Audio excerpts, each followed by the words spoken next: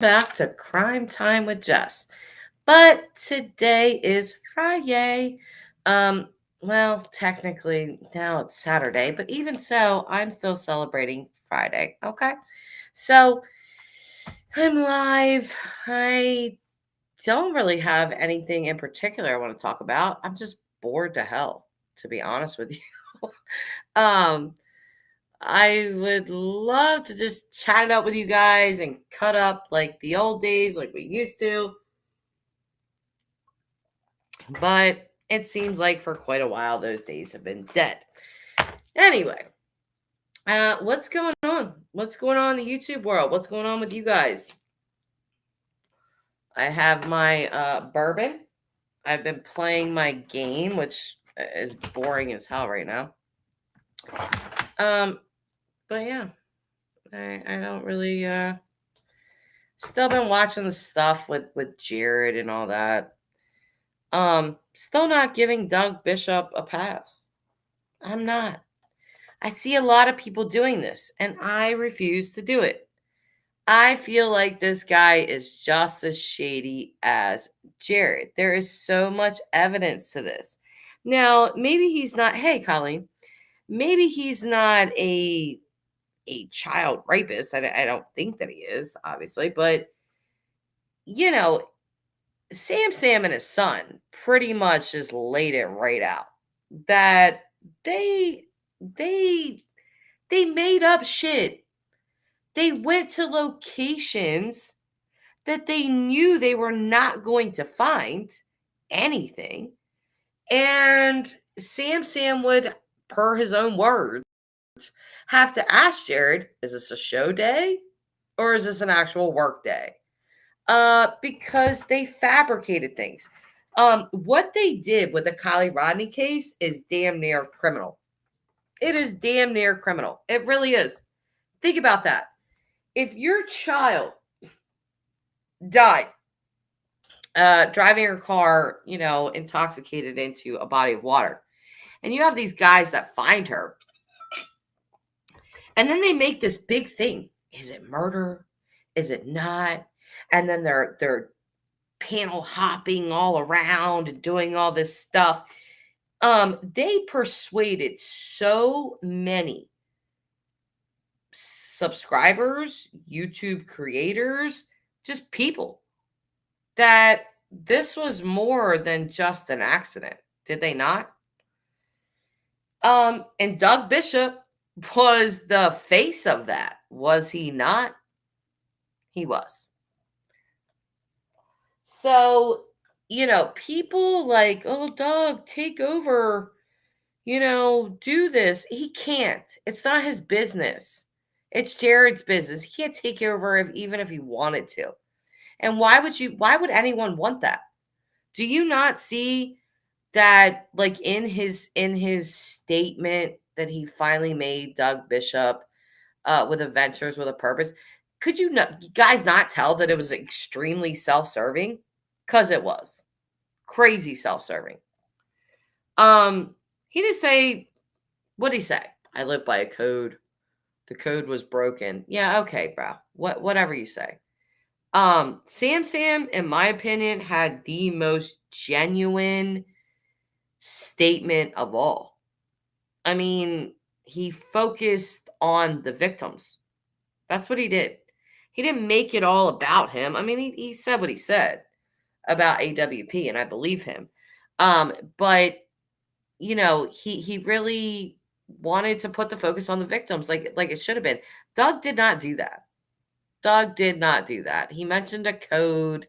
Some people misinterpreted it. I didn't. I knew what he was saying. But even so, like Doug's whole statement was really just like about himself. Like where's AWP gonna go? And look at all this great work we did and blah blah blah blah blah and blah blah blah blah.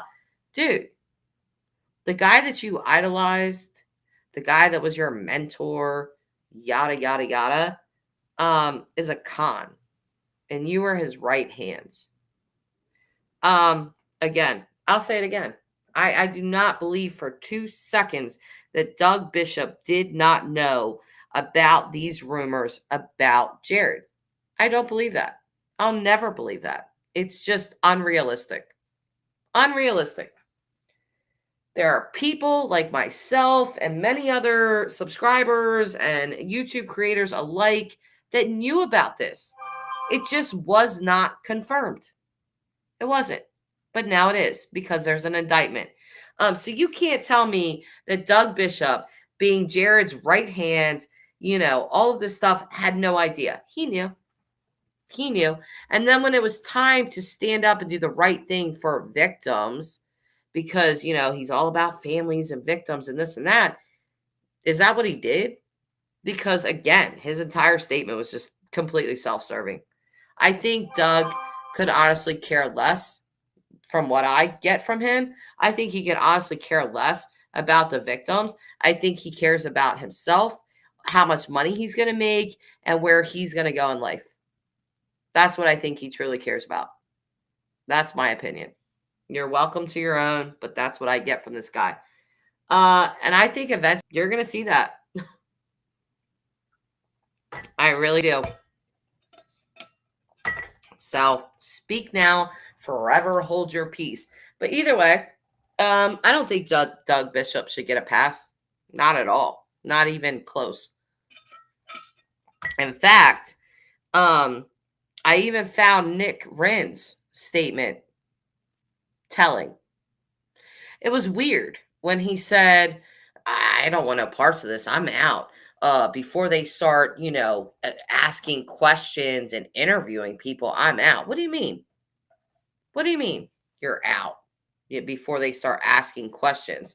Every single one of you should be asked questions. What did you know when? What did you know when? Hey, Robbie, how are you? Jim F and Terry call in. Why do you want Jim Terry to call in, Robbie? Do you miss him? Because he does have his own channel, just so you know. I'm sure you do know. But either way, I feel like they knew. I didn't think that the diver, I didn't think that he was in the know. But after watching his statement of, I'm not about this. I don't want nothing to do with this. I'm gonna get out before they start questioning everybody. What the fuck does that mean? You're gonna get out before they start questioning people? Why? Because you don't want to be questioned? What do you know? People that have nothing to hide nothing. Okay. Oh, you just think he's funny? Yeah, Jim is Jim. KP, how long do you stream, honey? How long do I stream? For as long as I want. Just Robbie, I like your dynamic when you talk to him. Not many people can really deal with him well on panel. Yeah, I've told Jim that before. I was like, people always say that. Well, I like the way you guys are together, like on panel or whatever. Which it's just more of a Jim's Jim and I'm me. And we just have a weird understanding. I think that's what it is. When Jim calls me privately, off air and stuff, I usually answer. We'll have some banter. He acts like he has 50 million things to do and he gets off the phone. He doesn't actually have anything to do. It's just part of his way. But either way, we just, I mean, I think Jim's talks shit on my hands and my shoulders and dumb shit. And I talk shit on Jim a little bit, but I don't actually hate Jim. And I don't really think he actually hates me, honestly. But who knows? Um, let's see. I am also my own content creator. Are you, Robbie? Oh, I didn't know that. Similar to Jess, I can be my own independence, Well, that's very good. Yeah. I didn't know that. It's just Robbie. What's your channel name? Just curious. And since you're a creator, I want to know your take on the whole AWP thing. Just Robbie, did you cover the Vallow case by chance? Now let me look at that real quick. I can't look at that. I gotta get on my phone and look at it. I can't click the little thing. Are you Because I feel like I know who you are, but maybe I don't. I'm gonna get on my phone and just like look it up real quick. Click on your link. Hold on. Oops. Nope, I don't want that. All right. All right. Sorry. Hang on a sec, because I want to click on that. I gotta turn my phone down. Oh, let me see. Oh, okay. No. Okay. I thought you were somebody else. Oh, yeah, you were. Charles Vallow attempts to get help from law enforcement. Yeah, so you did. But you're a different Robbie than I'm thinking of. But that's kind of crazy that I asked you if you followed the Vallow case. Because you clearly have. I just looked at your channel. Um uh yeah, you modded me. Oh, did I? Well, shit.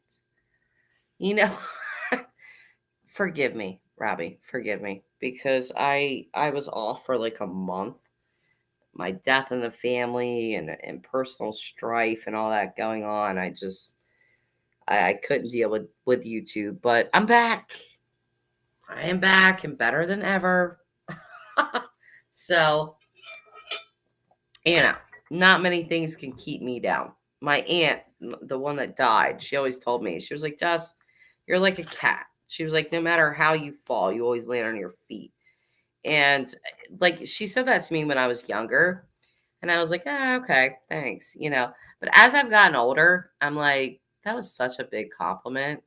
And she was right. So, Robbie, all good. I hope you're doing better as we head into the holidays. Oh yeah, I definitely am.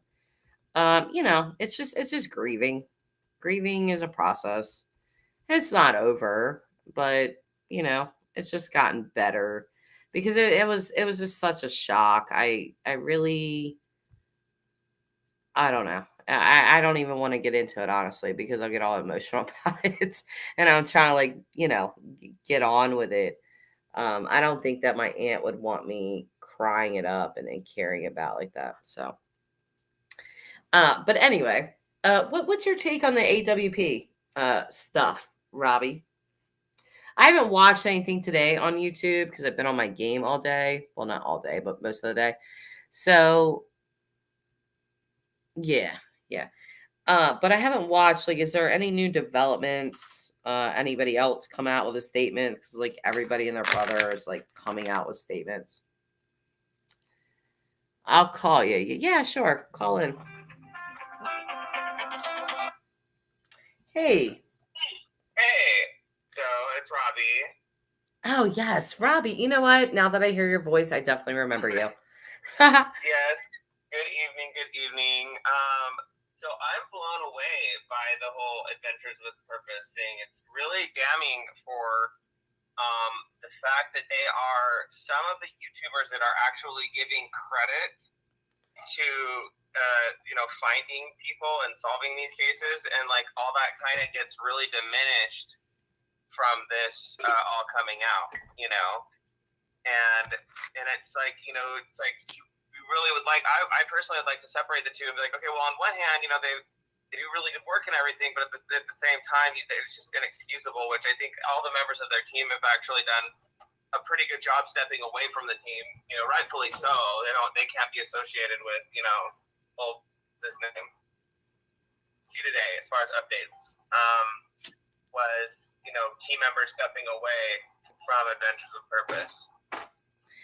Yeah, I mean, I felt the same way. Like, you can't take away the people that they found, because Right? to those families, that's priceless.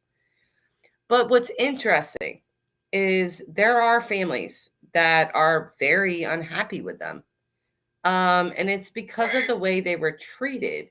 And I think a lot of us just kind of overlooked that. I know for sure that I did, in the Kylie Rodney case, Yeah, because me too. Me yeah, too. I was like, well, they found her, good. But then now my question is, see, I didn't know that something was collect the license plates and they collect the emblems off the vehicles. Like the guy's got a little trophy collection. You know what yeah, that sounds like to me? That sounds like a fucking serial killer. yes. collecting a little memento. And I was disturbed when I heard that they had they have Kylie Rodney's hood ornament from her Honda. Are you serious? Allegedly. Oh, okay. Allegedly, according to Jimothy. Jimberly. I think I called him that one time, didn't I? Jimberly? Yeah, it sticks. It's good. I like it. Yeah, Jimberly. Very emasculating. I'm sure he's thrilled with that. Listen, Robbie, we can't say his name too many times. He will appear. I know. He's like Beetlejuice. I know. Yeah. I'm sorry. If you say Jim too many times, I'll be getting another call. I know. And he'll be yelling at me. You wouldn't put me on. I tried to tell you that AWP was a bunch of douchebags, and you wouldn't put me on. This is what he says to me. And I hate that he's right. That's what. Well, yeah, and I was giving him some shit the other day. I'm like, Jim, doesn't it suck that you're always right about these things? I mean, man, it must suck being right about all this shit all the time. Which I mean, to is, the thing about Dylan Rounds, being possibly gay, like, I mean, there's not like a lot of, evidence, but there's a lot of evidence also. There's not a lot, but there is a lot. And there is actually a whole lot. Okay. So there's stuff that's not even out that like, let's say you and Black Dove know about that I don't know about, let's say. So, yes. Yeah. Okay. Gotcha. Yeah. Yeah. There's actually, Jim was telling me, which I don't know if it's true or not, but he was telling me that, and this was off air. I don't think he would mind me saying it because I think he was like, yeah, go ahead and say it. But I think that there's something with Candace and like Lifetime that she's doing a deal. Yep, she's got a deal going. She's gonna do a similar to all the other true crime stories that are getting Lifetime recaps. Yeah. Which, I guess it does help with getting his name out there. But I don't know. It just, I don't know. So they're gonna do like, I guess, like a documentary type style thing, I guess, is what I heard. Yeah. But, it just doesn't make a whole ton of sense to me because I know that Lifetime is known for wonderful dramatizations of different stories and sometimes often real life crimes. So I'm a little bit interested to see how this all pans out.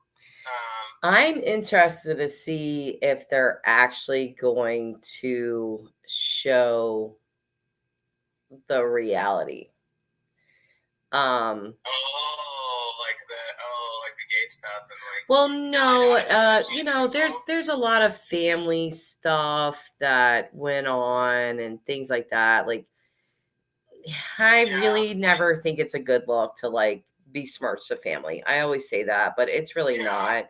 But if you're gonna tell his story, you gotta tell the whole story. You gotta tell the truth. And with his parents, of course they're not gonna come out and say, oh, Dylan this and Dylan that, and we had this and this happened and blah blah blah blah. They're not gonna say that.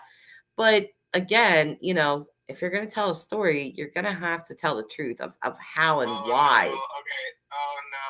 Okay. So I've suspected. So I'm from Utah originally, and I suspected that he basically was not ran out of Idaho, but it was just a theory of mine that if he had banged the wrong Mormon boy, and then that got around, that would be quite a good enough reason for somebody to get the heck out of the state and go somewhere else and do other things in their life.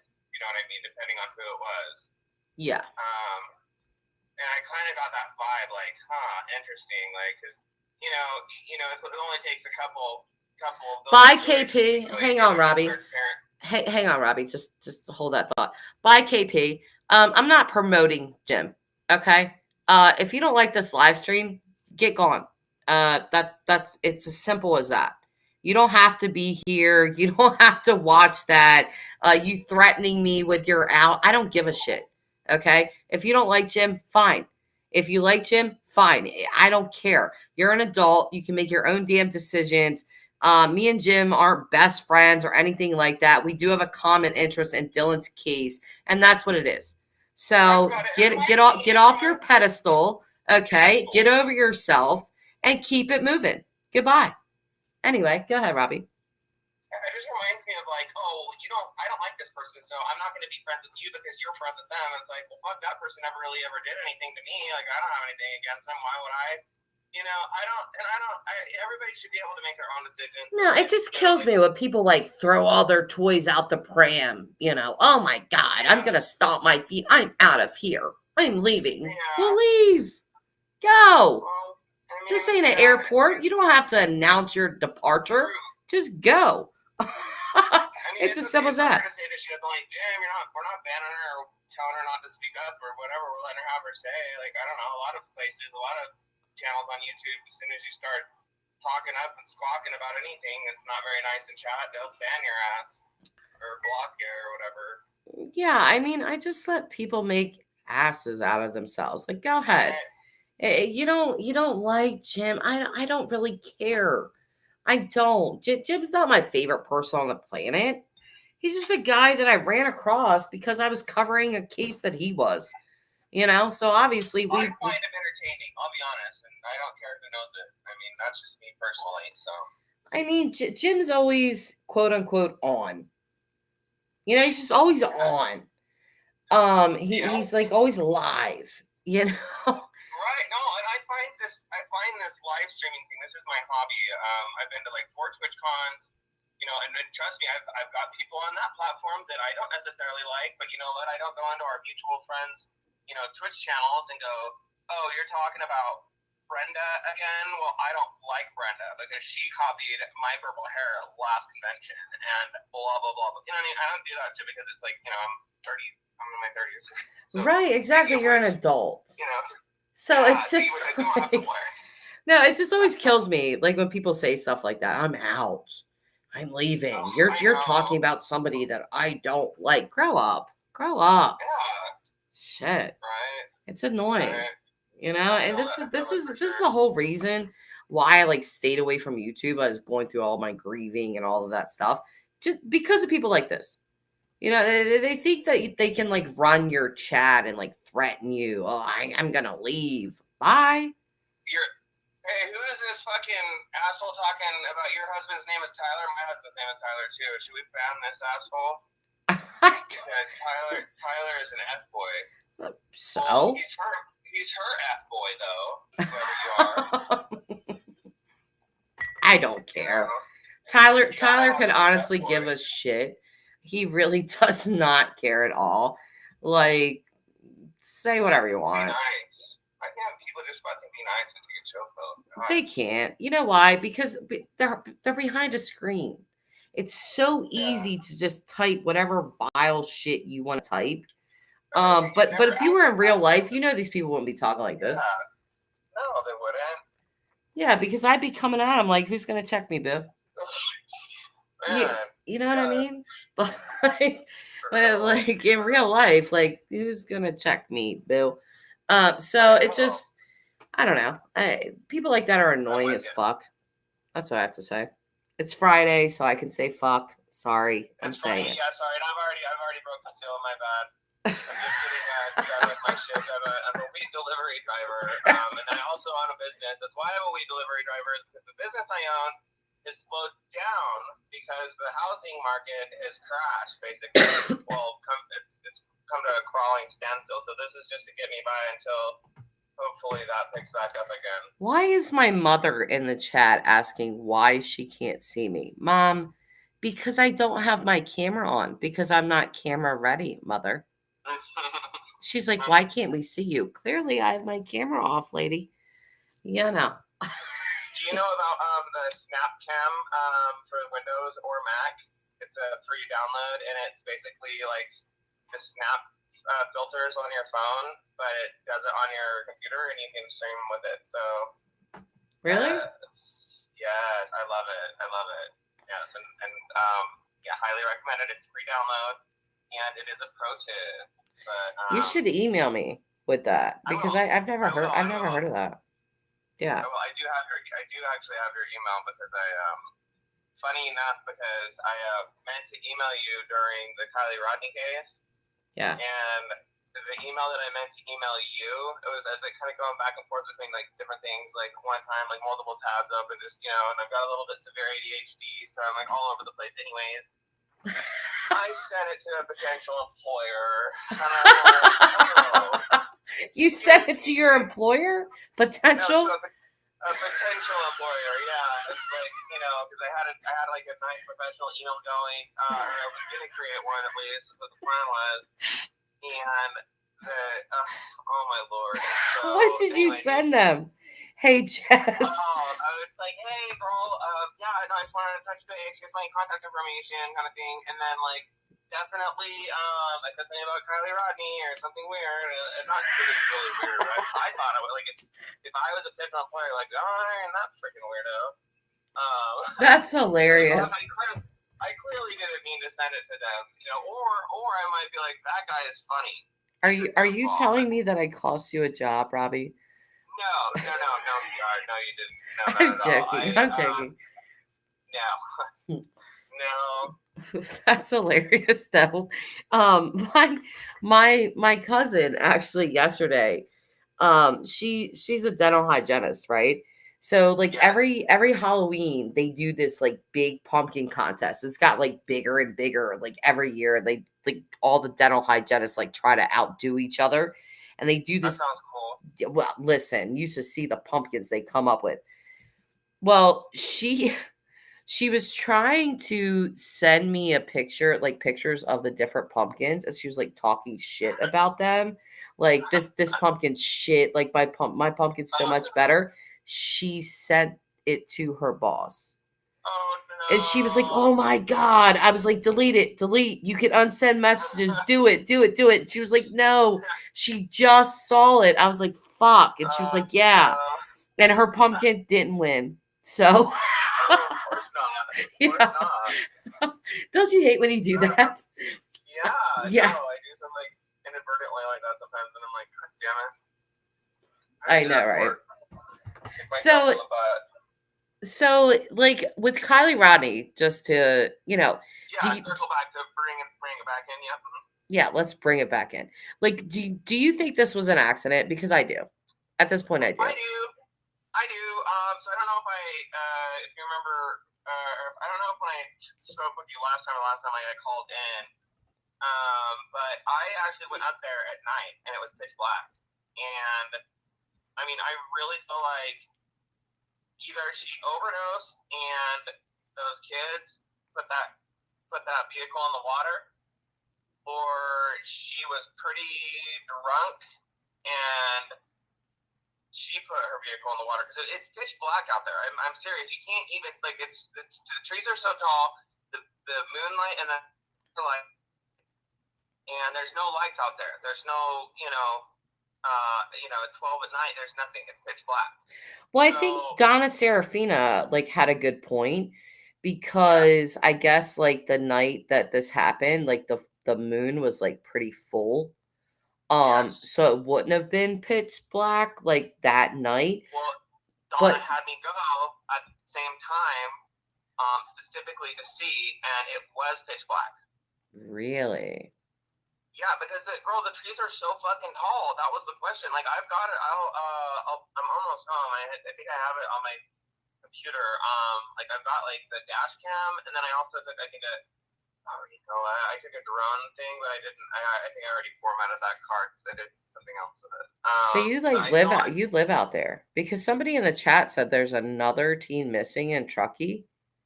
Oh really? I didn't know that, but I mean, it might be fun to go up there and be like, shoot a YouTube video or something. I need to make a YouTube video and like edit it and everything. It's just, like up your game, Robbie. Come on. I do need to update. I've been streaming more though. I've been streaming more, and I myself also use Restream so that I can stream on both Facebook, YouTube, and Twitch. To be determined how well that's gonna all go. You have to be consistent. You know how it is. You have to be consistent. You have to get your audience, and yeah, it's been a while, but I do enjoy it, and I do need to up my game for sure. Yeah, no, same. Because I'm so random with my lives. Like I'll just like whenever the whim strikes me, I'll just go live. But I'm I down with that. I know, but it's not like a set schedule. So it Yeah, kind I of get it. like throws people off, and it would just be much better if I was like had like a set More schedule. consistent, and people knew when they can catch you, then they can kind of plan on going Yeah. around. But I'm such a impulsive person that I'm just like, okay, now's the time. Going live now. Click live. You Hey, know what's what? up? I gotta say about that is, it's you do this as a hobby. You don't do this as like a full time job. It doesn't strike me. Yeah. This is more for an enjoyment, and more for. And I'm the same way. I don't like the moment that I feel like in that. There's been a lot of like a little bit of like anxiety, right? Like, cause you probably feel it too. Like even right now, like I'm not camera ready. Gotta do my hair. Gotta do my makeup. Then I got the camera on. You know what I mean? It's like you're putting all these reasons in your head. Why you don't want to get in front of the camera. Trust me, I totally am with you. So the moment that it becomes work, I get pissed off, and I'm like, well, fuck. Like, oh, excuse me. Well, frick. My favorite thing to do just became another chore. Yeah. And I This that's feels not like what. work. Yeah, and I don't want it to feel like work. I want to enjoy myself and talk to people and laugh and Yeah, that's the have whole a good reason I time. started a YouTube channel is because I like, well, I don't like true crime, but I like It's covering interesting, it. I like picking, people's brains and things like that. But I also like to have fun. I do. right? That's something Me like with the too. Dylan Rounds case that I talked about. Like, his case, because I got so involved and so in with it that, my channel really changed drastically. Like it went Yeah. from, me being able to have the freedom of doing what I'm doing right now, just cutting up with people, talking randomly, blah, blah, blah. Nobody had an issue to people really chastising me, sending me emails. I don't think this is appropriate for you to be talking Oh about wow. true Yeah. crime and having Yeah. fryyays and this and that. Uh, So it really changed my channel and it made me unhappy, because I was like, wait a minute. Like, because I did announce, I was like, this channel is just going to be true crime from now on. I don't want to upset anyone, blah, blah, blah, blah, blah. But yeah. quite frankly, it's my channel and I want to do what I want to do on it. And if I want to Yeah. laugh and carry on, then I do. If I want to talk about true crime and the things that I know, then I do. So I kind of just scrapped that and was like, you know what? I'm just gonna be me. I'm Whatever with that you. is. I don't blame you at all. Like I said, it goes right back to that. The moment it becomes work, I'm so less interested in it. It loses all its Are appeal. you a Gemini, Robbie? I am an Aries. Oh, hello. Hi. Hello. How are Yes. Are you? you an Aries? My moon is in Aries. I'm a Gemini, but my moon is in Okay. Aries. And Aries men, um, you know, my Tyler is an Aries. Yeah. Uh-huh. So, I've had several boyfriends that are Aries. Like, I don't know. There's something about the Gemini Aries connection. We Alignment. We just gel yeah, we just gel. We just get along. Like, because for what's sure. funny though? Like, you have a sense of humor. What's funny about Aries men, especially that I've noticed specifically because I've dated quite a few of them, is they Yeah. never really have a sense of humor. But you do. Oh, you gotta have a sense of humor. Life's too short. Yeah, you do. You have to laugh at yourself. Like if I make a joke at Tyler, dude, he takes it so personally. It's like, he puts on his Aries like war Right. Yeah. mask and he's like, "What? Right. Are you making fun of me?" Like it's like a personal attack and I'm like, "Bro, chill out. I'm I mean, joking with I'll you." be honest. I'll be honest. Um, I do take things very literally, So and does he. yeah, and I really have to like take a step back and like realize like, oh, if you're joking with me or whatever, it's like borderline like not like really autism, but like I'm like I don't know a little bit I guess neurodivergent or something. Like, okay, Robbie, stop getting so heated. They're actually like I literally have to like like, that's why I don't do. That's why I've got to be really careful with the internet, is because like people will figure out what my buttons are and then they'll just smash them all repetitively, and unless I'm in a lot, if I'm having a bad day, if I'm a little freaking, manic, I don't know, it might not be the best thing. So I'm really kind of wary about the internet because I don't want to have any.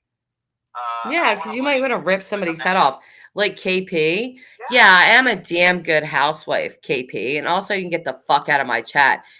Gage, please don't entertain this person because they're just trying to like come at me.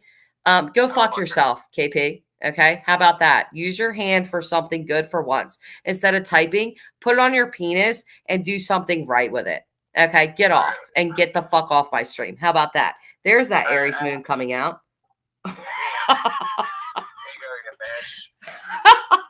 You know what's funny? Tyler, is this live or restream? It's a live. This is live. We're live right now. But Tyler, when we first met, he legit looked at me one day, Robbie. I don't know how we've survived 10 fucking years, but he legit looked at me and was like, "You're not funny." And I was like, "What?" No, he straight up said that. And I was like, "What?" Yeah, I was like, "What do you mean?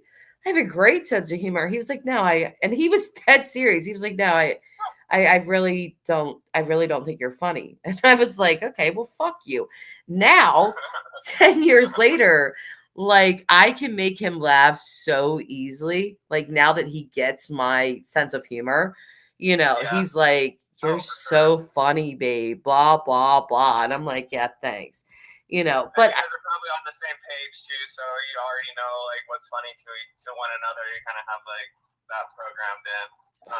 Yeah, because he like lets me, because you know how Aries are. Like they're not just gonna let anybody like make fun of them and like take it. They're not gonna do that. Right. So like he'll let me like clown him and he'll laugh because he knows that I just mean it jovially. Like I'm not trying to like hurt his feelings really.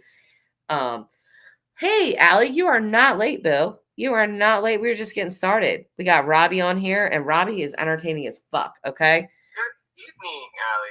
Hello. Yes, Gage. Also, Robbie has his own channel, guys. If you scroll back through the chat, he put his link to his channel in there. Gage, has Dylan Rounds been found yet? No, he has not, Gage. I really hope they find that boy. I mean, it's kind of scary because Utah has so many nooks and crannies. Like, if you really wanted to get rid of someone, and then just like the more I think about it, I think they took one of them heavy equipment, those backhoes or whatever, and they dug a hole, and then they, and the only person who's gonna know exactly where he's at is the person who dug that hole and buried it. No, I don't. I was laughing at Gage, who said, I thought I was the only one that said dang. No, we definitely say dang. But no, what I think, and I've been saying this for months, is that what's his name? Brunner, he's gonna have to talk. I feel like that's how they're gonna find him, because I really feel like they didn't really bury Dylan. I feel like they just kind of left him to the elements. And again, it's so vast out there. Yeah, and you talk to Gloria Dylan, who knows that area very well. And she'll tell you, like, there is so many freaking mine shafts, abandoned mine shafts. I mean, well, there's wildlife that'll eat him too. Like if you think about Brian Laundrie, he was only out there for a couple weeks, and then they only found bones. And it's like, really? Yeah. Like, I mean, that's kind of interesting to me. I'm like, how did they? Really, it wasn't that long, and you'd think it would take some, but I guess. If there's wildlife, and I mean, I guess the environment's different. That was a swamp. This is the desert, but well, it really, like, I say this to people all the time, and I probably shouldn't, because I don't know, maybe I know sociopaths that I don't realize are sociopaths, but I'll be like, you guys don't know the best way to bury a body is to not bury it. Like, that's really what it is. Like, people that try to, like, not bury it? Absolutely. I mean, that's the best way, quote unquote, because the elements they're going to do their job. I mean, the Yeah, bugs, the wildlife, yeah. all Because that. when you put a body underground, by burying it like that, you're actually kind of stopping the decomposition because it's not exposed or something, to the elements and stuff. Yeah. Yeah. I mean, it's actually Wow. true. I mean, you just kind of made that I didn't point think about with that. Gabby Petito. Yeah. Oh yeah. Yeah. Exactly. Yeah. And listen, I want to say something about her family. Her family is, I don't know. I look at these people in such high esteem because I know what it is to be divorced and, have children, and have a blended family, because that's exactly what I have. And me and my Yeah. ex uh get along really well. Both of our children are now above 18, so they're grown. um Yeah. just this past week, he threw I gave my son money for his birthday, but he threw him a birthday party Awesome. and he wanted me to come. And I was like, I don't know, and he was like, oh, Jess, come on. He was like, come on. We raised two great kids here, Yeah. Good parenting. so yeah, like we really did do the thing. And I'll always be proud of that. And so I see that with the Petito family. Like, even though the parents are remarried to other people, all four of them stood Oh so yeah. united. Oh yeah. It's impressive, right? It's Yeah. refreshing to see. It for sure is. A time where everybody's so divided and people get into these ugly divorces that sometimes drag on for years and years. Like Lori Vallow's divorces seemed like, when you go back and you look at those, it seems like they went on for years. Like the Ooh, one with ooh. Tylee's dad went on for years. You know? Yeah, well, she's like demonic, I swear. Oh yeah, But I mean she's like, yeah. what do you think though? Because Donna Serafina asked this question, like she put it on her community tab or something like that. And she was like, who do you think is more responsible? Chad, Lori, or both, or something like that. And I commented and I was like, this is going to be a really unpopular opinion, I think. But in my opinion, Chad, because prior to Chad, nobody died.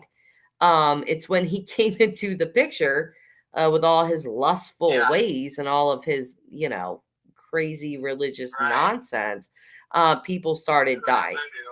Yeah, and she was like, she agreed with me. She commented Yeah. back and was like, I agree with you. And Yeah. so, yeah, I mean, I think, a lot of people look at Lori and they're like, how could you? Like, how dare you? Like, how could you actually kill your own children? Oh, she believes the story that he told her, like wholeheartedly. Full heartedly. And yeah, and it's so interesting that you pointed that out. I mean, just look at the status of Tylee's remains. Yeah. How she was dismembered and burned. I got to tell you something about that religion. So when you die in that religion, when you die, one of the number one things that's most important is that they preserve your body the best that they can, because you're going to need that body when Jesus comes to take us all up to heaven. Yeah, that's the Mormon religion. They Right. don't do cremation. Right. And I want to Because they answer believe this they need question. that body. Yeah, I want to answer this question real quick. With Allie. Allie is saying, "What about Mr. Ryan?" Meaning Joe Ryan. Allie, honestly, Lori had already met Chad at that time. Oh, no. Okay, so she's talking about Tylee's dad, and then it was Tylee's dad to Charles Vallow, and then from Charles Vallow to Daybell. Yeah, but see, a lot of people think that Lori killed Joe Ryan prior Sure. to meeting Chad Daybell, and that is not true. Yeah, you're right. If that happened before, that was in the rear view quite a bit, I think. Yep. But She had already I met think it's a pretty Chad. good She had bet, already yes. subscribed to all of his crazy. And he was actually there when she was talking to their little cult group, whatever you want to call it. And she was like, I asked for a temple recommend, or I was just going to kill him. Yeah. And she killed him. Yeah, Didn't she? Yeah, I'll always believe that Joe Ryan was their first victim. It can Yeah. never be proven because he was cremated. Um, Right. but yeah, I think he was absolutely their first victim, and it just went straight from there. Oh, they're bold. Charles. They're bold because Tammy wasn't cremated, but still to this day we don't have the results. All we know is that she was she had died from asphyxiation is all that we've been told. But I'd really like to know what the full autopsy report, like from an actual forensic pathologist, We're gonna see it what in they do with trial her. because he's being charged with her murder. So Good. yeah, they had to find something. And it's kind of telling because with Tammy, I Mm-hmm. think that deep down in Chad's little cold Grinch heart, that he knew that Tammy was a good woman. This Yes. this woman spent decades with him. She had 5 of Yep. his children, his grandchildren. She did nothing against him. So I think that's why he had her buried instead of cremating. Cremated. But Yeah. ultimately it will be his undoing. And it's You're right. Yeah. yeah, and it's crazy sickening that the money that Chad Daybell got from um her Life death, insurance. yes, they use that to go get married. Yeah. Like, I Yeah. mean, if that's not the biggest slap in the face, like, dude, I'm telling you, I would come back from the grave. Tyler would die. I Like, know. I know. Yeah. Yeah. It's incredibly disrespectful, and it's a slap in the face. The thing is too, and then I'm gonna jump off because I'm gonna go in the. But I'll come back on. I actually get a in the other room. I just got home. But the one thing is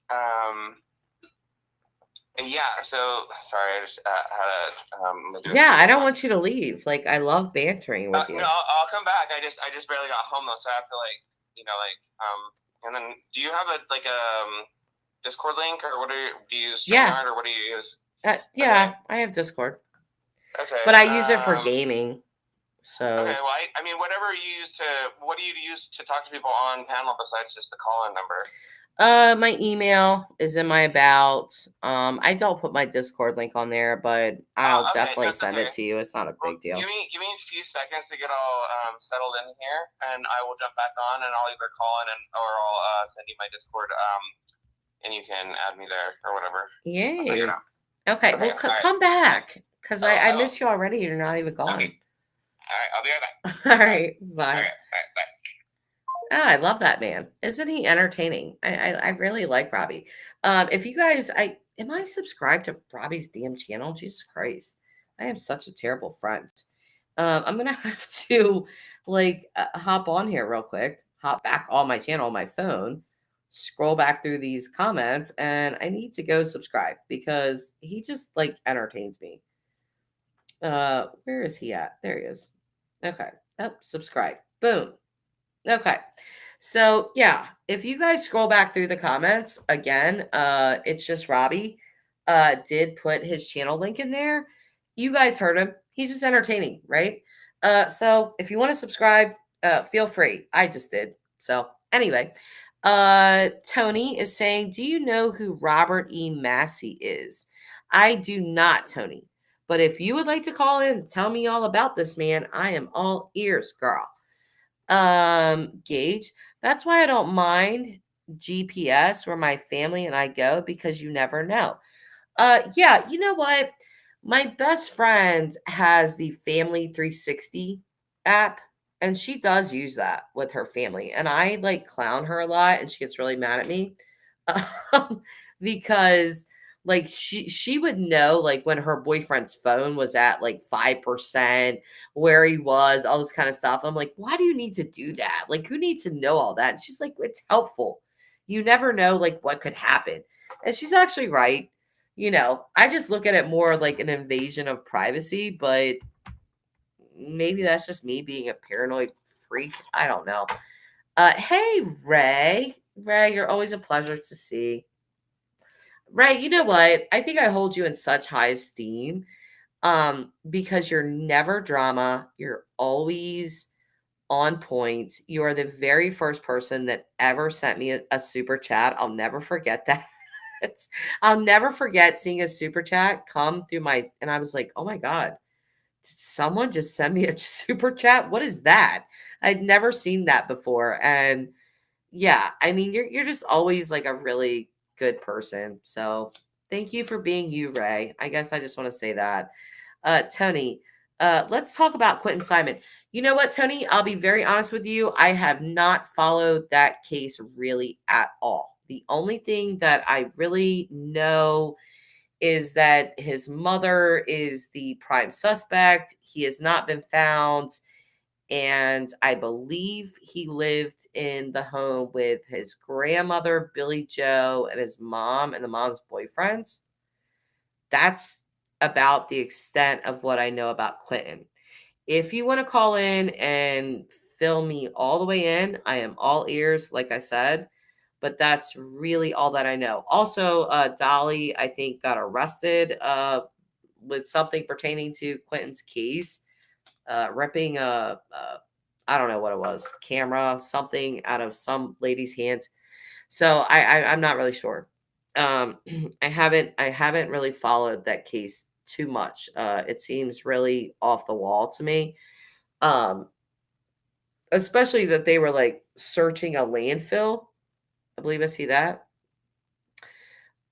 Tony, then let us talk about Aiden Clune. Ooh, that is an interesting topic. You know what?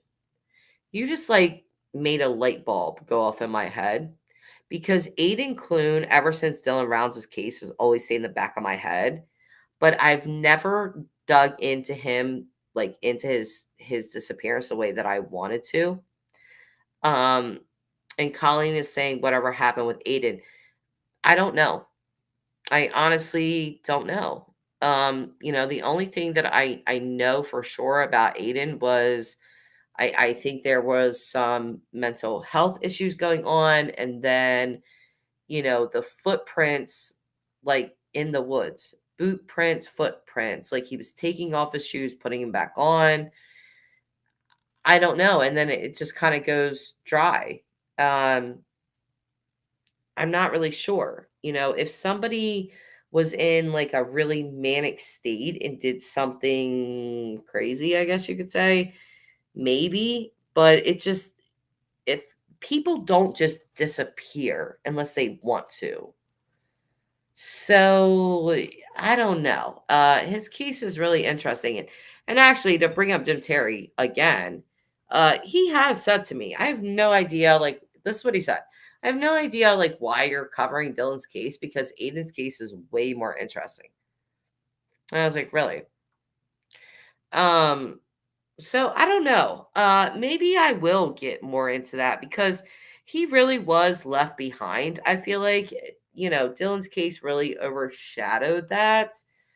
But yeah, I think there was a lot going on with Aiden.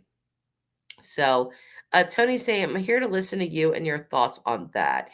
Aiden isn't a cash cow for YouTube hits. No, I don't think any victim should be that, or any person should be that. But you have to be realistic here, okay? When people say things like that, like they're these people are just here for YouTube hits. Quite frankly, it's you know when you're a creator or you have a YouTube channel, you're gonna talk about true crime. You have a true crime channel. So if people listen to that and they click on that or whatever, then they do. Um, Is it for money? Not necessarily. But is it kinda? I guess. I don't know. I did not start this channel thinking to myself, "Oh, I'm gonna make $1 million and like drive a Lamborghini." That just was not the driving force. It never was. I've always had an interest in true crime. I went to college. I didn't finish, but I did go to college for criminal justice because I wanted to be a cop. I had like this ladder in my mind when I was younger that I was going to be a cop first. then I was going to be a lawyer, and then I was going to be a judge. That was like my dream of, jobs that I wanted to have. That didn't happen. I had children instead. But yeah, so I really started the channel because I was interested in true crime and telling true crime stories and kind of picking apart people's brains. That's why I went back to college for behavioral science. And no, I did not finish my degree because I got pregnant with my last child, Aubrey, who will be 7 this coming year. But yeah, I've always had an interest in stuff like that.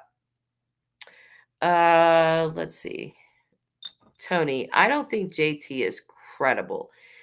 I'll say this about him, Tony. There are things that I was extremely reluctant with Jim, and Jim's calling in at the moment. Hang on, Jim. Just hang on. I'm gonna say this about you. Call in like 2 minutes.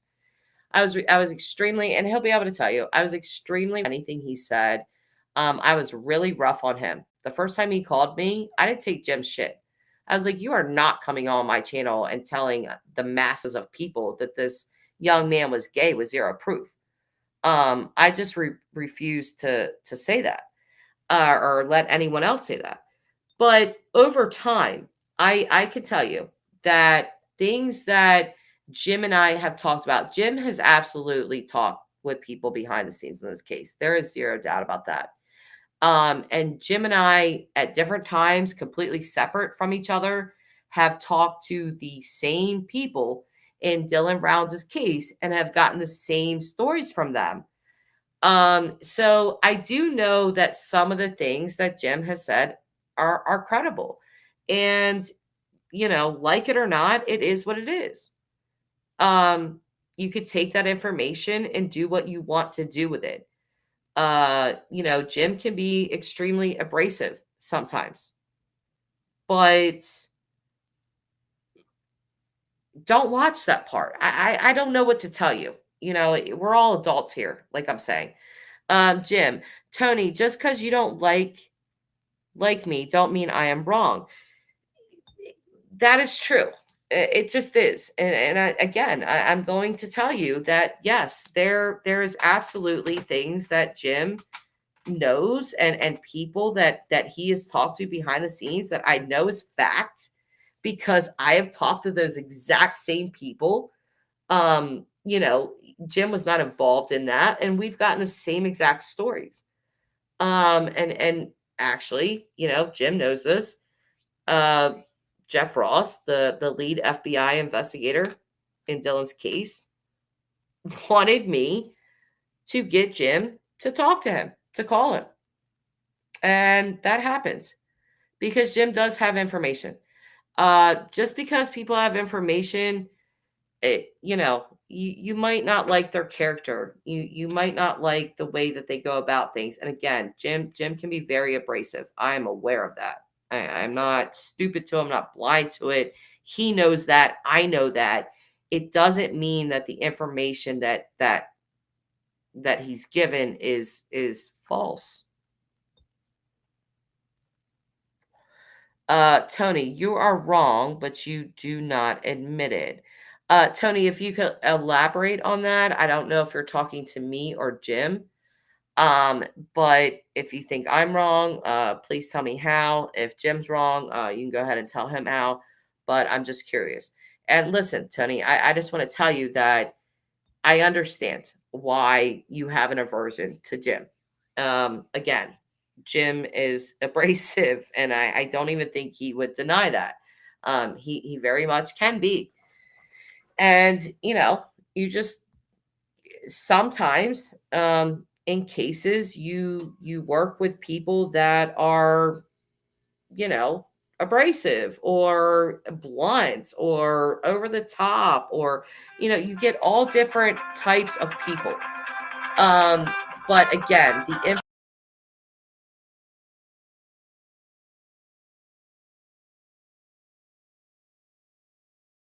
Tony Hutchinson, she doesn't like me. Why? I don't know. I'm asking her.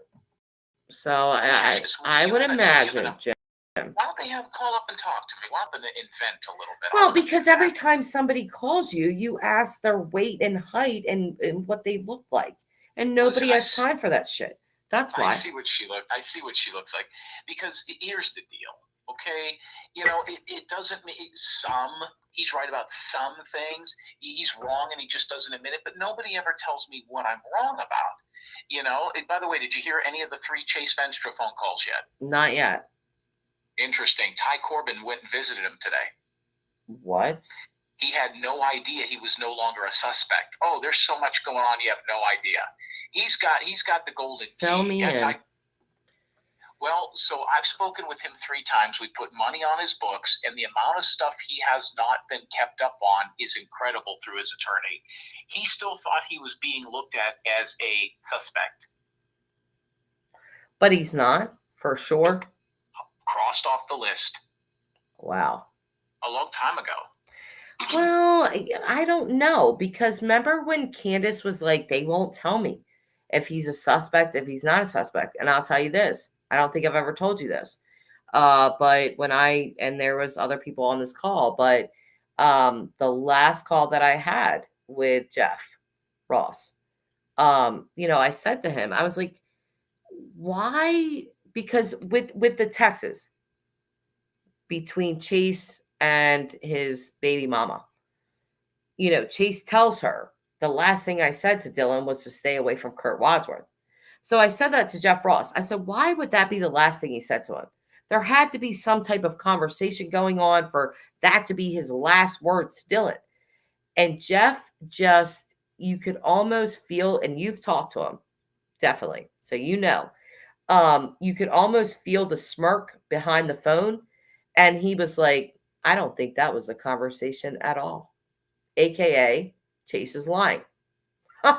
So, I don't know. What's interesting is after my conversation with Chase and the public thing that I put, within hours, the FBI set up a meeting with him. So if you don't think they're listening to me, and let me make something totally clear here, just for the last time, just for people that don't know, in all seriousness, Tony just says, as long as this Dylan story goes on, Jim can make money off of it and people talk about him. Okay. First of all, I've been on Howard Stern, CNN, ESPN, Fox News, Good Morning America. YouTube's a step down. Okay. Google my career. You've seen, I've had 15 minutes of fame. I'm going on 6 hours.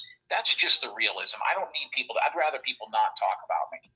The amount of money that Dylan Rounds' case has cost me has far outweighed the money that I've made. Let's not forget, Aiden Clune's mom was a client of mine. Okay. I worked on that case for 12 days. I had other cases where people backed out or were teetering. Can you expand on Aiden? Because you do know quite a bit about that, and sure. I don't. Yeah. Aiden Clune's mom contacted me, and I've said this story before, and you know what's infuriating about that story is nobody knows who the hell he is, and he disappeared weeks and weeks and weeks before Dylan Round. By the way, look at the 2 kids. They almost look like they could be related. No, Jim, I think that they disappeared. I think Aiden disappeared almost a month to the day that Dylan did. 5 weeks. 5 weeks. Was it 5 weeks? He didn't just disappear. There's a DOT worker that I spoke to that watched him walk off. So here's the deal for those people that don't know, because a lot of people are like, who the hell's Aiden Clune? The similarities between the 2 cases are like Lincoln and Kennedy. It's incredible. So here's the deal. 5 weeks before Dylan Rounds ever went missing, about 30 miles away, Aiden Clune went missing on a highway. His car was found on the highway, and he disappeared forever.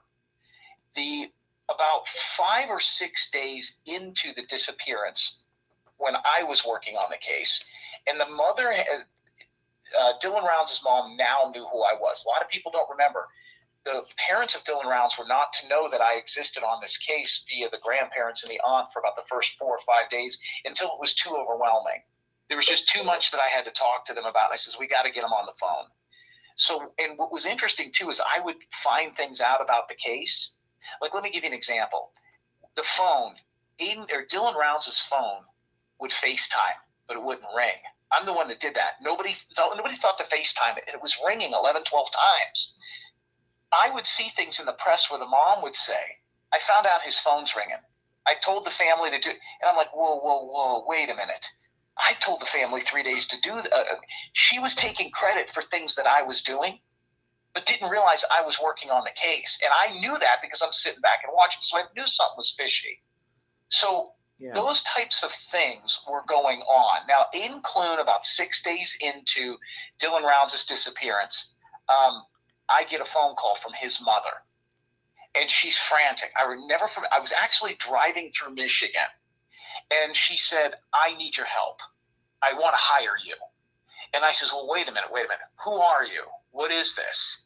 And she started telling me about the story. And I says, you're telling me this kid went missing? Yeah, he lived in a trailer. And listen to the similarities.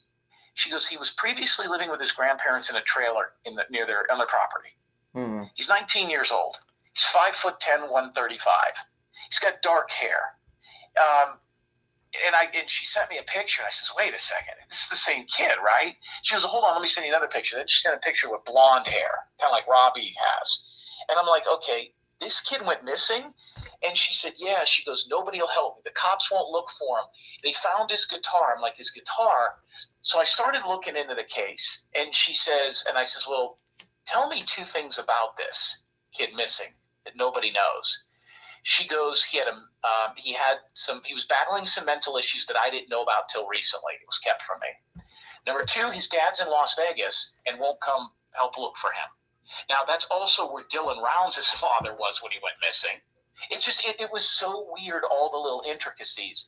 She goes, so I asked her the $1 million question. She goes, tell me 2 things about Dylan Rounds' case that nobody knows. I says he was in a gay relationship with a 60-year-old man who dressed in drag. The mother gasped. And I says, and I don't know if I called her Miss Clune, but I says, what's the problem? She said, I'm going to send you something. By the way, I still have these text messages. She says, we recently looked through his computer and found this. And he was talking to a man on the computer who dressed in drag. And I thought for 30 seconds it was Kurt Wadsworth. I still have the text messages. So I says, okay, you know what? I'll take the case. And let me tell you why. The press isn't going very well for this. I had not gone on Zav Girl yet. I had not mentioned publicly that this kid was in a gay relationship. And I says, but I think we can get a massive amount of press if I mirror the 2 stories. Yeah. I called Dylan Rounds' family and I says, are you aware of this kid?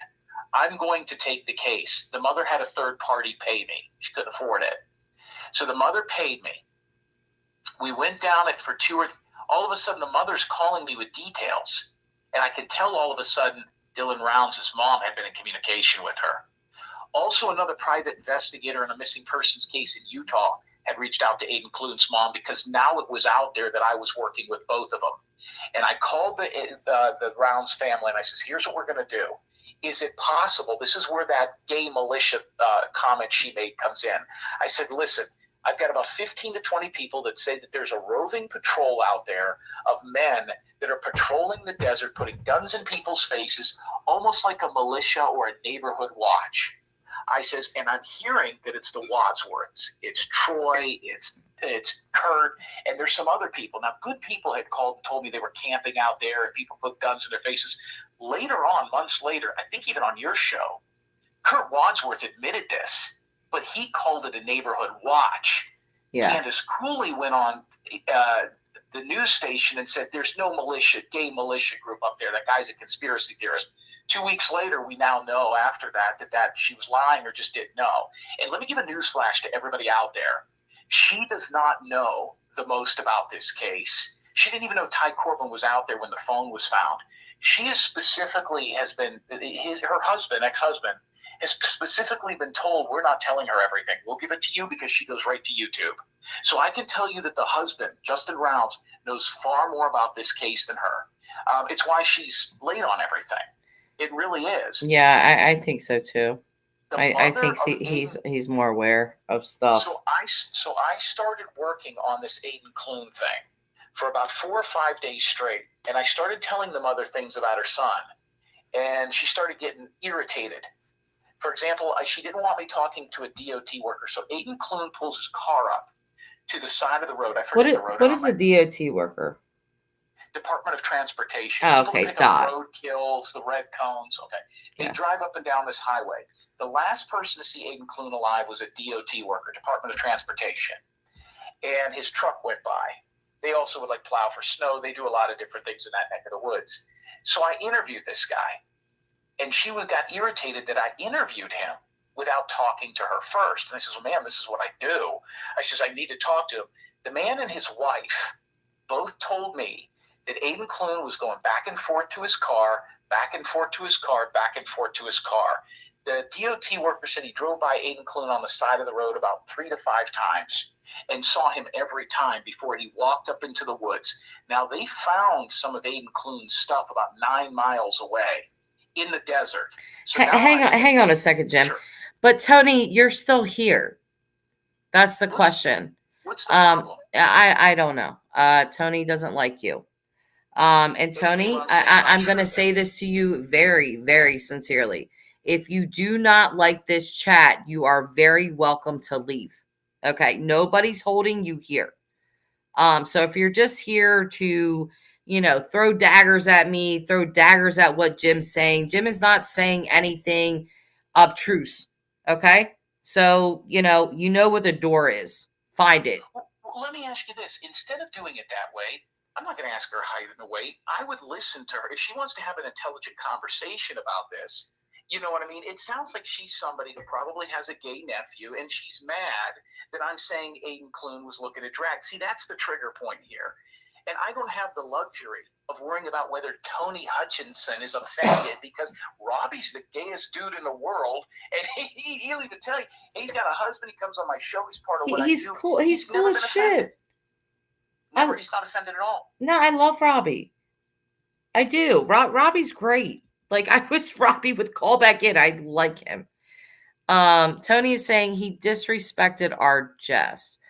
Yeah, Jim, do you want to talk about my hands some more, or are we just going to continue on with some real discussion about Aiden Clune? I mean, if you want to talk about your hands, the topic of your hands is one of my favorite. Now that I know, but like, shut up, Jim. Just go on. Did you? How much? Because I could use a gift card. I'm just saying. $1 a pound, so probably $700. You're an ass. You're a complete asshole. But if you could continue on with Aiden Clune, please, I would like to hear that.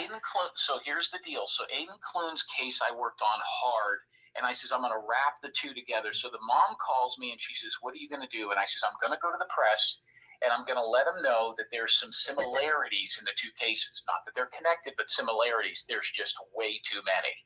And I said, living with his grandparents, the same age, what was he doing? Why did he pull his car over? Was the car out of gas? He was on medication, but he wasn't on drugs. He had a guitar. And then I'm now finding out about this gay kid in Canada that sent a letter to Tyler Feller. I'm like, was he Did you ever get more information about that? Did that kid ever reach back out to you? He never reached back out to me other than to say he was dealing with the FBI, and the FBI told me it's a one-way street. Thank you for giving us the information. That's it. I think and I don't have a fact on this. Yeah. But I think based on looking at, Kurt Wadsworth, I have begged that family to do two things. Either take a lie detector test, which I offer to pay for, or for Kurt Wadsworth to release the text messages with his entire history with Dylan Rounds. He won't do either. Yeah, but they cloned Dylan's phone. Correct. So whatever text messages were on there, they should be able to see that. Well, exactly. And I think, but they're not going to give the phone. They're not going to give the cloned phone of Dylan Rounds over to a private investigator.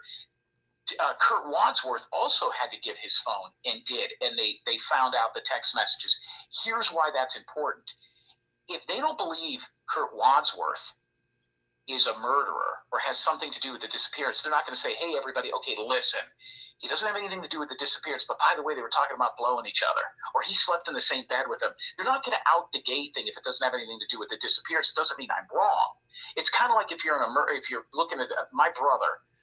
Was in a hotel one time with some chick, and there was a murder next door, and the cops called him, and the girl he was with, I think, was married at the time, and the cops got her information and called her, and they never told her husband, hey, by the way, she was cheating on you. They just said, hey, she might have seen a murder. They're not going to out the morality issue. They're not going to do that. The reason I want Kurt Wadsworth's phone text message with Dylan Rounds is, number one, to see if he'd do it. He won't. Number two, if there's something that's not shown on there that the family has, I know Candace Cooley would be brazen enough to come out and say, whoa, those don't match up. What's he hiding? They won't do that. So I think based on the conversation with the kid in Canada, me and all that, the FBI, the Rounds family, the Ellenberg interview, all those things that were caught, I think that they're pretty aware that I nailed that. They just don't believe it has anything to do with his disappearance. I believe that it does. I think that there's more people that know a little bit more about what was going on here. I think it's why Dylan was as brave as he was out there, because his boyfriend was a Wadsworth.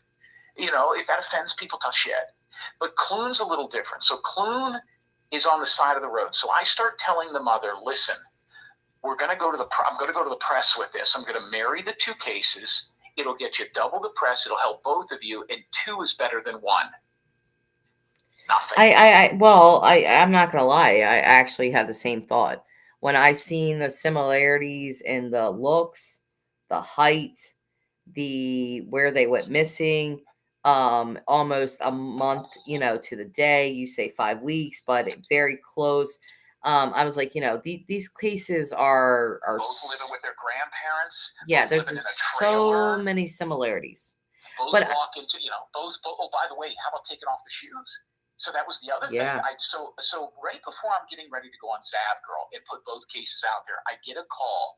The only call I got was from a cop, and he was pissed. And he called me up and he says, listen, you motherfucker. He says, don't you go around saying these 2 cases are, I've never had a cop talk to me that way, ever. Yeah. And he was pissed. And he says, you're going to go out there and make all this up, and you're telling me, you're going to say these 2 cases are related and they're both gay and all that. I says, whoa, whoa, whoa. So, officer, I never said any of that. By the way, who the fuck are you? He goes, that kid had a mental breakdown. He had a drug problem. He walked into the woods and we haven't found him. I says, but you found his guitar 9 miles away? Tell me about his shoes being taken off. Yeah, did they ever find his shoes? Because I don't think they did, right? So what I was told was they tracked him. When he would get to a road, now where his guitar and everything was found, you could see his car from there. Even though it was like 9 miles away, you could see his car. Now, this is where people are going to get me. It was 9 miles in a straight shot, but almost 18 miles getting there. Round this way, bend here, moving up here. So as the crow flies, it's 9 miles. You could see 9 miles. You could see a stadium from 9 miles. You could see his car. But as he would have had to have walked, would have been almost 20.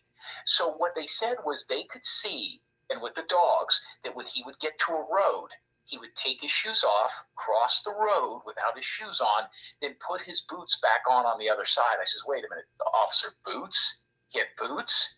Where are the boots? Yeah. When we found his guitar, he's just out there. It's a matter of time before search and rescue finds him.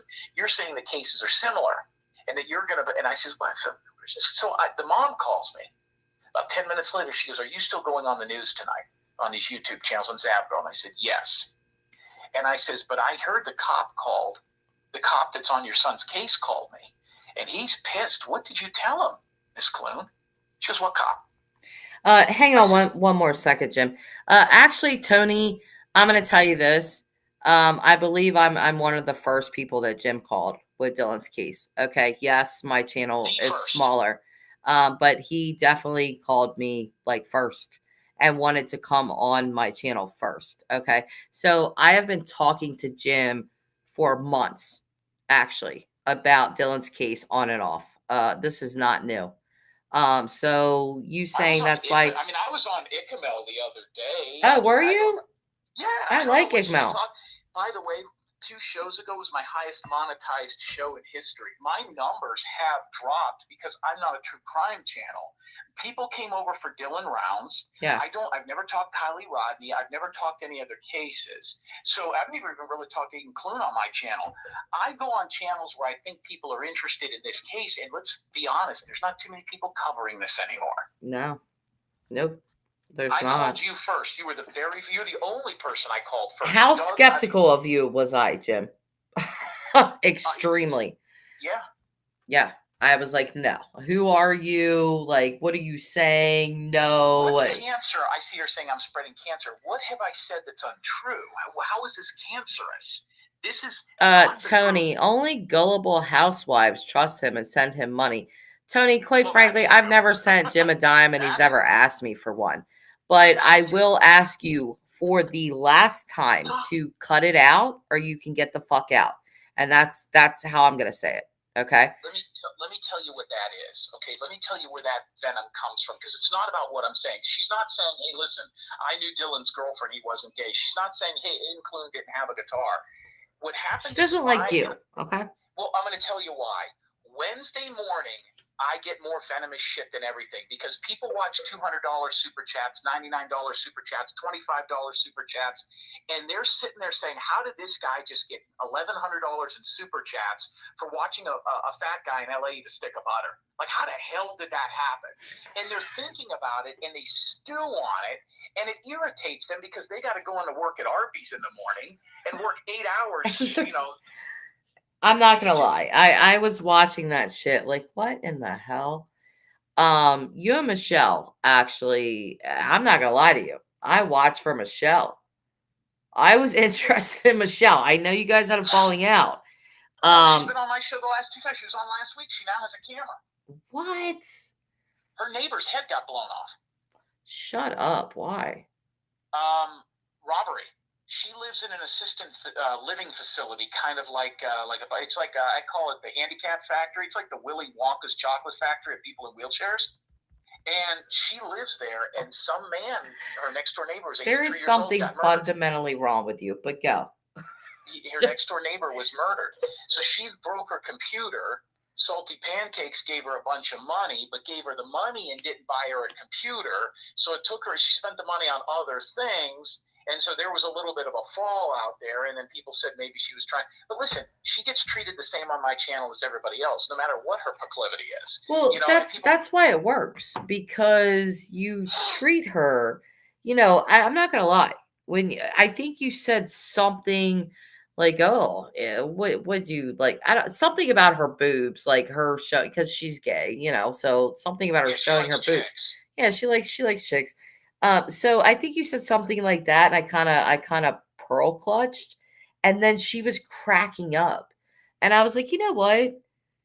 She really does just want to be treated like a normal person. Right. Like we don't need to pearl clutch because this person is disabled, and she's talking, and being talked to like a normal person. And I can imagine that people with disabilities and stuff, that's how they want to be treated, just like a normal person. Cut up with them, joke with them, carry on with them. Yeah. So anyway. Well, the gag, the bit you're talking about was, we were talking about breast milk, and I said if she couldn't breastfeed, because if she did, her boobs are so flat and old powdered milk would come out. That's what you're talking about. No, it was something else.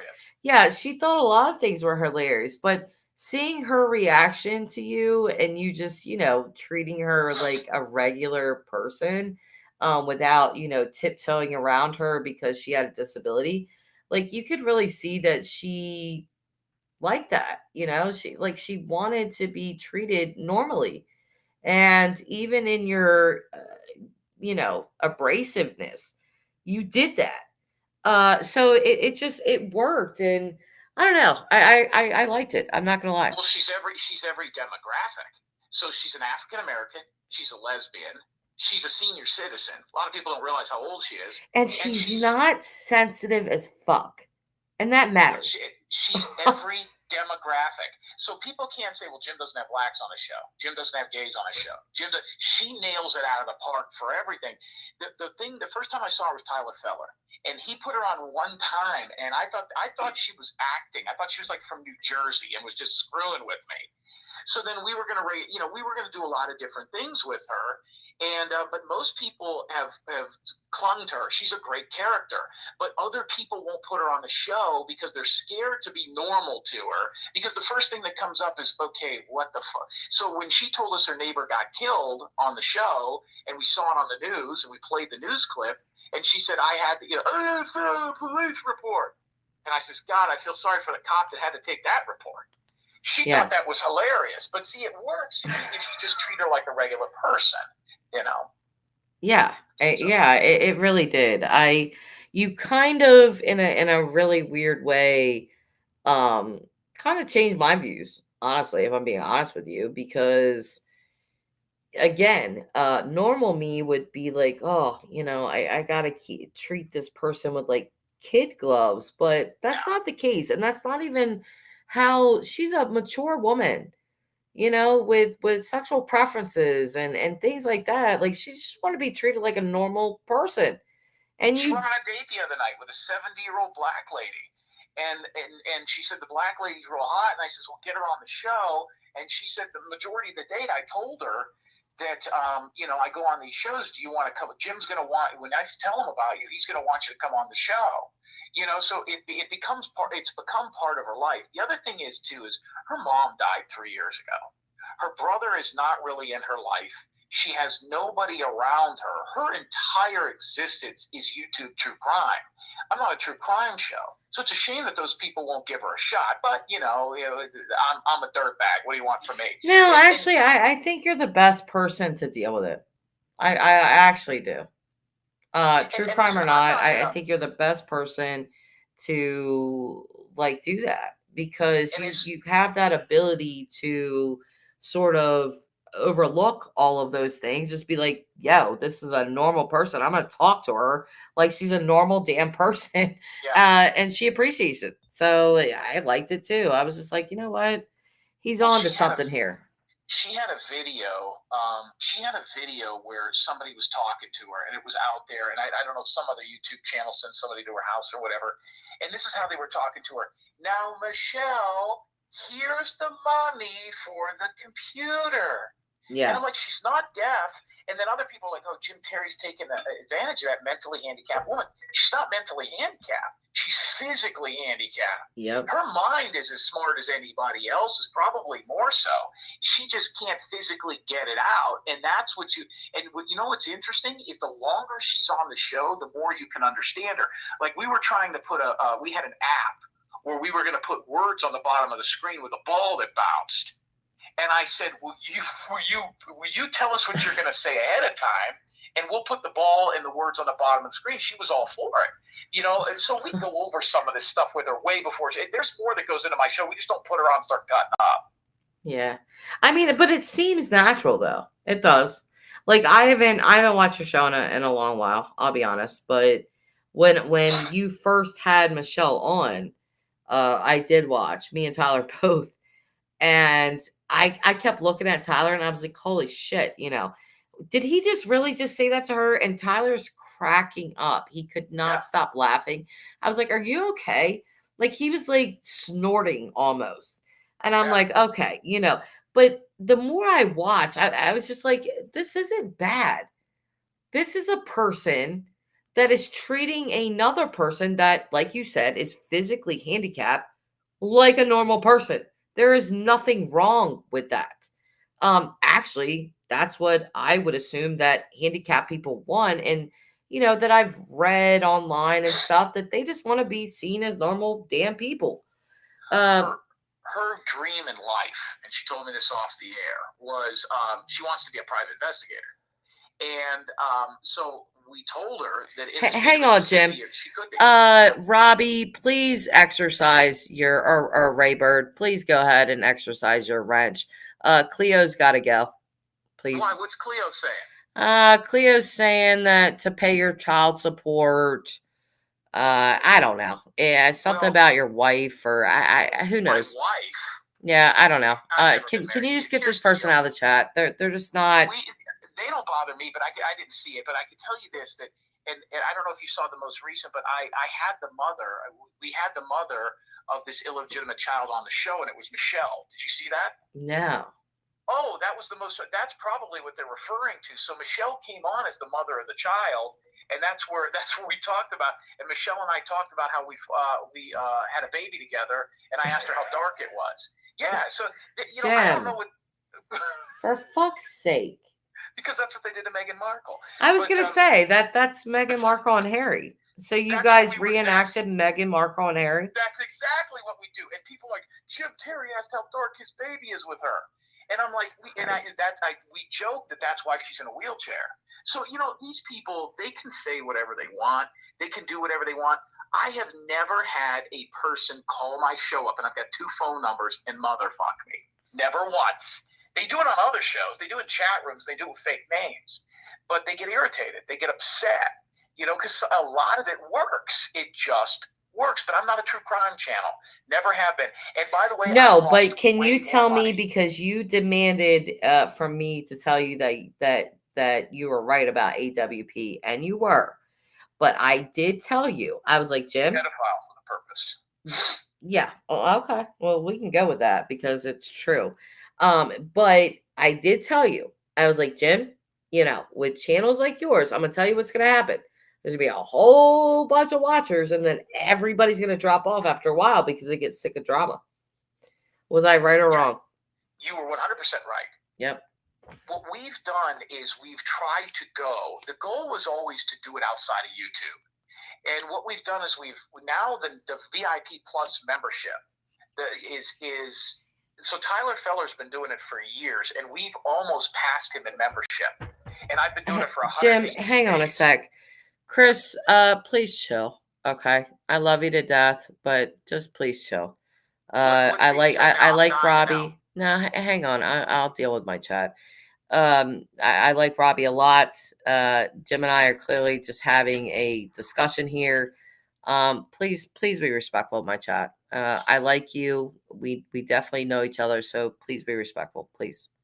Go ahead, Jim. What did Miss Cleo say? What happened?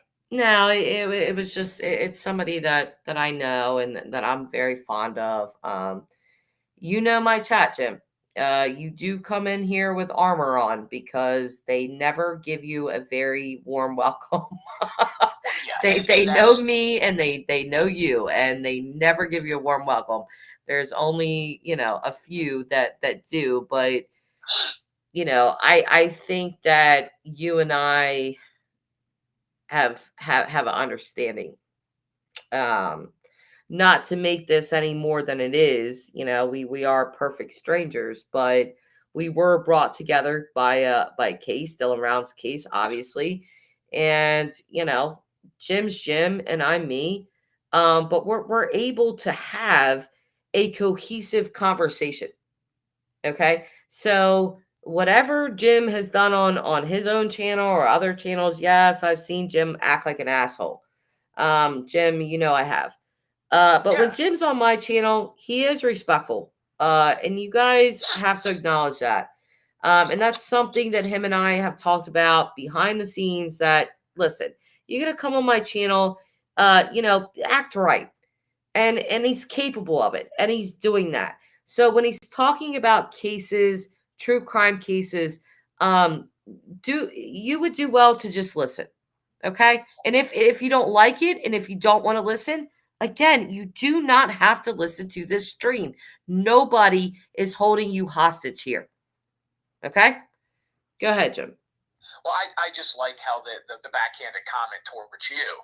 Hey, listen, he doesn't get to go on really great big channels anymore, so he's over here slumming. I mean, that's basically what that girl said. Yeah. I mean, that's a shot at you. That ain't a shot at me. Well, it is a shot at me, and that's exactly why I said I'm pretty sure that I'm the first person that you called, because 100%. One of the first things that you said were, "Hey, you know stuff." Right. So I knew you had watched, something of my live stream. You knew that I knew.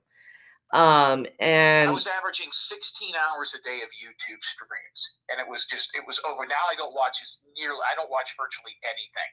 But the point that she's trying to make, that I'm making money off of Dylan Rounds, is not my fault. And let me tell you why. The amount of money I've lost because of what those people did to me, it hasn't made it up yet.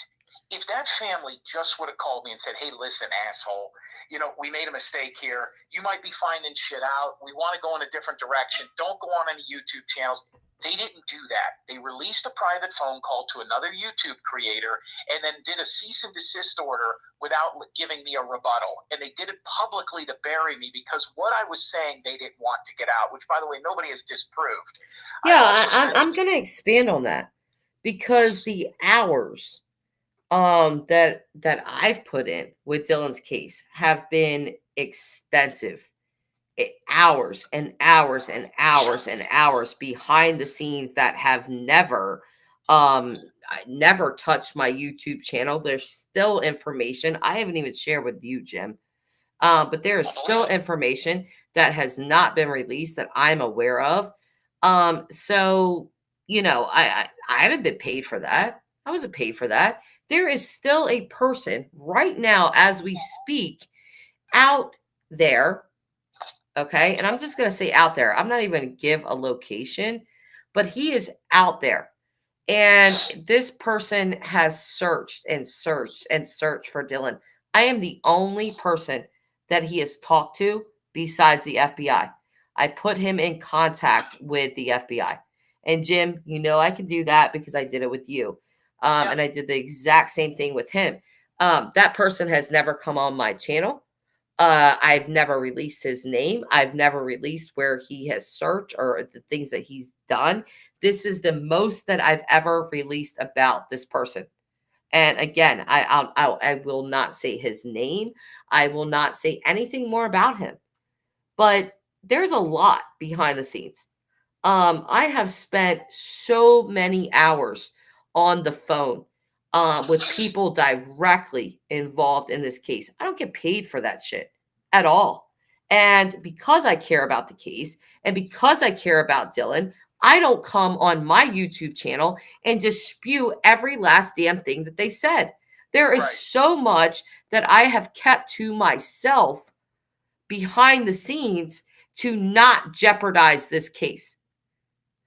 So to anyone that accuses of, oh, you're doing this for clicks and views and blah, blah, blah. Listen, there are hours and hours and hours of conversation that I could release that would blow your mind, but I never will. You know why? Because they've been turned into the FBI where they should be and not on YouTube. That's a fact. I agree with you 100%. And I'll tell you the other thing that was never an issue. You actually show your face. Yes. These are the same people that have an issue with people that have been on YouTube for 5 years and have never shown their face, that don't use their real name.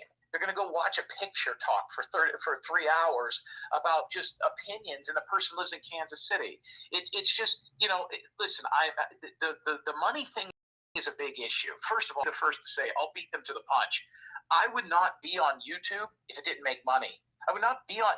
Nobody wants to play in front of an empty stadium. Jim, I think you have a very good way of, you can kind of like pick someone apart in seconds.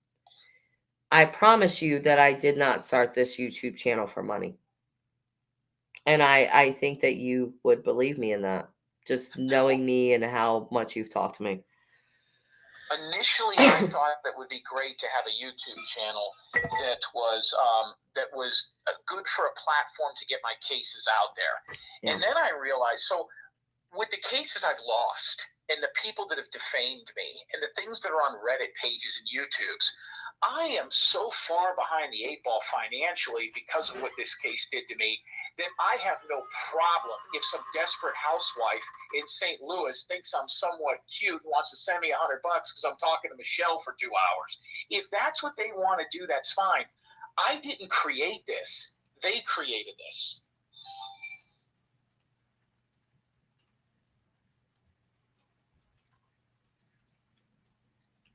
So that's can you hear me?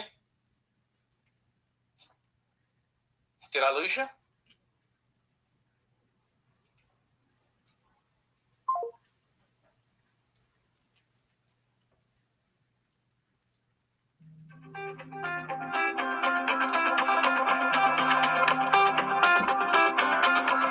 Sorry, I had to go pee.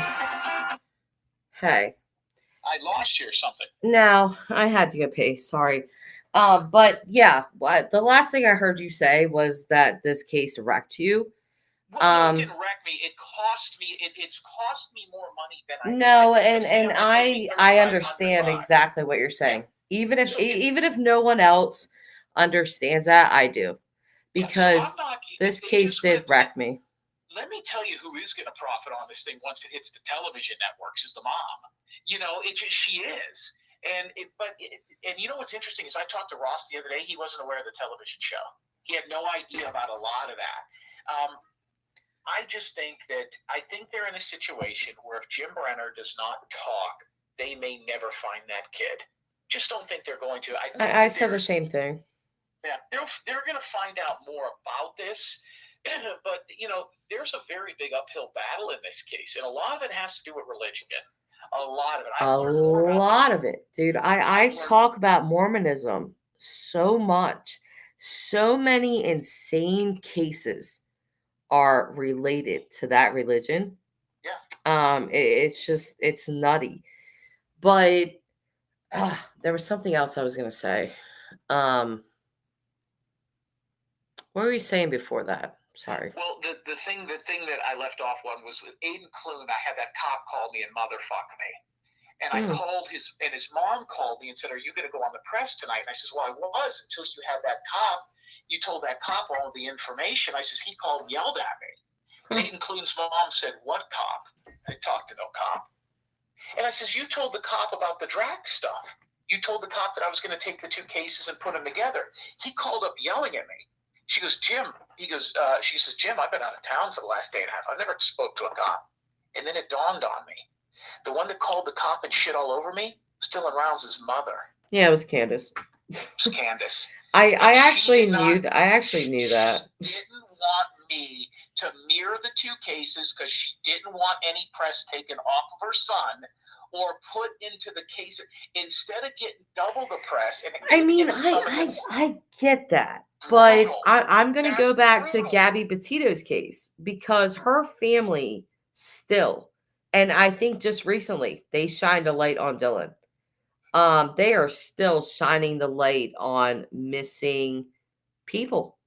So I can believe that about Candace, and I understand when it's your child, yes, you are going to want everything for them.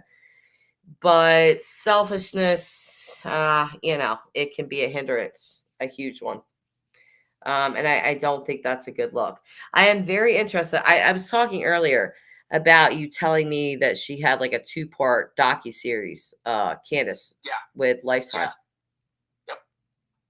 Yeah. It's not on, Lifetime, one of the channels.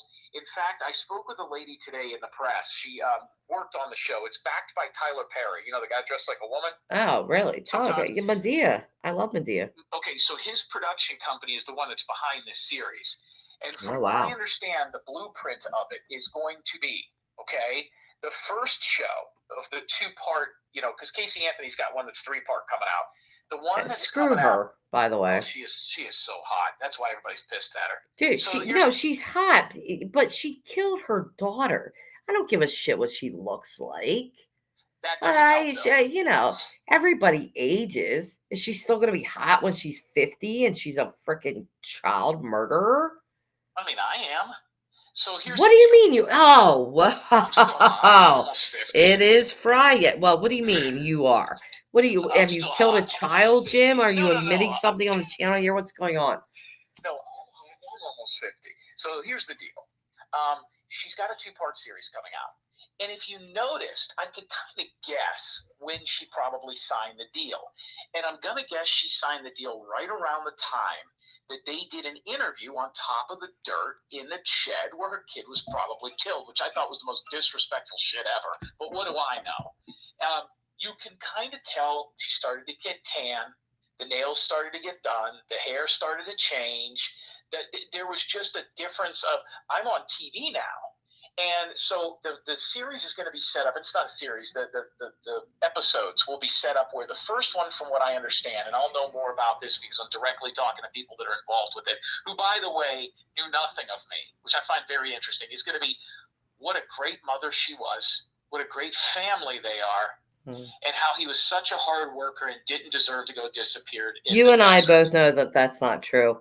But it's not, and you know that. The second part of it. But no. Let me ask you a question. Sure. Do you think that you will ever get over this grudge? I'll just put it that way, with Candace, and if not, why? I could get over it in a heartbeat if she admitted that what she did was to cover up the truth. I would not take it this far unless I was 100% sure what I knew was fact. And what really kills me is the length of time that's gone by. Everything I said would happen has happened. I said they wouldn't find him. I said that this would die probably around August, that the press wouldn't even cover it anymore. I said that there was a gun and a key fob that were there. I begged them to put a camera up when they couldn't find the gun. If they would have done that, they would have saw who did that the next day. That came to fruition. I've continued, and anything that hasn't been proven right I said that nobody has come to this kid's aid. Where's his friends? Where's some set of grandparents? Where's the massive amount? If you went missing, I'm sure it would be more than just I'll tell you this. Dylan Brown's his best friend. That's a very JD, very interesting person. And he's nice as hell. Well, no one has talked to him. No one. He's not allowed to. No. Anybody who has come out to me on the Dylan Rounds case, the father that released the photos, that was the first one there, whose son has has Asperger's, who is friends with that family. Anybody who has come out has been immediately cut off, defamed, and tarnished. So you asked a good question. If she came out and said, "Listen, we hate Jim Terry. We don't like anything about him." By the way, she never hired me, but she's not my client. But we didn't like him. But yeah, the things he said he fully believed, and after time, we've realized that those are the things that he ended up being right, or he wasn't wrong.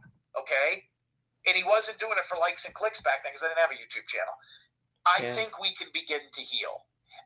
But she's not the type of person that's going to do that. Well, that's the most non-narcissistic thing I've ever heard you say. I don't think I've ever heard you say the word heal. Jim, we're having breakthroughs here. That's what's happening. Go ahead. But you have to realize, and I've said this, and this isn't popular, but nobody can prove it wrong. I believe they would rather not find him and not have what I know come out than find him and have it come out. I think it's flash over substance. I really, really do. I believe the father cares a lot. Yeah. I think this has devastated him, even if his relationship with that kid wasn't as tight as the other two kids. Take a look at his Facebook page. That is a broken man. Justin Rounds is a broken man. He never got over the separation with Candace, the divorce with Candace. I would agree. Yep. And now his son is missing. And there has been really, things that have been said, such as the gay thing, which I know you feel 100%. But quite frankly, that's gut feel, because we cannot prove that with any. I got 41 interviews that say otherwise from people that never spoke to each other. And listen, even if I've definitely, you and I have definitely talked to some of the same exact people, and I know that because of what you've told me. And what you've told me is exactly what those same people have said to me. So yes, there is definitely behind the scenes things with people that are not named in this case, that are not front and center players, that have said major things about Kurt, about him dressing in drag, things like that. I just, without 100% proof, I don't like accusing anyone of anything. I don't. Well, let me ask you this, and you can, this is what bothers me. The age difference bothered me more than the gay thing did. But here's the deal. Okay. Yeah, that's fair. Okay. Kurt Wadsworth has openly admitted he has 18 wives in the Philippines. Yeah. Okay? Yeah. He doesn't have a driver's license. He lives in a trailer. Mm-mm. He doesn't live on Dylan Rounds' property. Nope. He's really not a farmer. He owns a casino bar. Okay? He's 62. Dylan is 19. Just stop me when there's some similarities, so you got to start wondering. Other than I mean the 18 spent 30 to 40 nights at his house. What is the commonality between those two where they would want to be together? Tell me where the similarity is or the connection between those two. I've had a long-standing, interaction with Taylina, which is Kurt's daughter. Yeah. From the beginning of this case. One thing that Kurt said to me, and while you were talking about Aiden Clune, it kind of, struck me. Kurt said to me, I've never seen Dylan in his socks. What? Because Kurt has a hot tub. And it's kind of like a portable hot tub, so to speak. I didn't know about this. Yeah. And Dylan would get in that hot tub. And Kurt, has said that, Dylan would stay up all hours of the night, singing, out in the hot tub by himself. You have to picture a 19-year-old boy that is friends with a gentleman that owns a bar. There's something about Dylan that I've never said because he is a victim. He is missing. He has not ever been found. But in September of 2021, Dylan was charged with a underage consumption or possession of. I didn't know that. This is news to me. Go ahead. I've never heard this. This is going to be news to everyone. But yeah, he was. Where at? It was in Idaho. But was it at the bar? No, it was in Idaho. How did you find this out? Oh, I've known that for months and months and months. But yeah, I mean, I just kept it, because I didn't want to put Dylan on trial. He's missing, so talking, bad about him. Why would I do that? But it's a fact. Anyone was he with somebody else? There's nobody else named in these charges, but do you have the name of the arresting officer? I have it. I have it, but I'd interview him at Harvard because Idaho's a state I can work. That's interesting. I did not know about that. Then again, I never thought to look into a Dylan Rounds criminal background. You know what I mean? Because his mom said, you have to put two and two together.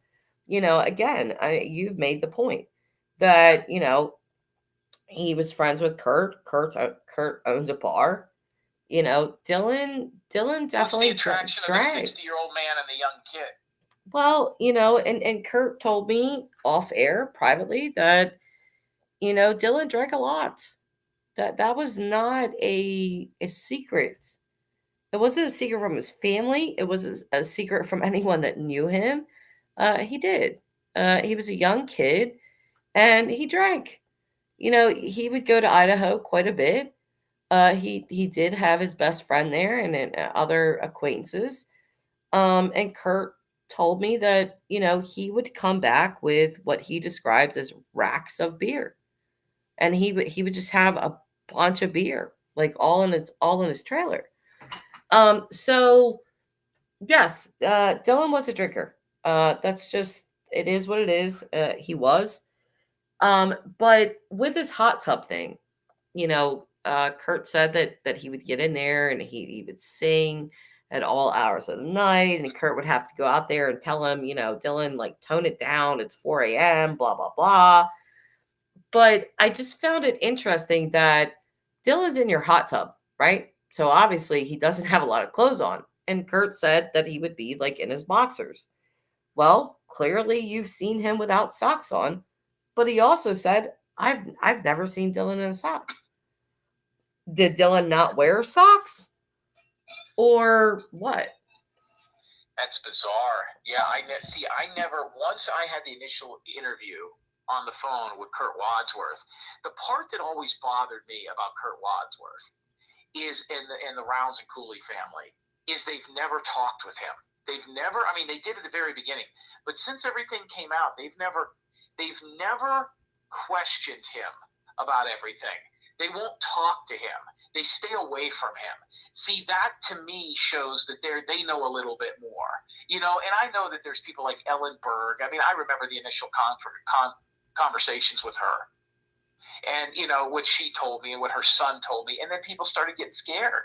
These people got to live out there. Like Ty Corbin says, Jim, these people got to live out here long after this kid's case is done. Yeah. He's right. He's 100% right. Yeah, listen, I just got a Facebook message from Dylan Berg a couple days ago. Scared. And he was like, Jess, do you think that Jim Brenner is going to get out of jail? Like, I don't know. Maybe we need to move. And I said, listen, that guy ain't going nowhere. Okay. I mean, number one, he is the prime suspect in Dylan's case. The feds have him. There is no bail. But other than that, he's facing all these gun charges. You don't have to worry. He ain't going nowhere. So, yeah, I mean, Ellen came on my show, I don't know, a while ago. But yeah, I still maintain a back and forth with Dylan Berg. I'll voice clip him. He'll voice clip me. I like Dylan. I don't have an issue with him. So. Well, I just think that the whole thing is, there's a level of control in this thing. And I've never in my life, in 6 years as a private investigator, worked a bunch of weird cases, they're all out there. I've never seen one person take the whole thing on when there's so many people. I've seen cases where there's been one mother. I can't find my daughter. And, dad's not around. There's no grandparents. They don't have a family, whatever the fuck. I've never seen a situation where this many people, affluent people, relatives, friends, cousins, loved ones and all this stuff, co-workers, workers, people, other farmers, and only one person talks. She talks a lot, Candace Cooley, about, well, the sheriff's department has never put together a press conference. Have you? Why don't you put together all the people in Dylan's life and go to the steps of the sheriff's department and call your own press conference? Why don't you do that? See, well, hold on, Jim, because Wendy won center stage here. Wendy V, I want to talk to Jim Terry. What would you like to say, Wendy? She's saying I slept with Ty Corbin. I came to meet Phyllis. Very well could be a troll. But she wants to talk to you, Jim. And then she's saying Ty Corbin forced to sleep with him. Wendy, what are you talking about? I don't know what's going on. Can these people call in? I don't know what's going on. Call in. You had something to say, call in. Quite frankly, Jim, I don't know how you feel about Ty. We don't talk about him, but Ty Corbin? Yeah, I like Ty Corbin, actually. Ty Corbin has never lied to me. Yep. Everything he has come to fruition. Now, is he a little bit good? I mean, does he remind you of Frankenstein? Should he have bolts in his neck? Yeah, probably. Yeah, but I actually like him because I feel like he is truthful. There's something very truthful about that guy. Matter of fact, all the way down to visit Chase Venture in jail today. See, he's there's nobody in that town that's clean. Nobody. And the argument about anything that I say about the Wadsworths is, well, they're a drug addict. Well, they're a cocaine dealer. Well, they're a heroin dealer. Well, they're this. Everybody in town's great people. There's a lot of great people out there. No, there's not. No, there's not. There's not a lot. There's not a lot. But I really do think that Ty. You know what made me? Because Ty was going on Doug's show a lot. No thanks. He was going on there all the time. So I brought him over there. Yeah, well, I never listened to it. But something that Ty did say, and I think that was on Lance's channel, he was like, do I think Kurt Wadsworth is a killer? No, ma'am. Nope. Do I think Kurt Wadsworth is a con man? Yes, I do. And I was just like, okay, this guy is just being raw real. And from that moment on, I was like, I think this guy's being honest. And then he said, what really bothered me, he was like, basically, I don't have any beef with Kurt. But what bothered me was that he was not forthcoming with the authorities that Dylan had, slept at his camper and it was, doing all of that. That's what really bothered Ty Corbin. And I can see why, obviously. So, Anyway. Everybody thinks I got all my information from him from the beginning. I got called. No, I know that's not true. You called me way before Ty Corbin ever came on the scene. You know what? I'll tell you guys this. Jim called me on Labor Day or Memorial Day, which was right around my birthday. My birthday's May 28th. And Tyler, his family, my significant other, his family was over. And so this guy, this phone call's coming through, and I'm over here entertaining my significant other's family, and I dismissed the call. You're the same age as his mom, which is kind of cool. Shut the fuck up, Jim. So yeah, I dismissed the call, and then Jim called back, and I'm like, okay, I don't know who this person is, but I'm gonna answer the phone. So I stepped away from the family and I answered the phone. It was Jim. So before I ever knew a Ty Corbin existed, Jim, I don't even think you knew he existed at that point. Right. Ellen Berg, I don't think you knew she existed at the point. Neither did I. I think you knew that I just had been talking to people and vice versa. But I was just super skeptical of you because you gave me the whole pitch. I'm going to give you exclusive. No, you're not. That's how it went. But, as these months have gone by, we've been doing this since June. We're in November. As these months have gone by and I've talked to Jim on the phone behind the scenes, I don't air everything that Jim and I talk about. I don't even air a quarter of it, quite frankly. But, we've formed a information relationship, if that's what you want to call it. I don't know what you want to call it, but that. So it's just, for people doubting you or saying that what you're saying is not true, I'm not going to agree with you on everything because, again, we do not have 100% proof that Dylan was gay. So I just can't fully agree on that because we just don't have definitive proof. I know you have your gut feel and you go with that. But there's. It's more than a gut feel. I've got 41 interviews with people telling me about Kurt Wadsworth dressed in drag, and then I would ask. I have about 4. Well, I got 41, and I read them all on a show one time to Taylina, and this is how it went. Pumpkin, drug addict, lost her kids. Wadsworth, my brother, he's in jail right now. Drug addict, lost his kids. My cousin. Yeah, the one that hung himself in jail because he was molested by your dad. Yeah, him and my dad never got along. She went down the list and virtually called everybody a drug addict, and they may be. But then on the next breath, she said, "But we have a lot of great people out here." I tell you what, let me talk to some of them. You know what I mean? Unfortunately, you just can't get out of it. And I don't think that this thing will, And by the way, the Rounds and the Coolies have taken things a step further with me. They contested. On September 19th, they contested the money they paid me on Venmo, which locked my Venmo that had cash in it. See, a lot of people don't know that. So they tried to contest it as if it was fraud, that I never worked on the case. Then they hooked up with other former clients of mine. I think there's maybe about 5 to 10 total. And started making Facebook pages and Reddits. I got a call after I went on Zabgirl from the guy that runs. I don't know if he was running it, but he was doing some social media work for the Rounds and Cooley family. And he told me this was going to happen. And he was Mormon. Basically I stepped in a bee's nest. I'm not Mormon. They were. And they thought I would just go away. What did you think of him? Just dealing with a Mormon, what did you think of that? Of the Mormon religion? Yeah, aren't they don't they come across as the nicest, genuine people and behind the scenes? Yeah, I know a lot of Catholics. Which is close. Okay, so here's the deal with Mormons. The Mormons, in my view, are the end-all, be-all perfect religion. That's the view. They have very strong views. If you're gay, you can't get married in the church. If you don't believe me, ask It's Just Robbie. He can't get married to his boyfriend because his boyfriend's Mormon. So is Robbie. Robbie will tell you all you need to know about Mormons. He'll tell you every which way but loose. He's talked about it on our show. Which is I've talked about Mormons a shit ton because out of all the religions, and Catholics are crazy. My whole family is Catholic, and they're nutty. But the Mormons, Catholics don't have shit on the Mormons. I'm gonna tell you that.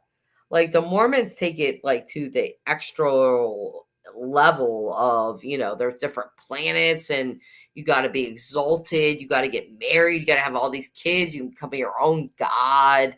You'll rule your own planet. Like all this nutty ass shit. So Nene, wants to talk to you, Jim. Jim's not really hard to get a hold of, and My phone numbers have been. I mean, if somebody doesn't know my number, they're worried about trolls. My number has been out there for 10 years. It's been in newspaper articles for 10 years, even before I was a PI. So my two phone numbers, not only the one on the show, I don't want I'm sick of people calling me and saying, "Hey, did you look at the grain shed? Have you checked the excavators? What about that dirt mound where the shoes were found?" I mean, I don't need those type of calls. But if somebody wants to call me and I wish somebody would have called me and told me about the drinking thing. That's pretty interesting, especially when the mother has gone on and said he doesn't drink. He wasn't a drinker. He might have had a beer here and there. What 19-year-old did? I didn't. I've still never drank. I believe that. You know what? That's so weird about you is that, like I have never seen you intoxicated. I've never talked to you I don't intoxicated. drink. I've never drank a full beer. You don't drink. You don't do drugs. Never smoked. Nothing. No. Yeah, you don't. Once. I openly smoke pot. I mean, I've said that, and I do. And obviously this is friyay, so I'm having some bourbon. Right. But you really don't. You really don't do that stuff, which is it's kind of Donald Trumpish. But there's a lot of people that are whack jobs that don't drink or smoke. You got other vices. But I mean, I knew you smoke. I mean, did I see you one time on a show and you had one of your kids rolling the joint as you were like pouring a glass of wine? Yep, that was me. I had the 6-year-old pouring the glass of wine and the 11-year-old. Is it legal in your state or no? It's decriminalized. So what does that mean? So it means basically like you can have like personal use marijuana. You can't have like over an ounce of marijuana or be selling it or doing things. So it's kind of like a catch-22. It's not like it used to be, but it's not totally legal. Yes, it's an in between. So I'm not out here buying like pounds of weed or anything. I actually smoke a very small bit because I've always had a very low tolerance to it. So, just smoking a little bit and I'm like, hey, but yeah, I mean, I never. Well, you're probably able to get really good marijuana because your husband or your boyfriend is only a few years out of high school. I'm sure he gets from all his buddies. He just turned 18 yesterday. So if you will wish him happy birthday, I would appreciate it. There you go. Yeah. I mean, who gets better weed than somebody at a playground? Exactly. So that's exactly why I picked him. And, he has a car. Okay, we're joking, you guys, so you know. But yeah, Tyler definitely has his dispensary card, and that's caused a 10-year relationship between us. So there you go. There you go. That's all it takes. Jim, I don't want to monopolize any more of your show. Any more questions, I'll fire it away. Otherwise, I'll let you go. I'm getting tired. We'll go to bed. I'm not holding you here either. I mean, I don't want to kill you. By the way, where's Grandma at? She's not in the chat tonight. Remember, there was a lady. Listen, don't you dare, because she don't like me no more. She doesn't like you. But Grandma is one of my very first subscribers. She's always been a very loyal mod for me. No, she doesn't like the way you talk to people. She's not here tonight. No, she's not on right now, but she'll watch the replay. I know that. So I will not have you talk anything bad about her. Not at all. I want her to be one of my mods. Well, then you have to be nicer. I mean, that's what it comes down to. I mean, you get your clicks and views from being your shock jock self. But honestly, what's crazy about you is that that's actually you. I don't think it's not really an act. No. Yeah, it's not an act. Like that's really kind of who you are. But when you need to tone it down, you can. You do.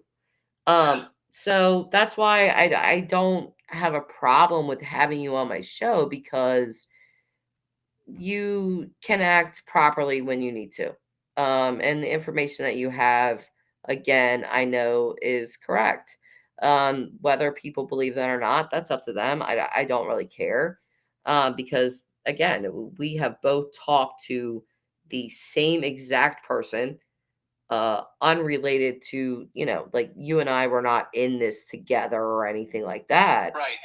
But you talked to those people, and so did I, and those stories matched up exactly. So it is what it is. Well, I owe you the world for putting me on and letting me annoy as many people as I could out there. Call me anytime. I'm always here. All right, Jim. All right, bye.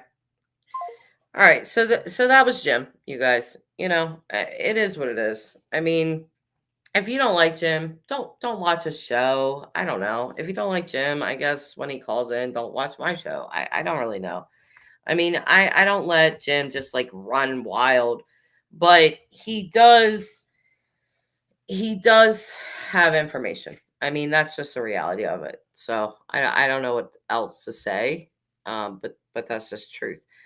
So Nance, at Lulu Gomez, yes, they always offer to help, which would be nice if it weren't out of obligation. I asked them if they would prefer to be friends or playing games or something. Oh, you guys just having like your own chat in the server, or in the chat. I have no idea what that means. Anyway, the server not served. Yeah, yeah. I figured you meant that, Nance. Um, but yeah, you want to play games? We can play games. We can play like a trivia game. I don't even care. Like I'm just full of useless knowledge, basically. Just a meat sack of useless knowledge. So there's that. Just as spicy enough to keep Jim in line. I am. And Jim knows that. I know that. They're just, people have a certain respect for certain people. And that's really what it comes down to. Um, do I know how crazy Jim can get? Yup. Do I know how abrasive Jim can get? Absolutely. Have I had phone calls with Jim behind the scenes where I'm like, Jim, shut up? Yes. But at least when he comes on my show, he does show respect, and that's just a fact. Because we've talked about this behind the scenes, like I said, and I've always told him, if you're gonna come on, like, just be right. And he usually is. So thanks, Nance. Like the both of us. Cool. Allie is saying 13 full of Catholic school here. Woof. Yeah. Tyler, my significant other, actually, he went all through Catholic school his whole life. So when our daughter, started kindergarten, he was so insistent. She's got to go to Catholic school. He was ready to pay anything to have her go there. And I was like, no, no. My mom went to Catholic school. My aunt went to Catholic school. They didn't seem to hate it, but I don't really want my kid indoctrined with any religion. And if you're a religious person, I have nothing against you. I want my kids to make their own choice. For instance, my son Austin, who just turned 18 on November 1st, um, he has always, for whatever reason, just been a firm believer in Jesus. And I put him and my daughter, who's 19, in a church like camp for like a week. And he just, I don't know. He's just a very firm believer. He always has been. I don't take him to church. I don't indoctrinate him with anything. That is just his personal beliefs. Now my daughter is the opposite. She doesn't believe in any of that. But, they have such a close relationship that they just respect each other. My 18-year-old son, who is a firm believer in Jesus, and my 19-year-old daughter, who doesn't believe in any of that, they're such close siblings that they just respect each other with stuff like that. So And that's kind of how I want it to be, that they pick what they want. And I'll tell you, I mean, I do not talk about God and Jesus and all that stuff with my kids. I just don't. I mean, I've educated them on the basics of it, but I don't indoctrinate them. So my 6-year-old, well, she'll be 7 in a few months, but my 6-year-old last year at Christmas, um, Tyler, my significant other, mentioned Jesus. That we're gonna say a prayer for Jesus because it's Christmas, yada yada. And my 6-year-old was like, who's Jesus? And me being me, I just bursted out laughing. And I almost took that as a personal victory that at 6 she had not been indoctrined by anything. And Tyler, like pearl glass, he just like grabbed his pearls, his imaginary pearls, and was like, "What? How does my daughter not know about Jesus?" So he did tell her, and they do say a nightly prayer. They do say the Catholic prayer, Our Father who art in heaven. Tyler taught her that, and they do that at night. I'm okay with that because she's not just my child. She is both of our child. So, but I do sort of preach heavily against, I don't want religion in my children's life. To me, John Lennon, with all of his backstory and beating women and doing all of this kind of thing, um, Imagine is the perfect song, in my opinion. So, because just imagine the world with no religion.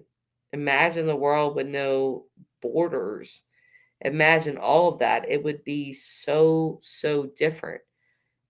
As Americans, I don't know how many Irish people I have. I would have to look at my analytics, but I think most people that watch me are American or British. Um, and I don't know if you guys are aware, but the Irish, up until not that long ago, were literally still fighting the Protestants and the Catholics. I had befriended a Irish man on my Game of Thrones Conquest. I had befriended him, and I was like, "So tell me about Ireland," because we were friends and we chatted all the time, and I was like, "Tell me about Ireland." And he's like, "Well, they're still fighting with the Protestants and Catholics." And I'm like, "What? That's still a thing?" And he's like, "Yeah, well, your country like fights over skin color, so don't judge us." Which was true. But when he got to the part of car bombings and all of that, this was a person that was mostly happy all of the time and jovial and just like a really cool person. But when we got to the part of the car bombings, he got really angry. He got really upset. And I said, "Are you okay?" And he goes, "No, I'm not." He was like, "Because I hate the IRA. They killed my family. They bombed their car." He was like, "And I do not want to talk about it anymore." And we did not talk about that for another 2 months. So, when he felt comfortable enough, he did open back up and talk to me about that. But there's a lot of things in the world that go on with religion. There's a very old saying, and it remains true to this day, that the biggest killer of humanity is actually religion. It's not guns, it's not any of that. People will murder you over what you believe in. So, yep. All right. We are so similar. Agree. Nance, similar to what we got going on in a sense. Alley Cat. Same with Imagine. MLK Jr. too. And I love Stevie Wonder. Oh, me too. Yep. Yeah. Imagine has just always been that song for me. Like, I don't want to be all, "Oh, I love John Lennon," but don't know shit about him. I know a lot about the guy. Okay. I know his whole backstory. I know him beating a woman. I know how abusive he was. I'm aware that that's not new news to me. Just like I'm going to throw AWP in here. It's not new news that Jared was a potential pedophile. True. But yeah, back to John Lennon.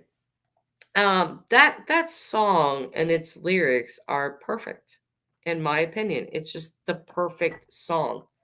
If you can imagine the world without fighting for, if they're Catholic, Catholicism, or if they're Mormon, fighting for that, or if they're Protestant, fighting for that, imagine all of that erased. And there is no, belief in this God or this or that. Things would be very, very different in a lot of countries. Nancy saying Lemon was a turd. He was. I'm not gonna lie. Yes, I'm well aware, Nance. I really am. Wendy vacay really hi, just hi Wendy. Did we block you earlier? Are you back on a different thing, or are you a new Wendy?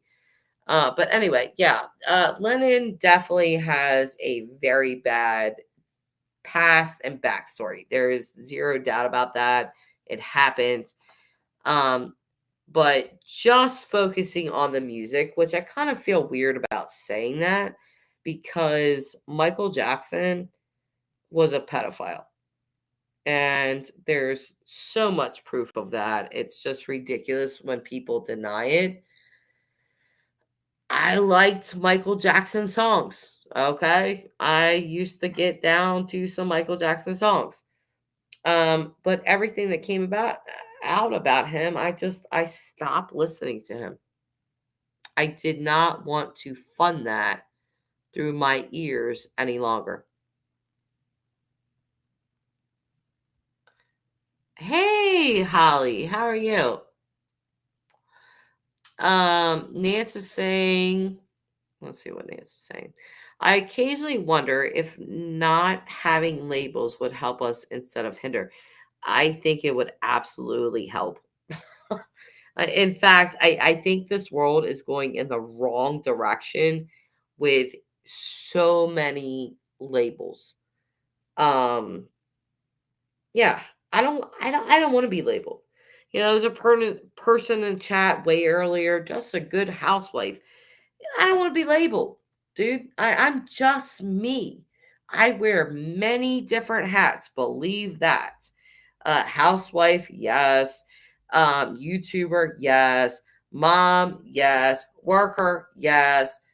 Fiance, yes. I just wear so many different damn hats. Taxi, yes. So to be put in one box, like, get the fuck out. That's just doesn't can't put people in one damn box. It does not work like that. People in their essence are nuanced. There is good and bad in every human. It just depends on how they use it. And you know what? I'm gonna bring up Game of Thrones right now because that's like my favorite thing.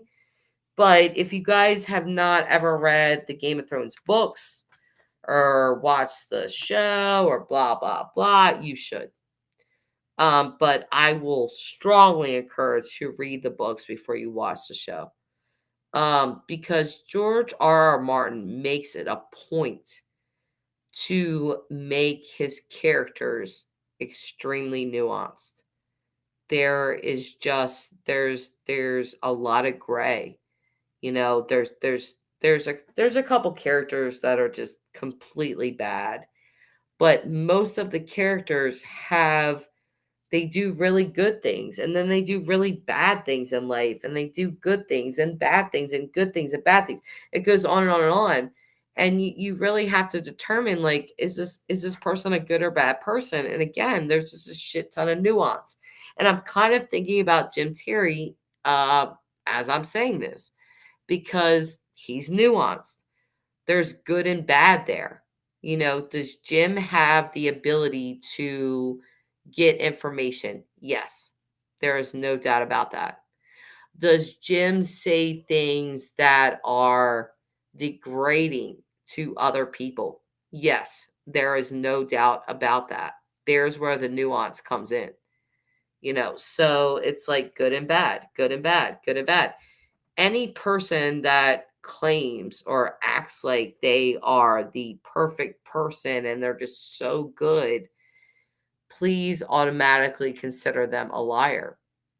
And I'm going to think about AWP with that. And I'm going to think about specifically, because we already know that Jared is not a good person. We've already established that. I think everyone knows that at this point. But what we're overlooking is the team. Everybody's so taken with, them finding people that they cannot see past it. And what you need to understand, Sam the Adventure Man said it. They staged things. In the Kylie Rodney case, which is just disgusting, they staged things. I'll bring up Jim for the last time, but Jim months ago was telling me, because I was like, Jim, what the fuck? AWP is over here saying you are the worst person they've ever worked with. Like, what the hell? And he's like, no, no, no, no. I'm gonna send you a letter from Jed Hall's mom, and he did. He emailed it to me. I did not read it fully on air, but again, I'll tell you guys that I still have it. I'm sure Jim will read it if he wants, or I could read it, whatever.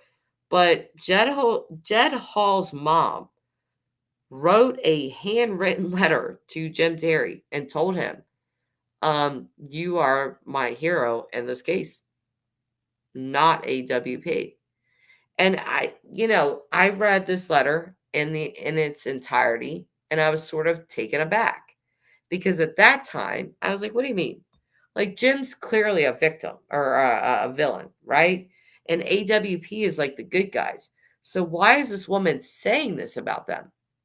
Well, I think we know why now. And the same with Kylie Rodney's mom. And I'm guilty of this, and I will admit that I am guilty of this, that I kept repeatedly asking, what's wrong with this woman? Why can she not just be happy that they found her daughter? She could have been there for 10 years and never been found. But the reality of it is that they sensationalized her daughter's death. She was not there. Kylie lived with her, not her dad. She lived with her. And, while this woman's out, like, having lunch, because what else do you do? And people have made a big deal about that. Oh, she was out having sushi. She didn't care about her daughter. Excuse me. Do you expect someone not to eat for 4 weeks because they will die? Okay? 3, 3, and 3. 3 minutes without air, 3 days without something, and then 3 weeks without something. But it's 3, 3, and 3. Either way. This woman had to obviously eat, but while she's eating, her daughter is found and she is not told. So, she looks at them as villains. Like, how dare you? I've said in previous streams that it was really up to the dad's side of the family to notify her. But what I'm thinking now is, how much time lapsed between AWP telling the dad's side of Kylie's family and then pulling her car up? How much time? Was there ample time for them to call the mother and let her know? I don't know. But looking back, hindsight is everything. Looking back, the mother being asked to being taken out of that video, and I believe the aunt as also. I think they saw through them. I think they saw what it was and they opted out. Um, and I have to hand it to them for that, because as a person that like looks at everyone skeptically, me, I didn't. I missed that. And I guess that just kind of proves that we're all flawed, right?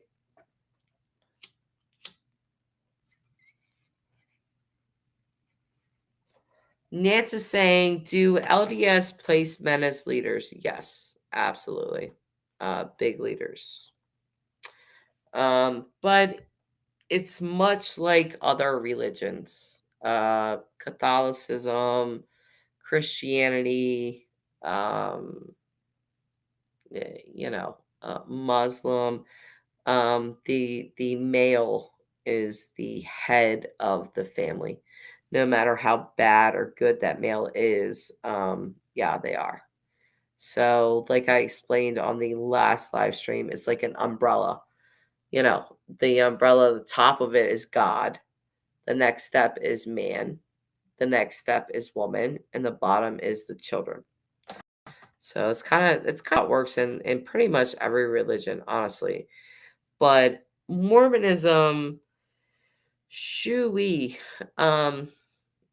as bad as Catholicism is, and there's a lot of bad there.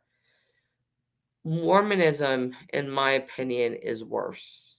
And the reason it's worse is because they are wolves in sheep's clothing. These people come with smiles. They come with their hands out giving. We're good people. We're helping, blah, blah, blah, blah, blah. But behind all of that is a monster, is a nightmare. Nance, could that be why they called dad instead of mom? Thanks. I'm not too familiar with LDS, but it does make sense. Nance, I can tell you now. Go ahead and dig into the LDS. You're probably gonna be really shocked. Just with their base beliefs, like just mainstream Mormons. Um, their biggest thing is becoming quote unquote exalted. And exalted means to become your own God. The first step in doing that is getting married. You must have a wife. So getting married and having children, and this is why in the Vallow case, you see them, take Mormonism and take it to a crazy level. Mormonism is already crazy. Like to take it to the next level is even worse. But yeah, you see that in the Vallow case, and they took it to this extreme, insane, murderous level. But at the base of it was definitely Mormonism teachings. Chad Daybell grew up as a Mormon. So did Lori Vallow. And they very much had that in common. Yeah, Nance, it's a very complex case. It's a very deep case. For those of us that have followed that case, it's been going on since 2020.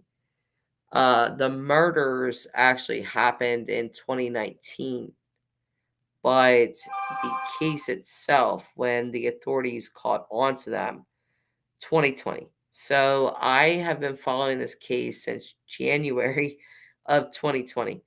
And I don't think we're going to see a trial until maybe late 2023. So it takes a really long time, but the good thing is that Lori Vallow and Chad Daybell are not out on the street. They can't hurt anybody else. They are behind bars. I do not expect either one of them to ever get out. So that's kind of the silver lining, I guess. Allie, AWP have kind of a track record for just wanting the money shots. Yeah, I agree, Allie. As we are finding out, AWP was Jared's culture, and that meant some rather grift moves. I don't know if that had to do with Mormons per se. It did. It did. I'm going to tell you something that is really kind of strange about Mormons. They love to change their names. They will misspell them on purpose. They will change their names randomly and just do that. A lot of okay. So let's just talk about Kurt Wadsworth for just a second. Okay. So Kurt, like Jim was saying, he is completely off grid. No driver's license, no ID. He doesn't believe in that. But the reason he doesn't believe in that is because when he was a younger man, the Mormon church was offering classes on, I'll paraphrase, basically how to get around shit. Okay, to just put it really bluntly. Um, Now they didn't portray it that way, but that's basically what it was.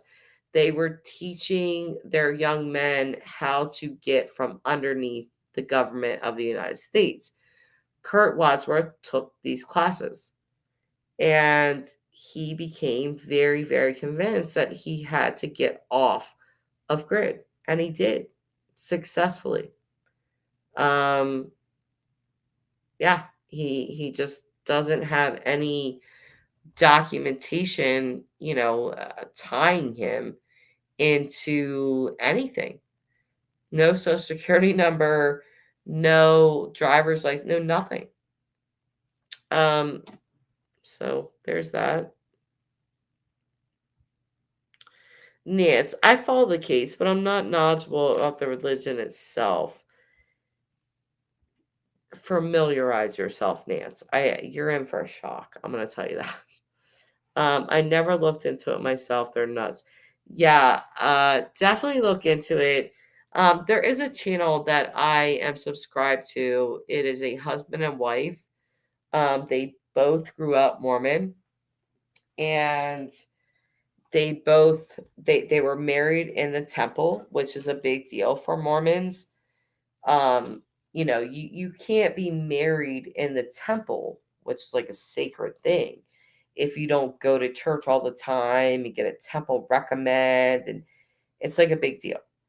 And when you get married in temple, if you have family members that are excommunicated from the church, or don't really go to the church very much, they can't come.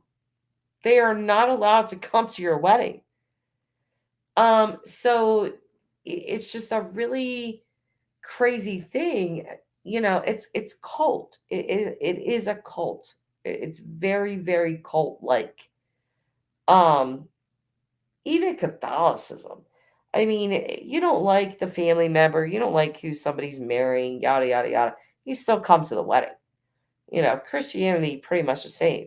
Mormonism, no. You are not stepping foot into that wedding. And everyone will let you know that. So the women in Mormonism are taught to be extremely subservient. They're very subservient to their husbands. Sort of looked at kind of like brood mares, pretty much, just popping out kids. But the abuse by the males, because they have so much power, so to speak, is kind of horrific. There's a ton of physical violence. There's a ton of sexual assaults. The last video I did, I talked about Mormonism in that as well, and I said that sexual assaults are very prevalent, which they are. You can go ahead and Google that or Wikipedia that, see how much that church has paid out for sexual assaults and all that kind of thing. But somebody in my comment section was like, can you provide proof of this and blah, blah, blah? And I was like, no, I said what I said. If you want proof of it, Google yourself. You're just as capable as researching as I am. So, no, I'm not going to sit here and do all the work for you and go find you links and try to prove it. It is what it is. And that's what it is. But back to this husband and wife team that were ex-Mormons. They do a lot of shows on just what it was like being Mormon and what, how they make you believe things and do things. One of their most memorable shows that I remember was, what's it called? Oh my gosh, it's escaping me. Soaking. I believe it's called Soaking. And this is where, like, college students, you're young and horny or whatever, that they can't, by church rules, they can't have sex outside of marriage. Mormons are all about the marriage, okay? You gotta get married. You can't just be humping around everywhere. You gotta get married. So, they're like forbidden to do that. So what they do to try to curve that is they do something called soaking, which is where a male Mormon will penetrate a female Mormon, but they don't move.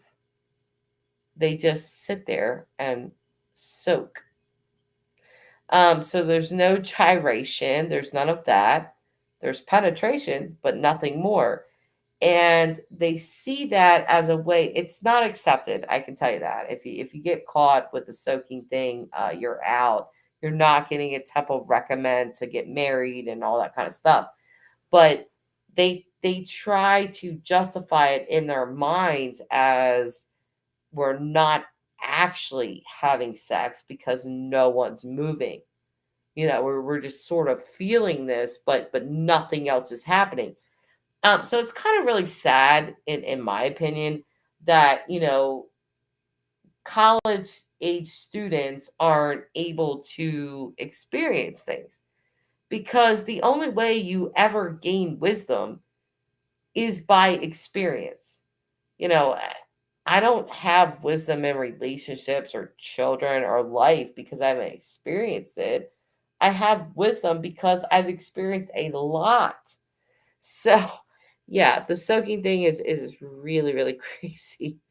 Um, let me look them up real quick because I actually want to kind of put their channel in here. So if you guys want to kind of familiarize yourself with Mormonism, I suggest you look them up. But let me look real quick.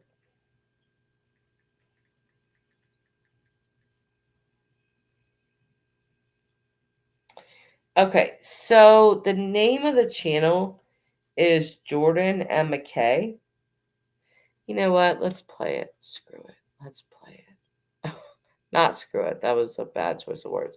But either way, let's play this. Well, let me bring it up first. Okay, hang on. Hang on a second, guys. Bear with me. Bear with me. Oh, I got a lot of AWP stuff put up here. Yeah, I don't want that. I don't want that. All right. Hang on. I'm going to pull this up so we can kind of watch this together because it's kind of surreal, but it's real. Jordan and McKay.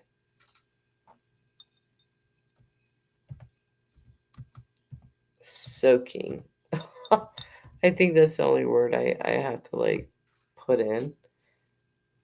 Yep. Here it is. Okay. Let me drop the screen. I'm gonna share my screen with you guys, and we'll watch this together. This is kind of crazy, but it's Mormonism, and it's all of its glory. So I'm gonna take the chat down, and I'm gonna put this up. So here is Jordan and McKay. Purdue University Global, on your schedule, within your budget, and within your We grasp. gotta get rid of this ad. I started Jewel Dancewear in 2011. When I was a teenager, I was going through a lot of changes with my body and feeling uncomfortable with myself. That's sad for you. And we would get questions about this one all the time. So as you can tell by the thumbnail and the title of this video, it's going to be a little more on the adult side of conversations. So obviously we're going to be talking about some more stuff of a sexual nature.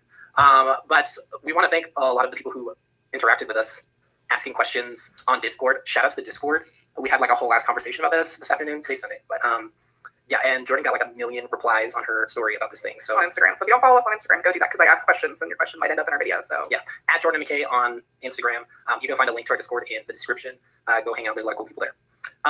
So anyway, we're going to be talking about the fabled soaking today. And to kick it off, I just wanted to kind of illustrate one little point about soaking. The way that I found out about soaking. Let's see. I was working at a tire shop. I think it was in 2014 in Colorado, where I was living. And one day, my coworker comes up to me, and this guy, he was a little off the handle. Like a couple weeks beforehand, he was like, "Yeah, I was hella drunk, and right now I did a couple of lines before I came in." I was like, "Okay, cool." Anyway, he was chill. Otherwise, he really liked me. He was a really cool guy. But one day he comes in and he's like, "Yo, McKay," he knew I was Mormon at the time. He's like, "Yo, McKay, you want to soak?" I was like, "What?" He's like, "Soaking. All the Mormons do it." I had no clue what he was talking. I was a whole ass adult at this time. No clue. A whole ass Mormon adult. I had no clue what he was talking about. And then he explained it to me, and I could not believe it. And from that point until this year, I thought it was fake. Like, I thought it was 100% an urban legend. But being in the Exmo community, people have illustrated otherwise, that it is not just a joke. So that was how I found out about soaking. It was eye-opening, to say the least. I did not hear about soaking until 2015. And it was my freshman year of college. And I had not previously heard about it. And I was at the University of Utah, which is BYU's rival school. Ooh, in Salt Lake City. In Salt Lake. And so, the whole part of BYU is shitting on BYU. So I was also in a sorority. And so the conversation came up because I was still mostly Mormon at the time. And people were like, "Oh yeah, soaking." And I was like, "What the hell is that?" So I got it explained to me by some college friends when I was at the U. And I had never been the same. So in ex-Mormon circles, I feel like it's not even ex-Mormons. People like ex-Mormons will mention it like off the cuff on like Instagram or TikTok, and then even in our video last week, I mentioned it, and some people were like, "Do I want to know about soaking?" I'm like, oof. So it happens like a lot of times unintentionally, and then people who either aren't familiar with Mormons or have like no even background on Mormonism and how insane it is will hear about it and they're like, "Okay, what the hell?" And then it just gains like an insane amount of traction, which is exactly what happened this year more than ever on TikTok. So by this time, if you have heard of soaking, you probably have heard somebody on TikTok or seen somebody post a TikTok. Exmolex talks about it at Funeral Potato Slut. That is not me editorializing. That is her handle. So just putting that out there. So a couple videos on it and expounded. But first off, what is soaking? Let's define it. Let's give it a definition. So we're trying to not get demonetized here. Yeah. And so we have accepted the risk. We know we run that risk. We run the risk, but I'm going to try to put it in terms that aren't. What if Essentially, the idea is that you put the sword in the scabbard. Okay. You put the arrow in the quiver. Those are both things. You put the knife in the little chef's block, or I don't know. Okay, so he's being funny about it, but they're going to explain it. Yes. You park the car in the garage. The caveat, and this is important, no movement. There can't be any movement. There can't be any movement once you've placed the item in the pot. Okay, so once the squash is in the boiling pot, it can only come out. That's it. It has to stay there. Okay, there can be no gyrating. This is why I didn't want to do this. This is so horrifying. Okay, so there's no movement. It's just hanging out there. Just still, soaking. Still, very still. Okay. Yeah. Like the only time movement should happen is upon completion. Whenever that is, there's no definition. There's no defining that, and like. It would take an act of God, like an earthquake, in order for some type of movement to happen. Okay, or in this case, we'll get into that. Jump pumping, which we'll get into a little bit later. Okay, so that is basically you stick it in, let it soak, and then like a casserole, remove it. Casserole. How are you making casserole? So yeah. This is the first thing that came to mind. It makes no sense. Number one question most people have: why? That is the big. That's all anybody ever wants to know, right? Well, I'll tell you why. Because if you've been with us for a while, there are very strict rules within Mormonism, especially surrounding sexual activity. And so when you place such strict, not even guidelines, I don't even know what to call it. Rules. When you place such strict commandments on teenagers, hormonal teenagers especially, regarding sexuality, we start to kind of build up some repressed feelings. And so you're looking for... Okay, let me stop. This is absolutely not a parody. the people that you're watching are married. They were married in temple. They both grew up Mormon, like I told you, and they have since left the church. So the experiences and stuff they are talking about, they experience them in real life. It's not a parody, I promise you. This is real. So Anyway, Any sort of outlet. any way that you can justify doing something sexual without having to confess to a bishop. So, you know, like if you guys have been with us for a minute, you know that if you do anything sexual, including touching yourself, Yeah. you Just the rundown. You cannot view pornography. You can't masturbate. You can't definitely not have sexual relations with anybody at all. no, and we're not like we're unless talking you're married. period, Yeah. like not even like no groping outside the clothes. Yeah. Nothing. Okay. Yeah, and Mormonism is a fundamentalist religion where some people will interpret it all the way down to you should not be kissing or holding hands. Those are more kind of extreme cases, but I'd say there's a whole lot less of that. That's more out of the norm now. But this is kind of in Mormonism. This is kind of where things get wonky because there's the line, right? The line is blatantly in one of the handbooks within Mormonism is you can't have sex before marriage, and there are consequences for that. So take for example, if you have a young couple in their early 20s, they're engaged, they're waiting to get married. They know the line. The line is you can't have sex before marriage. For a lot of Mormons, that's the line. And so if we can kind of toe that line a little bit, yeah, and get a little creative oh, with how we're doing things, then we don't necessarily need to talk to the bishop. So that's what we're trying to avoid here is having to confess. And this is, and I think the idea with this would be like, you're a couple and you want to go and be sealed in the temple, which you can only do if you maintain sexual purity. If you confess to your bishop that you have had some sort of sexual encounter with your partner, who at the time is just your fiance, then that would disqualify you for a period of time, up to a year sometimes, from being sealed in a temple, which is like social just destruction. Like it's really hard to come back after that. You want to avoid that at all costs because if you're engaged and your family finds out, like you set a date for getting married in the temple and then go to the bishop, confess that you did something inappropriate, and then you got to move out that wedding day year, everybody's like, oh, Yeah, we know what happened. yes, they can figure it out pretty easily, and that's pretty taboo. So that's the why. Yeah. Those are the why. Well, a part of the why. Somebody else was wondering. They were like, "Well, why don't like a lot of people at Bible college or whatever? They'll just use other methods of entry, and it's all cool, whatever." But the thing with that is, in the 70s, the church came out and they were like, "Okay, blanket statement. If you're doing stuff with the booty and with the mouth, then that is an abomination to God, and you need to talk to your bishop and start the repentance process." They've never since rescinded that, but it is one of the few times where they have come out and said, you can't do this. It's not a way to skirt the rules. It is the same. So obviously people got to get a little more creative. My parents' friends, when they were attending Rick's College before it was BYU Idaho, they knew of people who would drive down to Las Vegas on a Friday night, get married, have their fun, get the marriage annulled, and be back for class on Monday. This is a real thing. This is not just not anecdotal. This happens a lot. Yeah, my parents' friends, they were thinking of maybe doing this before the church came out and said, no, that is still wrong, regardless of whether you're legally married. The intent is to get it annulled. So when you can't... Another example of skirting the rule. Yeah, exactly. So the next thing is the one that is arguably the most absurd, is soaking. So that's kind of the why of how people get to that point where they're like, I just want to have a temple wedding, but my wiggly bits are exploding, basically. So, I get why people ask, because on the other hand, it doesn't answer the question of why Mormons think that this is not the fun stuff. Like why Mormons think that this isn't actually committing the act. And that's a question I can't answer because it doesn't make any sense to me either. It doesn't and deep down, most Mormons who are participating in this know it's no different. Yeah. I think you would be hard pressed to find somebody who really thinks there's a difference between soaking and just doing the deed itself. So that part I don't know. That part I don't know how to answer. I think that's going to vary by the person. But and there may be some coercion from a male partner to female partner, or vice versa. Well, it's not the real deal, or so there's a lot of other things that come into play that you just really don't know about. They're really hard. And it's also, it's funny. Don't get me wrong, but this is what some people have to live with. This is the sexual repression that the church has imposed on them for many from 8 years old on. So they're desperate. They're desperate to participate in that very normal part of their life, and some will go to great lengths to be able to justify it. So I think we answered a few of these, but here's a few more questions that you guys asked on Instagram. A good question is, what qualifies as movement? If she squeezes or squirms, does that count? That's a great question. That's a good question, yeah, because nobody's going in with a straight face. Kegels? That's for sure. Whoa. Yeah, I don't know. Early in the morning, back last March, there was a 5.8 magnitude earthquake here in Utah. Some lucky soakers, man. Would have been the right time. It was also 7 a.m. though, so. Yeah, I don't know. Morning soak. I guess. Like a hot tea. Okay. Herbal tea, of course. Were your college mates knowledgeable that it could still lead to pregnancy? So when I was at the U, I had I was in a sorority, so that just kind of speaks for itself, okay? So we had these conversations a lot, and I would say soaking is also a product of the sex education that is provided here in Utah, and there's not comprehensive sex education here in Utah, so there's a lot of misunderstanding about these types of things. So especially when I was in college, there's a lot of like very, I don't know how to describe it. Like, you won't get pregnant if you do it standing up.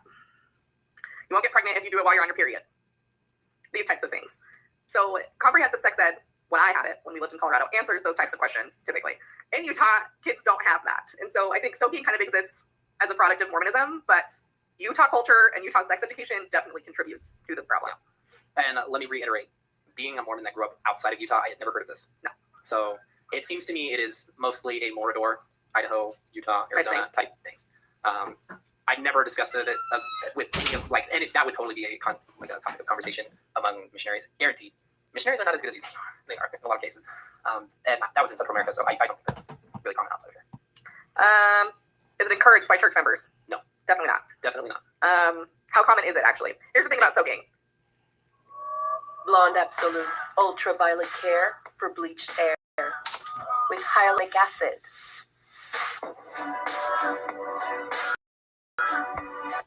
Nobody's going to want to admit to it, but if we have 1 second-hand account from a person who has admitted that they did this, okay? It is anecdotal, and I get that, but everything about soaking is anecdotal. It's all based on people's experiences. With that, I want to talk about jump humping. You may have seen this TikTok. I am absolutely skeptical about this happening. I do not think you could find that many people who are okay with that kind of a situation.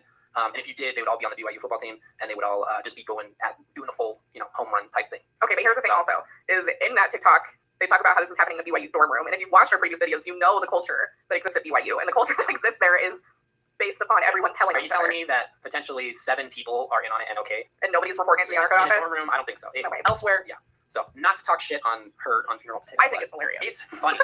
There's no doubt about it. It's so funny. If it weren't funny, it wouldn't have gotten millions of views. It is. It's funny. If there's one person that did this, I guess I wouldn't be totally shocked, but I do not think that this is a regularly occurring thing at BYU. I don't think so. But if you have a friend that's willing to do that shit for you, I mean, that is that a true homie right there. Serious.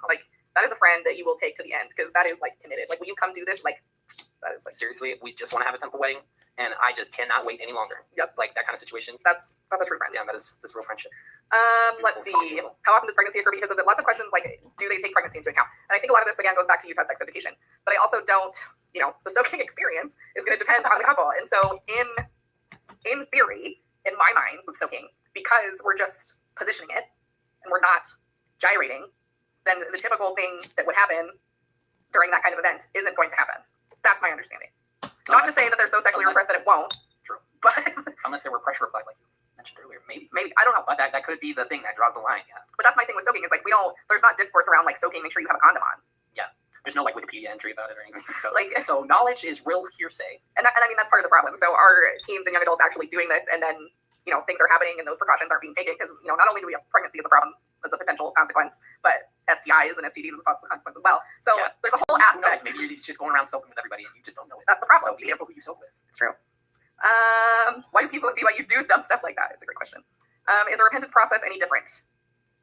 I don't want to use the word, but it's a P word, and being that the P word is happening during soaking, I imagine most bishops would say it's the same thing as the thing you're not supposed to do in Mormonism that can get your temple recommend taken away. So in my mind, if I was a bishop, I would treat it the same way. I don't think there's a grown-ass man out there that would be like, yeah, that's not sex. It's different. Because it's happening, I can't imagine that they would make any type of distinction, especially with any type of sexual sin in Mormonism. When you're confessing things like that, a lot of it does get lumped into the same category. I mean, you have the big one, obviously, but then you have all the other little things, but lots of people get punished pretty harshly for those things too. So that goes back to Bishop Roulette, right? You don't really know what you're going to get. Yeah. I have a question. Do you soak garments on or garments off? I guess. Okay, so when he's saying, do you sew garments on or garments off? If you're not aware, Mormons wear garments underneath their regular clothing. This is required. They wear an undershirt and pants and all of these things, and it's white. It's all white clothing. But they absolutely have to wear this if they're going to, be a legit Mormon, so to speak. So by garments, he means these underclothings that actually the church gives them out. The church gives you the garments. So yeah, I'm going to let them keep going. And by the way, this is not a parody. I promise you that this is real. Definitely look these two up. Again, it's Jordan and McKay. That is their name. And when I'm done with this stream, I will link their channel in my comment section so you guys can look them up because they give a lot of insight into Mormonism. The dudes could do garments on, but I was gonna say they're not endowed. She's not endowed. I mean, I guess she could be, but ex-missionaries, former return missionaries. there are, I see all the dudes doing this being former return missionaries. Like, that's my opinion. yeah. So that is an important caveat to make too, as far as punishment goes, because if both parties, so if the boy and the girl have both gone on a mission, it means they've gone through the temple, which means they're wearing the religious undergarments that we talked about in other videos. Which means they covenanted explicitly with God to not have sexual relations with anybody outside of marriage that is not their lawfully wedded spouse. So the punishment for them is going to be much, much worse than two people who aren't endowed, didn't go on a mission, who aren't wearing garments. Didn't make one of the big four covenants. So as far as punishment goes, if he went on a mission and she didn't, and they do this, his punishment would likely look different than hers for a lot of reasons. Probably not. That's what I'm saying. Probably not. He's got the priesthood, so he's more important. How long do these soaking sessions usually last? How long can you go? How long can you go? Because here's my personal opinion on soaking. If you're gonna commit to doing that, if you're willing to go to those lengths to avoid it, you're already there. You might as well go all the way. Just do it. Like, you're already so far. You're at that point. You might as well just do it. So I don't really know. Is it like are you trying to do it quick? Because that's like, I mean, the closest thing would You be leave it there as too fast long. as possible, right? But then, is it like to get like wrinkles? I don't know. Okay, so the premise, based on the term, my thought is that it would be for at least a little while. It's not like an in and out kind of experience. I mean, it is, but not quickly. After in and out, get a burger first. You know what I mean? Like it has to sit there. That would be my thought. But I don't know. I guess if you brought in floating, I don't know if that's as common a term, but there's a few terms that people have used. I've seen marinating, soaking, marinating is floating. Marinating, soaking. I've seen fermentation. That would be also one of the same lines. Fermentation. Fuck. So that's my thought. Is it's not like a quick thing, but I don't know for sure. Do you think anyone who tries it doesn't just end up doing the deed anyway? My thought is this happens a lot of the time. Like, just thinking of me, if we did not disclose this. Never did that. But if we were in that situation, I would just be like, fuck it. Why not? Because I think about when you're in that space, like when you're in that like emotional, sexual, hormonal things are happening type of place. You're not like think with my Mormon brain and maybe thinking about a different head, not the one on your shoulder. Exactly. So I think a good lot of the time, if the intent is to not, it takes some serious restraint. That's what I'm saying here. Is you've got like that iron will. I am impressed. Yeah. So if you can do this and not, if this is the road that you choose to walk and you stick with that, it's impressive. Hats off. Is soaking permitted under the honor code? Definitely not. That is not honor code approved. No. Not explicitly not approved. But it falls under the law of If chastity. you went to the honor code office and you're like, it's just soaking. Yeah, that is not a defense, guaranteed. Someone said, I can't decide if it sounds more like something sexual or like waterboarding. And honestly, that's just one of the best comments in here. Yeah, it originated in Guantanamo Bay. Thank you, CIA. It's actually really common for BYU graduates. Jesus. Or the CIA and the FBI. They stick to rules, man. Yeah. Okay, so this one was a good one. It kind of goes back to sex education here, but is it true that some people do it in the belly button because they never learned about sex? That sounds like something from like Stanley Guy or something. Yeah, I think I've heard like a dumb blonde joke about this before. So I don't know, but I will say anecdotally, like at the U, I did hear things like this where couples were doing it on the back end and couldn't understand why they weren't getting pregnant.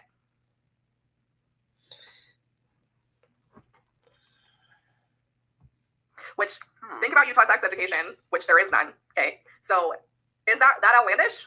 I don't know. If you think about Mormons who like rigidly follow the rules, so they don't watch anything that's R-rated, maybe not even anything that's PG-13. No pornography. There's a very, very small minority of people. No sexual material, no books, no nothing. In Mormon circles with Mormon friends who don't talk about this. Yeah. And I had a science class. They showed the human anatomy, and they blurred at BYU Idaho. They blurred the genitalia. So there are some people who may have never been exposed to not even the sight of the opposite sexes.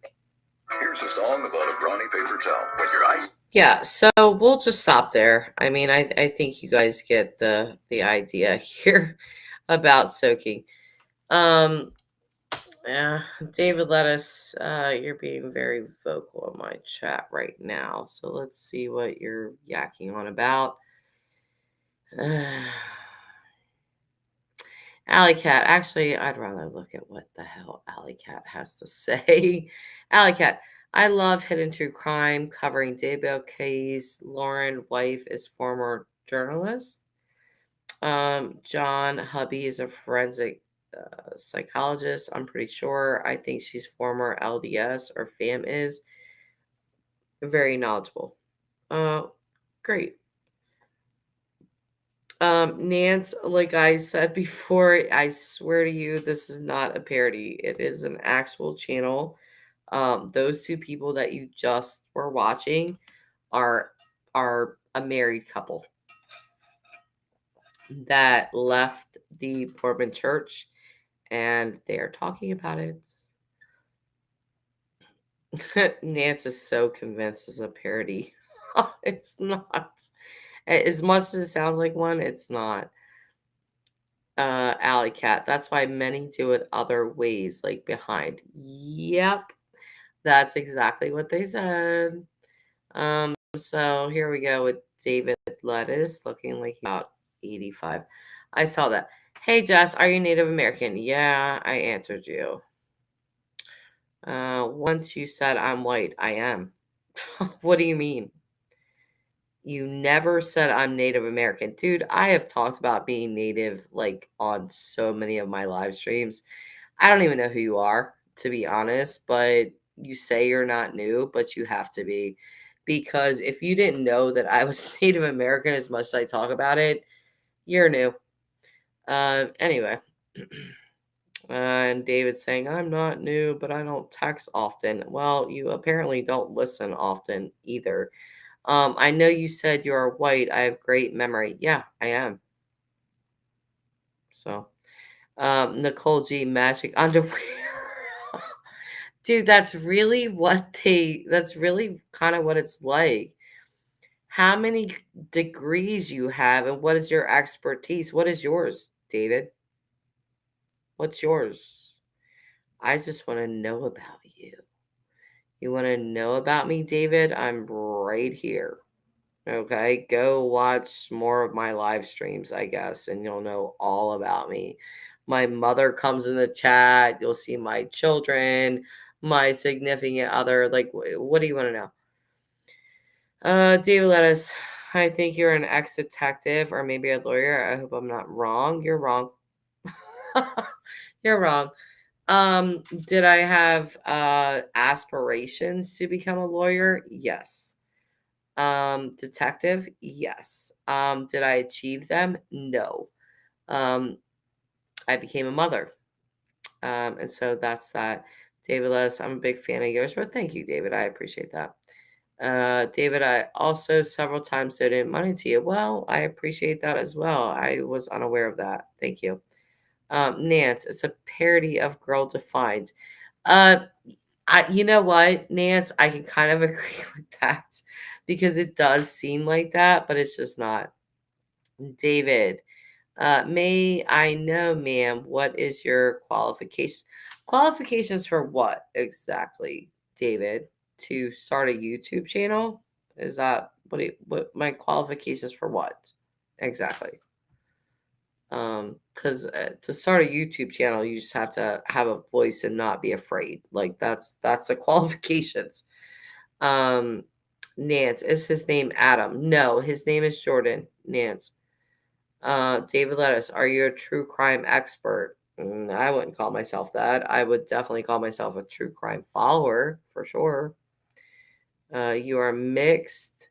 Don't be ashamed of your race. Well, who the fuck said I was? I'm not ashamed of anything. Listen, dude, I don't have time for trolls. Like, take that shit somewhere else. I don't talk like someone who knows everything, and neither do I. Dude, I've said plenty of times that, I was very wrong about AWP. I don't claim to know everything. Nance, I'm for sure convinced, no way I believe in gyrating. Wasn't that crazy, Nance? Like, that is real. David. Oh, thank you. Hey, Pink. Hey, girl. David, hey, Jess, you have a real job? What's a real job to you, David? Do you? Because you're up at like 4 a.m. in the morning on my live stream. So what kind of job do you have? Like every question you throw at me, I'm going to throw right back at you. What are your qualifications? You a true crime expert? Do you have a real job? Like, who are you? I'm me. Okay. And I'm always me on every single live stream that I ever do. So again, you are new as fuck to my channel because if you were not, then you would know all of this shit. But you don't because I've never seen you ever. And you're talking about you're a big fan of mine. If you're a fan, which I don't even want fans. Fans are kind of weird, I think. But you're a big fan of mine, then you would know that I've definitely talked about being native. Like, get the fuck out of here. I just blocked him because I don't have time for that. This guy's being like passive aggressive and asking, stupid questions that the answers have been answered multiple times over. And David Lettuce, which, totally ungenius name because I can't think of anything else. But David, your name sucks. Okay. David Lettuce. Like, that's just stupid. It's just a dumb name. David Lettuce. Who gets on YouTube and when you're like making a YouTube account or something like that, who just decides I'm gonna make my name David and they're typing it in David, space lettuce. I'm just gonna make my name frickin' David Lettuce. I should have known just by your dumbass name that you shouldn't be in here. But anyway, I digress. Either way, always plagued by the dumbass trolls that just come in and do stupid ass shit. David sucks all the way to the trash can. He definitely just got dumpster fired because I blocked him myself, Pig. I'm watching the chat on my phone because when you go live, you don't actually see every comment that comes through. But if you watch on your phone, you will see all of the comments that come through. So, yeah, like his stupid shits. I just, I was humoring him for a minute until he just started being dumb. Like, what are your qualifications, ma'am? Qualifications for what? To talk about true crime? To talk about cases? What do you mean? Can I not talk about the shit? Everybody in my chat talks about the shit. Do you guys all have qualifications? I use allegedly and maybe and probably or the probability of it being high. I use those keywords for a reason because I will not ever accuse someone of something that I'm not 100% sure about. Facts. So, David Lettuce, get fucked. David Lettuce. Mr. X. Mr. X in here. Hey, how are you doing? Oh. Did I miss his comment? What did he say? Yes, Jess has a real job and she doesn't sit in her house. I do sit in my house. Actually, Mr. X, because I like my house. This is where all my things are. I don't like anybody touching my things. I don't like people coming to my house. They all do. My friends, family, they'll just walk through my front door. I hate it. I love all you guys because they do watch my live streams. I love all you guys, but I've told you individually, I don't like, stop coming to my house uninvited. Damn it. I love you all, but fuck. I need some privacy, damn it. Either way. Nance, girl, you blocked him before my username changed. Damn right I did. Like, listen, if you're just going to name yourself David Lettuce, he should have been blocked by that alone. Like, again, who names himself that? Like, what's wrong with you? David Lettuce. What are you, a fucking rabbit? You a gerbil? Like, what's wrong with you? You just eat lettuce all the time? Like, I like lettuce. I'm not hating on lettuce, but why would you name yourself that? David Lettuce. I want to know your qualifications. Fuck off. What's your qualifications? Why are you in my chat? What's your qualifications to even talk on anything?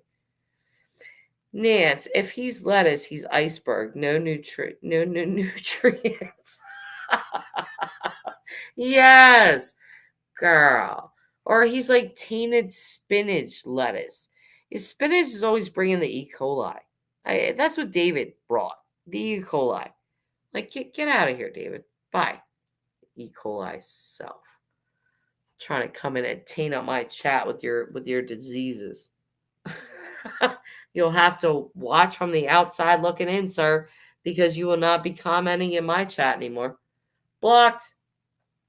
Listen, anybody that knows me in my real life, they will tell you this, okay? And I will hang my head in shame for a moment, but I promise you that anyone that knows me in real life, like, you fuck around, I will block you in a second. Like, Facebook, phone number, I'll just block you. I'm done. I have zero time for that. Like, I have so much more patience on YouTube because of stupid trolls, and you kind of have to have a thick skin. But in real life, oh no, you will get blocked. I have actually blocked Tyler. He's pissed me off. I blocked him. I've blocked my best friend like 4 or 5 times. And they're used to it at this point. They know when I'm really mad at them when I block them on stuff. So they just go to, like, they'll just text me. Did you really just block me? And I'm like, are you shocked? Really? Like, it's me. Like, come on. And they're like, well, can you unblock me? Just come on, stop being stupid. Like, yeah, it really works like that in my real life, I swear to God. So again, I try to have a thicker skin on this platform because of dumbass people like David fucking iceberg lettuce. But, my skin is only so thick before I have to say goodbye to you, David, and your non-qualified self. I am just talking about true crime and a friyay, sir. I don't know what kind of qualifications you expect me to have. What do you want me to have? Should I be an ex-detective, ex-cop on YouTube? Like, what do you want? What do you want? What do you want? This is stupid. Mr. X, Jess, can you co-host Jim Terry TV? I'll co-host the fuck out of that, Mr. X. Yep, certainly will.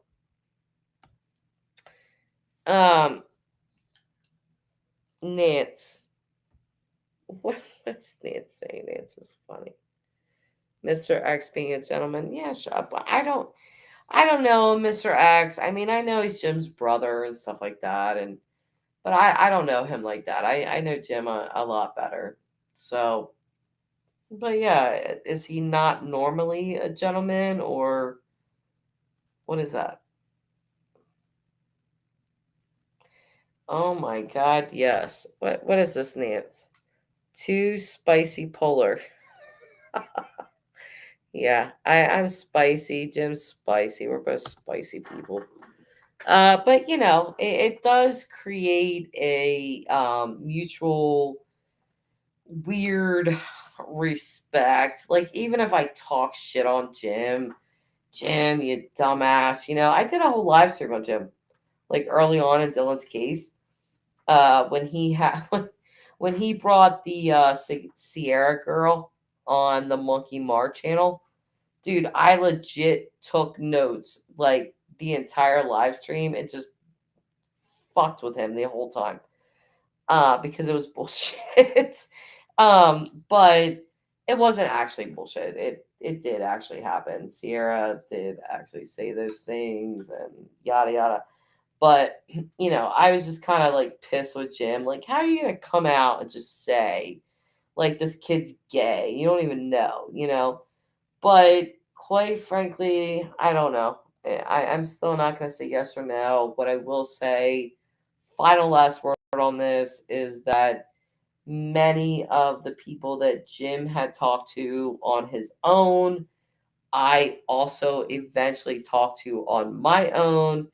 And we really, to be honest, we really didn't discuss that too much because I was always skeptical of, like, giving Jim information.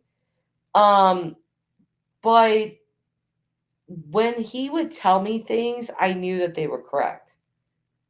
And again, I knew that they were correct because I talked to the same damn people. I didn't always tell him that. So, but Jim does have a bird's eye view of the ins, like the ins of that family. What I know of the Rounds Cooley family is similar to what Jim is saying, but he has more of a firsthand like view of it. So we'll say that. Nance. Oh wait. Oh, Nance is saying Mr. X is fine. I think you have a fan, Mr. X. A fan on my channel. Mr. X, because you are the only person who easily believes in my brother's lies and rumors. Oh, Lord. So you're calling Jim a liar. We might have to call Jim back. Just who you talk to. It's me, real Mr. X. What do you usually call me, Mr. X? Yeah, I don't really know who you are. I don't think, I mean, like I said, I think that Mr. X is Jim's brother. I don't know if Jim's denied that or not. I think he has, maybe, I'm not sure. But either way, I don't think the real Mr. X would come in here and say that. Have you met anyone of the Rounds Cooley family? Not in person. Not in person. I'll say that. Yeah, I don't think that's a real guy either. Because he would definitely I don't think he would be like talking, like trashing his brother like that. It's me, Mr. X, Mark Terry. Yeah, I don't think so. I think if I called Jim up right now, he would definitely be like, that's not my brother. That's not anyone that I know. So, Nance, nice try, sport, right? So, let's see. I'm actually gonna look at you. Go to your channel. No subscribers. No videos. Okay, that's cool. Because I'm just gonna block you. Oh, look, there goes the fake Mr. X, just like that. So, anyway. Yeah, no, as far as I've seen of Mr. X, which is, again, not a lot, that he was really supportive of Jim and, all that good stuff. And I think that Jim has said before that, he works in the entertainment industry, which I think Jim can sound like really boisterous or bolstering, but kind of a lot of the times he's actually not. I think his brother definitely works in that industry. Jim has been on bigger television shows and all that kind of thing. It's just, it is what it is. It's just fact. Whether you believe that Jim's a narcissist or whatever. But facts are facts, and that's what it is. So anyway, how did you talk to Rounds Cooley family? Did I just block this dude? Is he still in here? Over the phone. Just the answer. So there's that. I'm about to get off, you guys. It is really late. I am childless tonight. Kitties are at the aunts. So I've been able to have a friyay and blah blah blah. But please hit the thumbs up, like button, whatever, smash. Well, actually, don't smash it. It's very sensitive. So just tap it lightly. It does help my channel. Yada yada. You guys have heard this from a million different channels, but it's true. You hit the like button, and it does put it into the algorithm. Which me being off for a month did hurt my channel. But I just really needed to take that time for myself. I just did. And so I did. Nance, why wouldn't he ask his bro? Because he's not real. That's why. Alchemist, wait a minute. Oh, thank you, Nance. You banged my like button. Nance just like banged it. What's your question, Alchemist? If it's something stupid. Oh, you missed my channel, Nance. Oh. Well, I'm glad you're back. Alchemist, what's your question? Isn't she sweet, Pink? I'm just picturing Alchemist like typing ferociously right now. Oh, okay, but typos. Who you talk to one of Round's Cooley family? I will ask them. I know family. Okay, we'll ask them. Go ahead. Ask Candace Cooley about the time that we were on the phone with the FBI agent and with Marcos Ortiz. Ask her about that. Okay? Do me a fave. I'll bang your like button like a Bible against a table. Nance. Yeah, and another thing, just to talk about Marcos Ortiz for a sec. He did unexpectedly pass away, and that's really sad. Yes, I definitely talked to him on the phone, in a conference call, pretty much. We had a lead with Dylan, and everyone was involved with that. It did not lead to the recovery of him, but there was a lot of hope. So, yeah, you go ahead and ask away, Alchemist. Nance? Make the banging, make clapping sounds. Oh my god. Oh my god. Okay, Nance. Okay, you know what? You're hilarious. But yeah, we've been on for so long, you guys. We've been on for 3.5 hours. Shoo, long ass live stream. But hopefully people at least watch an hour of it. I don't know, and hopefully they watch all of it because there's so many cases that like revolve around the Mormon Church. It's familiarize yourself with it. Familiarize yourself with their beliefs, with their customs, with their quote unquote way.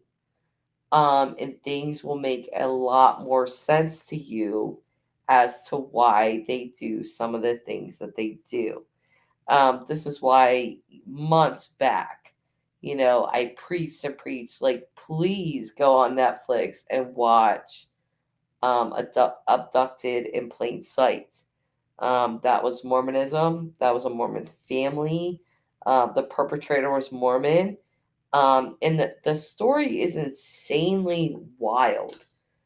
But with their beliefs, and with their niceness, so to speak, you can easily see how this would happen.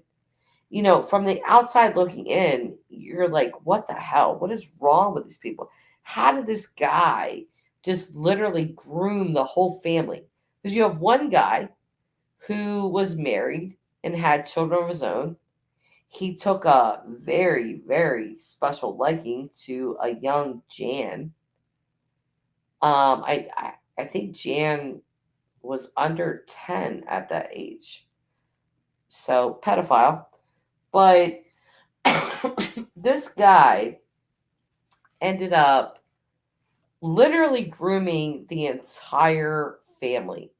He had an affair with the mom for like 8 months and slept with her. He talked the dad into, masturbating him. But his ultimate goal was the child was Jan, and he actually abducted her twice.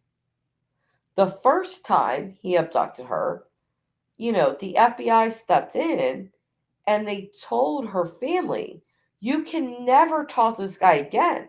Like, we're taking him to court. You can't do any of this. But being the nice Mormons that they are, they did talk to him again. And he stole their daughter again. So if you watch Abducted in Plain Sight, you are going to see the FBI agent on that case being so frustrated.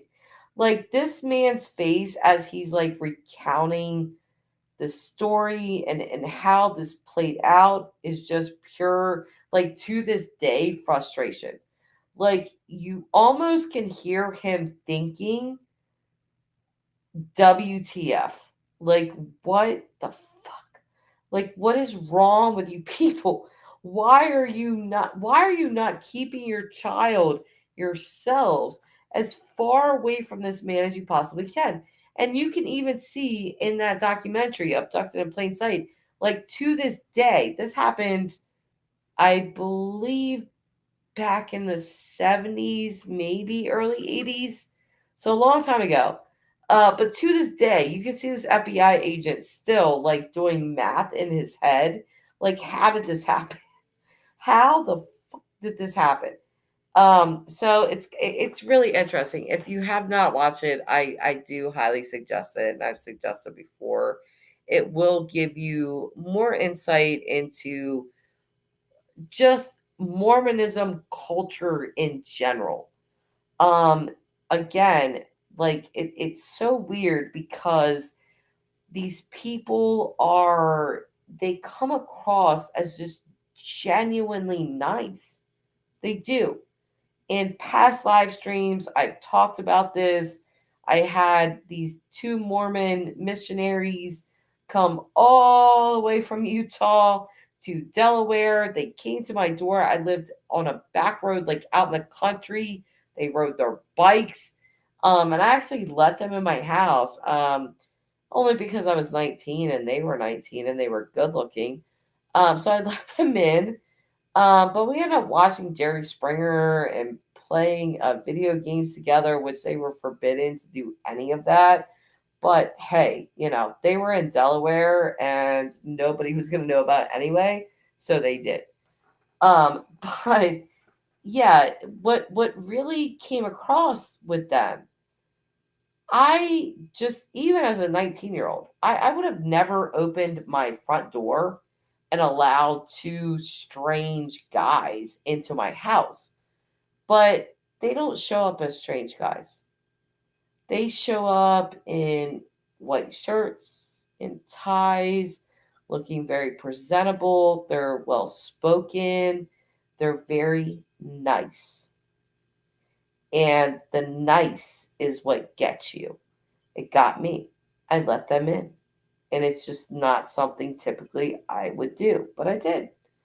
I don't regret it, honestly, and I feel actually lucky because they did nothing wrong to me. They were always really cool, and they did try to indoctrinate me with the Mormonism religion.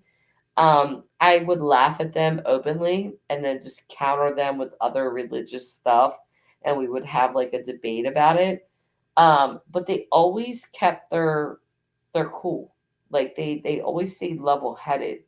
So to this day, I don't remember their names. I used to know them. I don't now because I'm old. But I don't have anything bad to say about those gentlemen.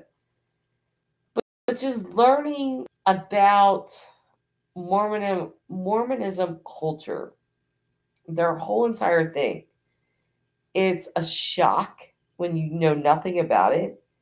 And even when you do know a lot about it, it's still a WTF. Are you kidding? There's more.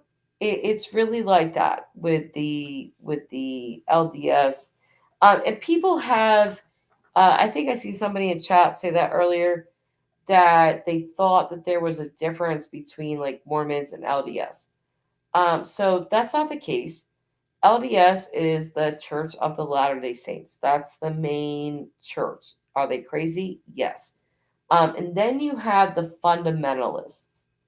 Now, the fundamentalists are called FLDS, Fundamentalist Latter-day Saints Church. The fundamentalists, well, they're fundamentalists. So they believe in the origins of the religion, which was polygamy. They believe in all of that. They have to have multiple wives. The man is the head with all of these wives and popping out children all over the place. But again, you have to remember that the main goal for Mormons is exaltation, becoming your own God. And so for a man to accomplish this, a man that is LDS or FLDS, they have the same beliefs. They must be married. So what I showed before with the Jordan and McKay, the ex-Mormons, and what they were talking about, the temple and yada, yada, yada. Yes, they have to be married. That's like step one in exaltation, marriage. So you don't see Mormons court for a very like a long period of time. They don't.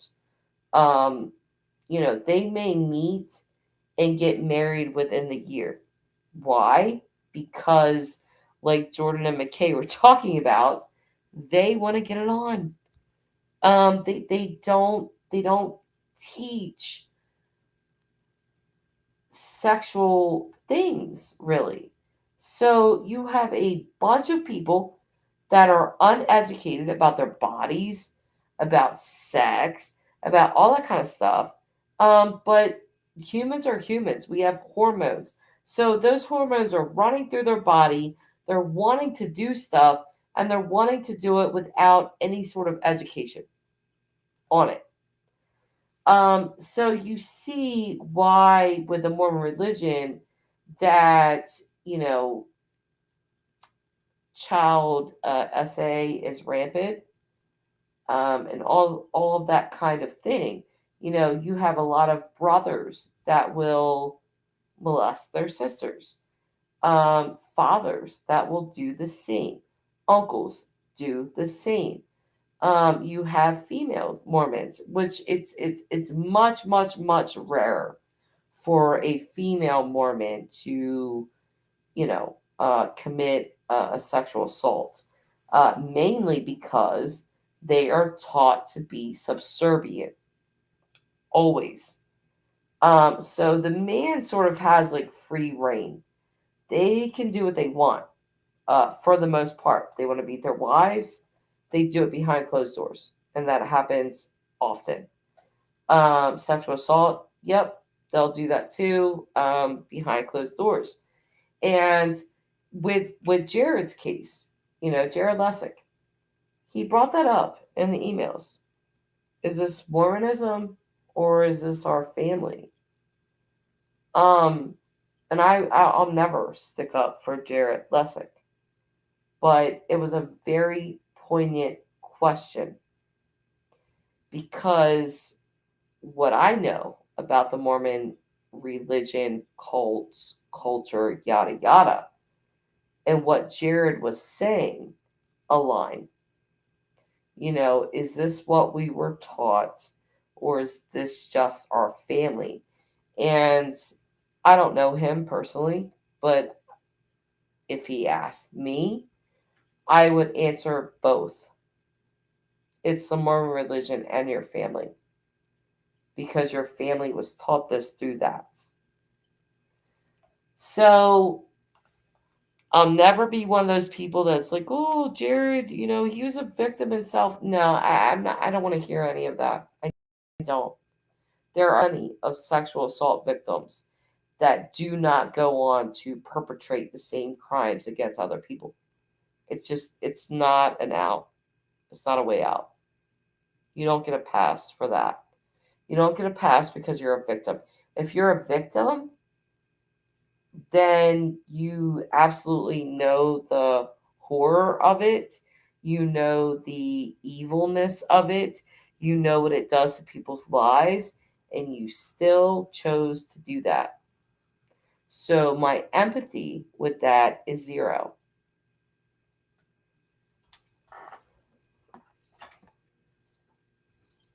I'm going to read some comments. I keep saying I'm going to get off, and we haven't got off yet. But come again. Did you talk any from around my family except Sissy? Do you think Mormons kill? No. Well, yes and no. I don't know what James Brenner believed in, but James Brenner was definitely James Brenner #1 is the #1 and only named official suspect in Dylan Round's case for a reason. Okay, and those reasons have not been disclosed publicly all the way. Some of it, not all of it. If all of it was disclosed on social media or whatever, I don't think that people would even question, because there's definitely evidence that yeah, he's directly linked to this case. Okay, and he definitely did something. But if he was Mormon, then yes. If James Brenner was Mormon, then I would say yes, alchemist. Pink butterfly. Wow, let's go. Alchemist, ma'am, have you talked to the FBI recently? I have not. Nance, alchemist, don't you have some herbs to sleep or something? Yeah, here we go. Jess tells Mormons are bad. They are. Are you offended by that, alchemist? At Jess, when did you have converted to JT's cult? I'm not a part of any cult, active, whatever your name is, activist, alchemist, pearl clutcher person. I'm not a part of any cult. Okay, so yeah, there's that. Nance, Mormons have some bad traits. So do many other religions, like she mentioned. Exactly. Thank you, Nance. Because yeah, I keep mentioning this over and over. Do they have bad traits? Absolutely. Are they like other religions? Yep. Again, I've said, one of my favorite songs on this planet is Imagine, because he specifically encourages you to imagine a world without it. And I think it would be a better place.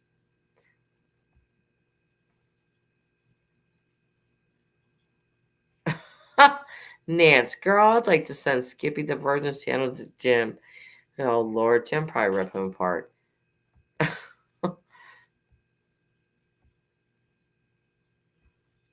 I'm just looking through y'all's comments. Alchemist, what? This is how I'm reading your comments in my head. Alchemist, what? James Brenner is innocent. That is what you tell. So you know more than CC? Boy, bye. Bye. James Brenner is definitely not innocent in any way, shape, or form. Okay? And I'll repeat what I just said. If you knew all of the evidence against him, you would shut up right now. Okay? But it's not my place to say it. It's not. So I'm not going to. It will come out eventually. And when it does, the people that I talk to behind the scenes will know. Because they already do know. Jesus. Anyway, yeah. James Brenner definitely guilty of something with Dylan. I struggle with that. I go back and forth with that because I have laid my eyes upon James Brenner and spoke about this before. When I did, my first thought when I saw him enter the courtroom was he didn't do this alone. It was just a gut feel straight up to my brain. He didn't do this alone. My second thought was he's stupid. Just bluntly.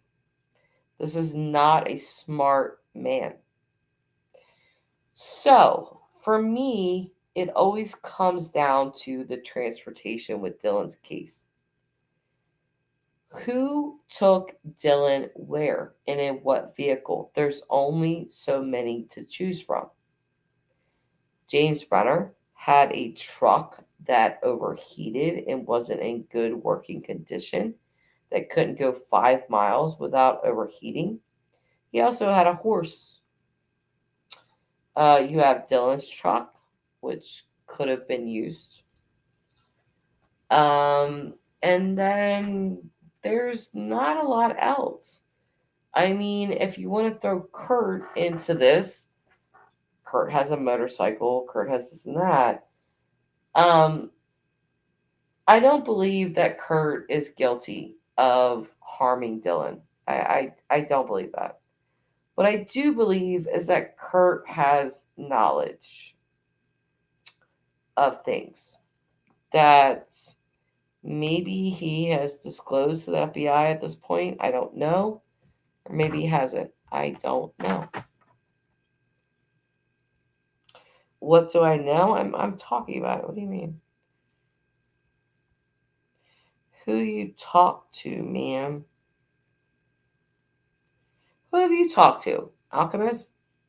Have you met James Brenner or anyone he knows? Have you? Have you? Have you met them? Have you talked to them? Have you talked to anyone behind the scenes in this case? Anyone at all? Alchemist? Dumbass? Have you talked to anyone? So, you guys wonder why I don't go live a lot. It's because of stupid ass people like this. That's exactly why. Exactly why. I get sick of stupid people that come into my live chat and just say ridiculous shit. So I could just keep everything that I know to myself and not say a damn thing. You know?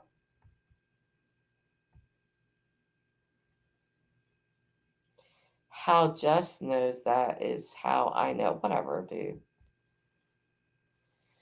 Nance. She'd be dumb to release any private. Yes, exactly. Yep. So I'm mad. Oh, you mad? Because you can't even form a proper sentence. Get the fuck out of my chat. Like, I am so sick of people, like dumbass people like this. Block. Bye. I just don't have time for that. You know, when I do actually talk about this and release it, I promise you, and I've said this a thousand times, what I actually release on my channel is a fraction of what actually has gone on behind the scenes. A fraction. So for me to even talk about a fraction of that case, of this case, Dylan's case, and still get stupid people like this in my chat is annoying. I really honestly do not have to go live. I don't have to say shit. Everything I have can just be turned into the FBI, which it has. But I don't have to talk about this at all. Pink, right. We used to have so much fun in this room until. Yep. That's exactly it, Pink. We did. We had a lot of fun on this channel. I don't want to take away from Dylan's case by saying this, but it did change my channel. in a lot of ways. With the constant trolling of people like that guy and the lettuce dude and whoever else. Yeah, it's changed a lot of ways. We used to be able to laugh and have fun, and I miss those days still. And I try to replicate them, but I will never be able to get away from this case. And that's just a fact. And I'll never be paid for anything that I've truly done behind the scenes. And that's okay too. But I at least just don't want to be attacked online. You know, it's like a slap in the face. Like you put so much time, hours and hours. Do you guys know that I've actually fallen asleep? I have been so tired and worn out just going over and over and over the things in this case on the phone. I have fallen asleep. I think it was it last week?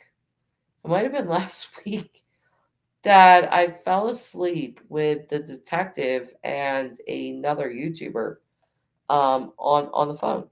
I just muted myself. I was so tired. I just felt like, okay, I'm just gonna let them talk, and I went to sleep. I've fallen asleep with Kurt's daughter on the phone and a detective. Because this case has exhausted me. It really has. Um, and I've talked about this before as well. I feel guilty in saying that because I'm alive and well and sitting here talking to you guys, and Dylan is not. So it's like, I constantly like pull myself up with that. Like, okay, you're tired, wah, wah, wah, cry to yourself. You're so tired, but you have a bed to go lay in. A nice, comfortable bed next to the person you love. I have all that stuff. Dylan doesn't. He's gone. He has not been seen or heard from since May 28th of this year, my birthday.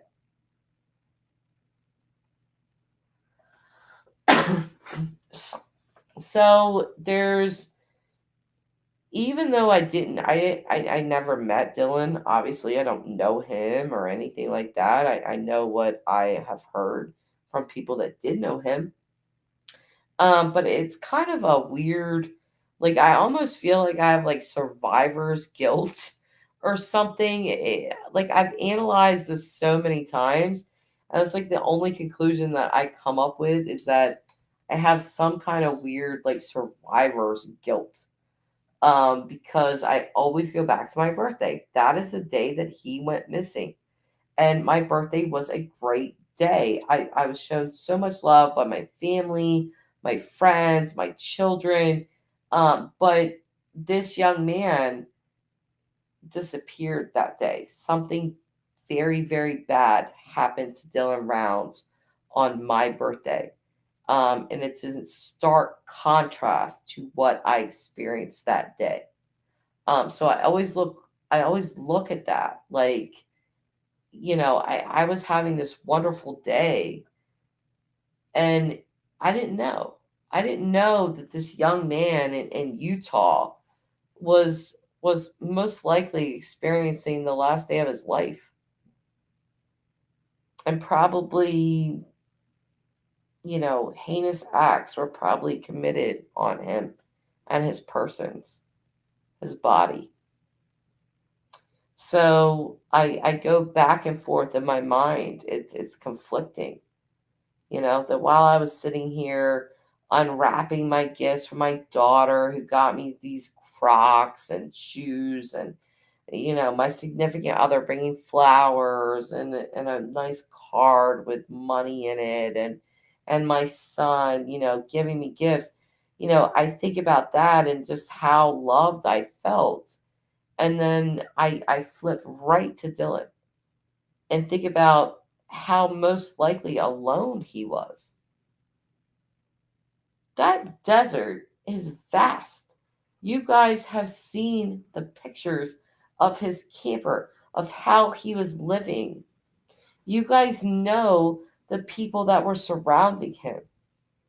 That day was a very, very tragic day. And I believe in my heart of hearts, with the evidence that I'm aware of, that again has still not been made public, but that Dylan Rounds most likely lost his life that day. And I could say that because his parents have seemed to come to that same conclusion very early on. I think with Candace saying, we knew as soon as we saw his boots, we knew. They knew something was very, very wrong. That Dylan Rounds, with all of his, eccentric ways of, wearing specific boots and specific clothes all the time, him being outside of them boots was a major red flag. And I don't think that Candace Cooley or Justin Rounds were in denial about it.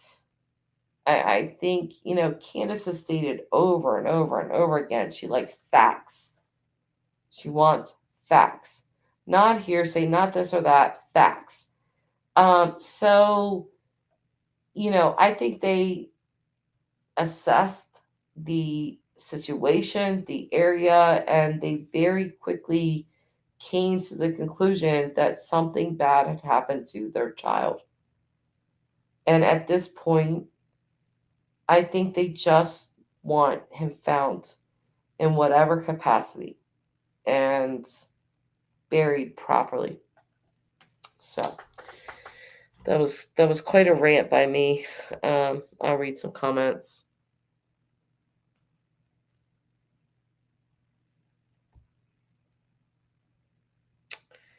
True rain.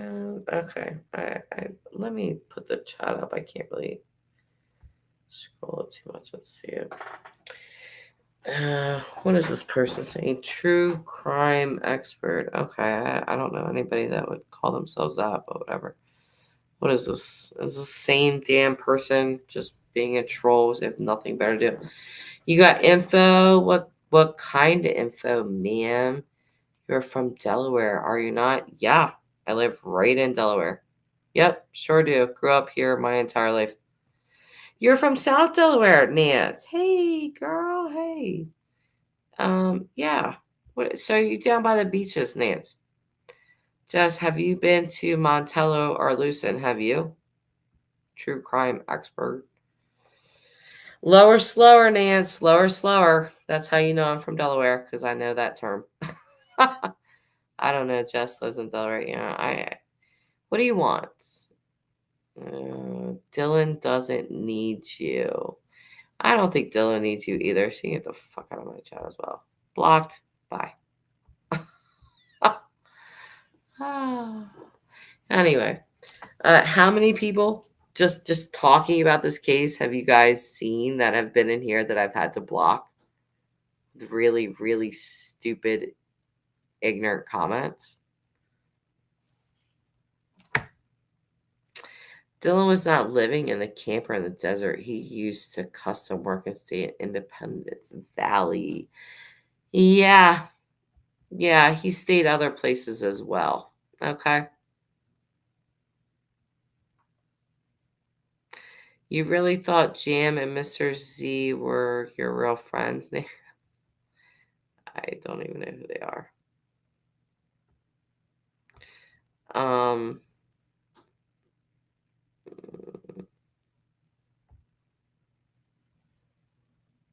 Yeah. So, just reading this dumbass's comment. I feel like I would be doing Dylan, honestly, an injustice if I didn't talk about his case. Just because I know so much about it. And then also it comes at a personal cost for me. It does. The personal cost is, again, hours and hours and hours and hours and hours. Phone conversations with different people about this case. There is no payoff for that. It doesn't even reach my YouTube channel because I don't put it on here. And then more of the personal cost is people like that. That when I do speak about it, they come in here and they say stupid ass shit. So it's just kind of, again, a confliction with me, that does this come at a personal cost? Yes. Does this come at a financial cost for me? Yes. But I'm alive and well. I am. And Dylan is not. So there's a conflict within me that one side says, put your armor on and talk about this boy. And then the other side says, why? So you can be attacked, so you can be questioned and all this kind of bullshit and just, not believed or whatever. It doesn't matter, I guess I have to say that. Like, as long as you know that things are true, does it really matter if other people believe it or not? I don't think so.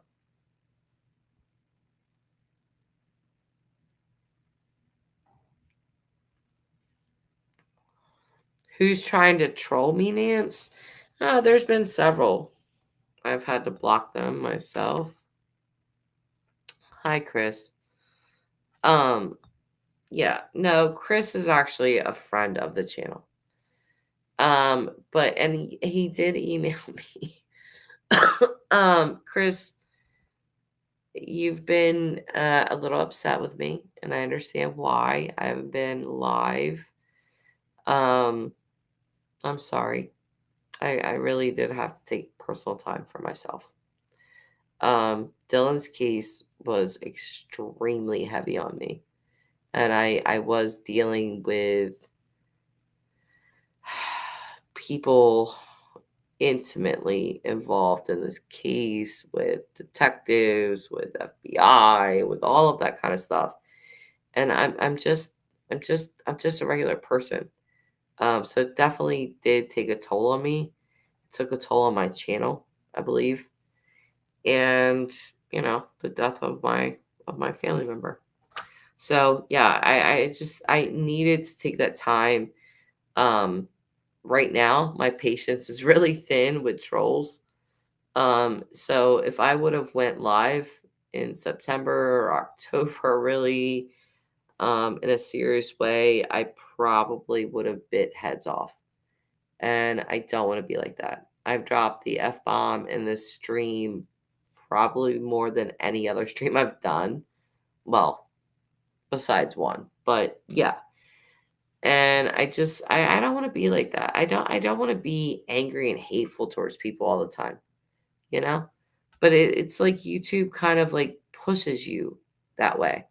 You have these a-holes that just come into your chat and just say like just really stupid shit.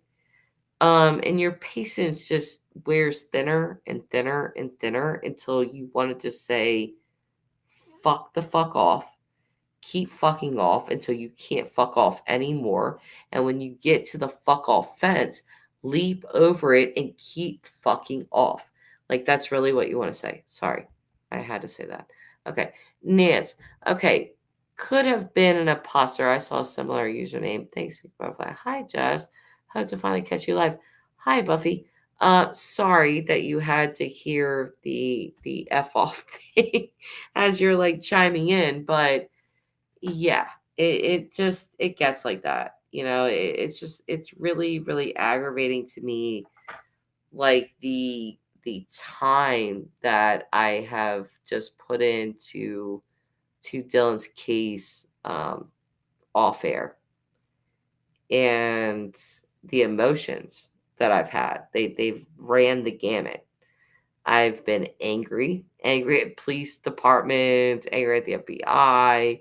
I've been sad for Dylan for things that I know that has happened to him. Sad that he's gone. I've cried. I've pretty much done it all.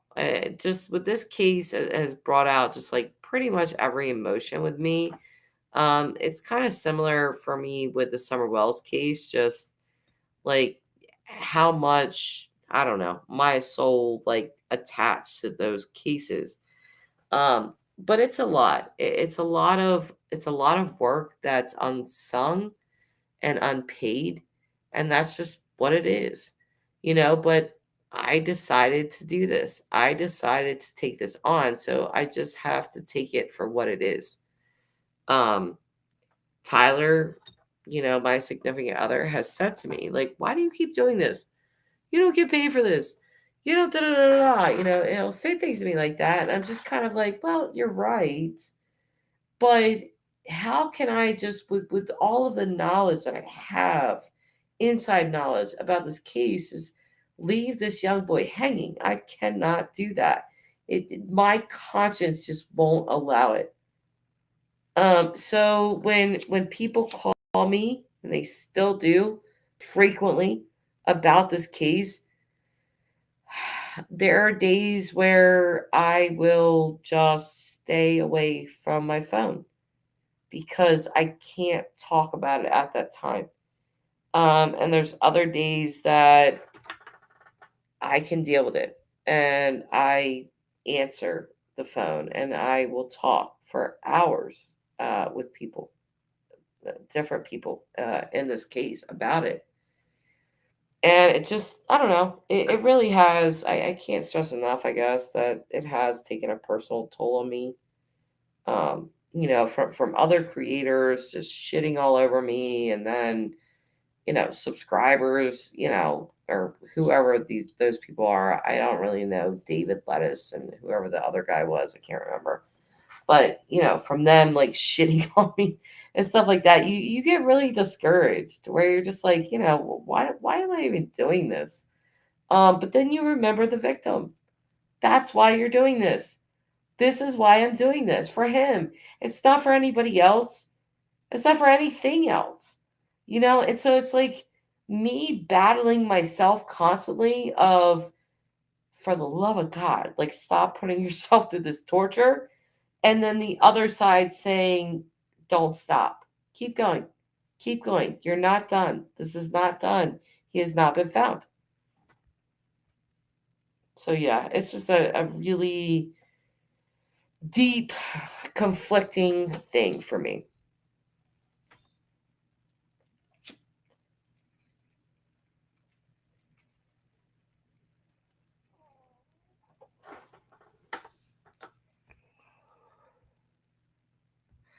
Buffy, I am so tired of all the drama. I just want people to cover Dylan's case. Oh, well, thanks, Buff. Yeah, because that's another thing. Like I said, like I just mentioned, the YouTube creators that attacked me personally, because I had Kurt Wadsworth on my channel first. Ooh, they came for me. They didn't like that. They didn't get that interview first. And so, they decided to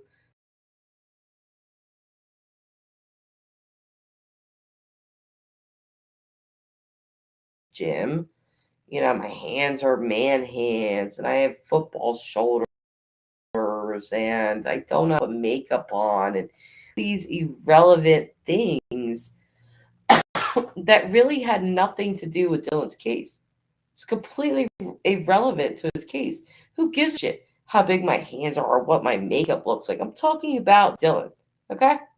So, I tried my hardest to stay away from that, to ignore that, to keep going despite that. It was difficult. It really was, to just ignore and carry on. It was difficult. But I want to read the rest of Buffy's comment. I am so tired of the drama. I just want people to cover Dylan's case without this nastiness between other creators. This poor kid deserves better than that. I fully agree. I fully agree, Buffy. Yep, for sure. Dylan doesn't need any of you. Dylan doesn't need any of you. You guys are harming the Dylan's case. Okay, Mark, I'll humor you. I think you're like the sixth. I don't even know. I've lost count of the trolls in this chat. But if we're harming the case, Mark, can I ask you how you're helping? Feel free to answer that question. Mark, Dylan doesn't need your sympathy and drama. No? Okay. I wasn't aware there was a bunch of drama going on. Anyway, Nance, I agree Dylan doesn't need us for the tough jobs he does. On the farm, he does. However, need us to keep his case alive. Thank you, Nance, for being logical. Hello. Otherwise, his body might not be found. Exactly. Who cares, you, Jess? I don't know. Nobody obviously cared enough to teach you proper freaking English or grammar. Get out of my chat. Your shit show does not help Dylan. I'm going to read it like that. I'm going to read it in a Karen voice. Your shit show does not help Dylan. I want to talk to a manager. I am the manager, bitch. Warlike Craft. Nance, keep Jim's cash cow alive. Chris, what are you talking about? What does that mean exactly? Jim Terry will die on YouTube. Maybe he will. If we don't talk about Dylan and his lies. Chris, call in. Talk to me. I want to hear from you. If Jim Terry actually croaks out in the middle of a live stream, I guess he does. But if we don't talk about Dylan and his lies, I don't know what that means. His equals Jim's lies. Okay. Specifically, because I know you and I like you, and yeah. What lies specifically with Jim's? I'm asking genuinely. I'm not taking any side here. I just want to know what lies you, because I haven't watched every stream that Jim's been on. I haven't probably even watched half of them, honestly. So if you saw things that I didn't, I want to know about it. So what were Jim's lies about Dylan's case specifically? Like I need like a you know. Warlike Wrath. Jim has a following based on his personality. You're mistaken, but I will agree with that, honestly. That Jim's personality does bring his following. So let me get rid of this dumbass person. Not Chris, but the smart person who just yapping off the mouth. I'll block him on Restream and on YouTube. Double block. Bye. But yeah, Chris, I do want to know. With Jim's lies, like, can you elaborate or expand on that? Like, what exactly the lies were? I may be able to give some intel into it or not. I don't know. Like, if it's a known lie, I may be able to say it. If it's not, I'll be able to say that as well.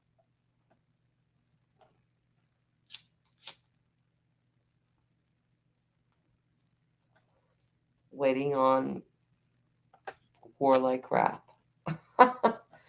Waiting on Chris. Because I am interested in what he has to say. He obviously feels strongly about Jim lying. And I don't want to dismiss his comments because, again, Warlike Wrath is a friend of this channel. And I know he's a very logical mind, a very good mind. So I want to hear from him. I want to hear what he has to say, what Jim's lies were specifically.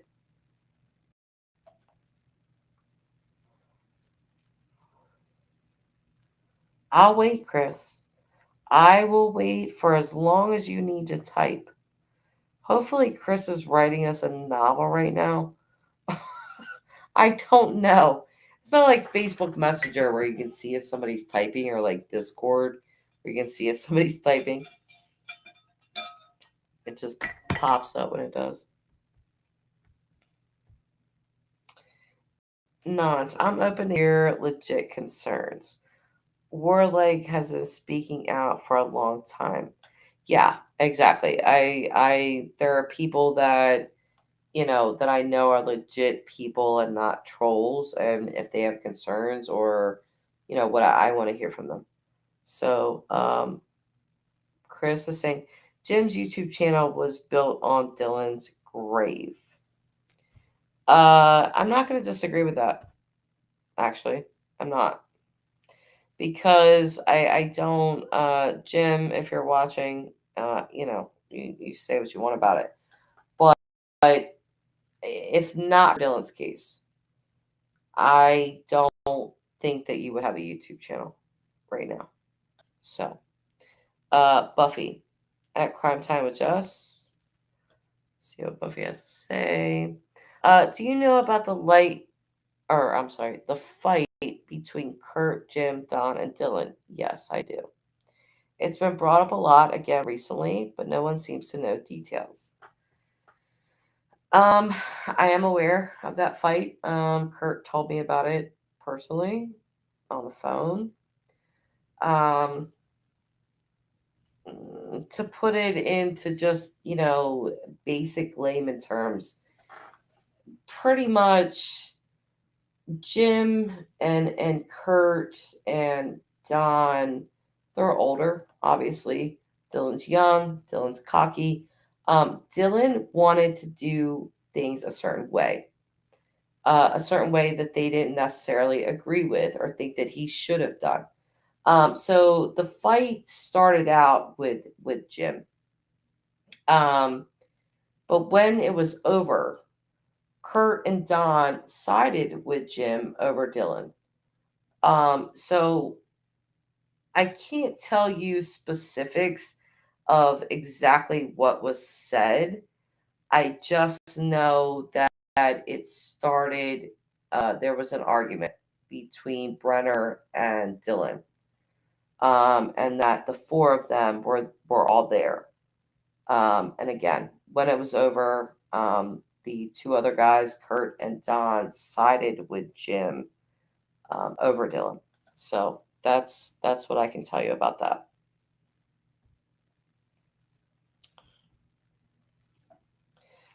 Nance is disagreeing. She's saying his channel drew in people based on his personality. Yeah, I mean, I guess I can agree with both, Nance, honestly, because prior to Dylan Rounds, I had no idea who Jim Terry was. No, I did not know this person even existed on this planet. And that was probably like that for a lot of people, but there were people that knew Jim from prior cases that he did cover or were on channels on YouTube. I was not one of those people. So Dylan, along with Jim's, like I described it earlier, his very on personality, yeah, I think that is what grew his channel.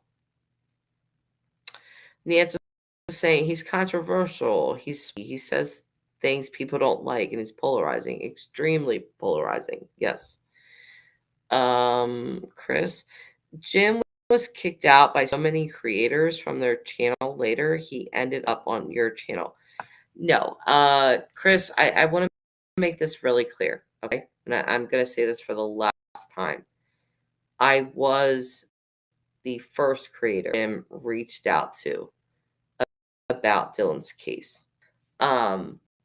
I would not allow Jim on my channel, which is why he went to Monkey Mars' channel. He eventually ended up on Doug's channel, all that kind of stuff.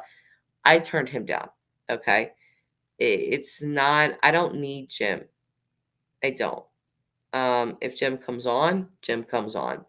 But I don't need Jim. I can carry my own channel, my own show, like I've been doing for the past year and a half. So yeah. Where's Jim's wife? I do not know, Chris. Why isn't he paying his child support? I do not know that either. Buffy, when was that fight in comparison to Dylan's disappearance? Prior, Buffy. A week prior. A week prior to his disappearance, that fight happened. Chris, Jim does anything and anything for money, fame, and publicity. Yeah, I think he has said that himself, basically. That Jim comes on my channel and there's like 8 people watching. But has Jim absolutely said, I won't go on any channel with less than 50 people watching stuff? Yes, of course he has. So I always take Jim. How do I say this? Kind of with a grain of salt, but I'll reiterate that the things that Jim knows about Dylan's case are legit. That is true. Jim is a shock factor. If you don't like him, don't watch his channel. Simple. Yep, he is. That is exactly it. Warlike Wrath at Nance, but before he was not tasting money like this. Chris is saying again, let's see here. At Jess, the question is, where is Dylan got buried? That is the $1 million question, Chris. I know who did this. Yep. I don't think there's any question about who did things. Well, no, there is. I mean, Brunner is a given. There's a mountain of evidence against him. He's a given. Whether or not he had help is the question. And where Dylan is the ultimate question. I don't know why. There's been no one that has obviously told me where Dylan is or he would be found at this point. But just gut feel, okay? And you guys probably have your own gut feels. My gut feel has always been that they did not bury him. And I say, it's weird because I say they. It's just coming out of my mouth. Like, I'm not even thinking about that. It's subconsciously coming out because I don't think Brenner acted alone. He may have killed Dylan by himself, but I don't think he, quote unquote, got rid of Dylan by himself. So it's kind of weird that I'm just talking and I am speaking in plural terms, like they, but I do not know that for sure. That is not a fact. That is my own speculation, just to be clear. But I've just always had this feeling that they, and here I go again with they, but that they took Dylan and just sort of left him in the open in the desert. That is just, I don't know why. That's my gut feel, but it is. So maybe they put him in a mine shaft. Maybe they did bury him. I don't know, and neither do you guys. But again, just for some reason, I feel like, these were people that literally survived, not lived. I'm not even going to use the word lived. I'm going to use the word survived off of this land that was desert. They survived there. Tons of criminal activity, basically like the Wild Wild West. And I just feel like they would know, let me think about that for a second, because something just popped into my head that somebody that knew Kurt said to me. And it was a really offhanded comment, but they were like, Kurt likes to bury things, him and his mom. And they just like sort of said it, and I noted it and was like, oh, okay. And they were like, because they were like telling a story like before that, like how Kurt liked to bury things in the desert and stuff like that. And then they went into that and they just said, yeah, like Kurt just likes to bury things like him and his mom. and it was a woman, and it was a really weird comment, and I was just like, huh, okay. So I don't know. That just popped in my head when I was about to say again that I think that they just sort of like tossed Dylan out in the desert and let the elements and the bugs and the wildlife do what they do. So I don't know. I don't know. And maybe the FBI knows a little bit better. I hope they do. But as far as I know, I don't know. I don't know what they did with Dylan. I know there were eyewitnesses to things, and they were definitely named in those FBI court papers. Kevin Billen, Bill, Kevin. Jesus, I can't talk. Kevin and Elaine. Okay, that's Elaine Price and Kevin Bivens. The way that they were put in the documents from the FBI was that they were witness to something because Elaine communicated with them through email. There was something that she told them that warranted them to bring her in and question her in person.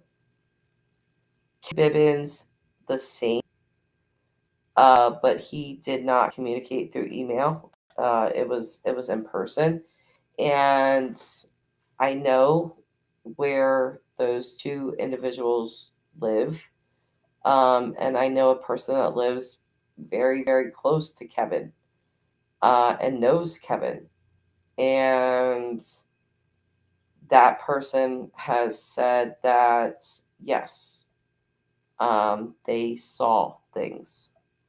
So they would not tell me what those things were. They kept that close to the vest. So I don't know. I cannot tell you guys that. I will tell you that that person that told me that Kevin had saw things. Um,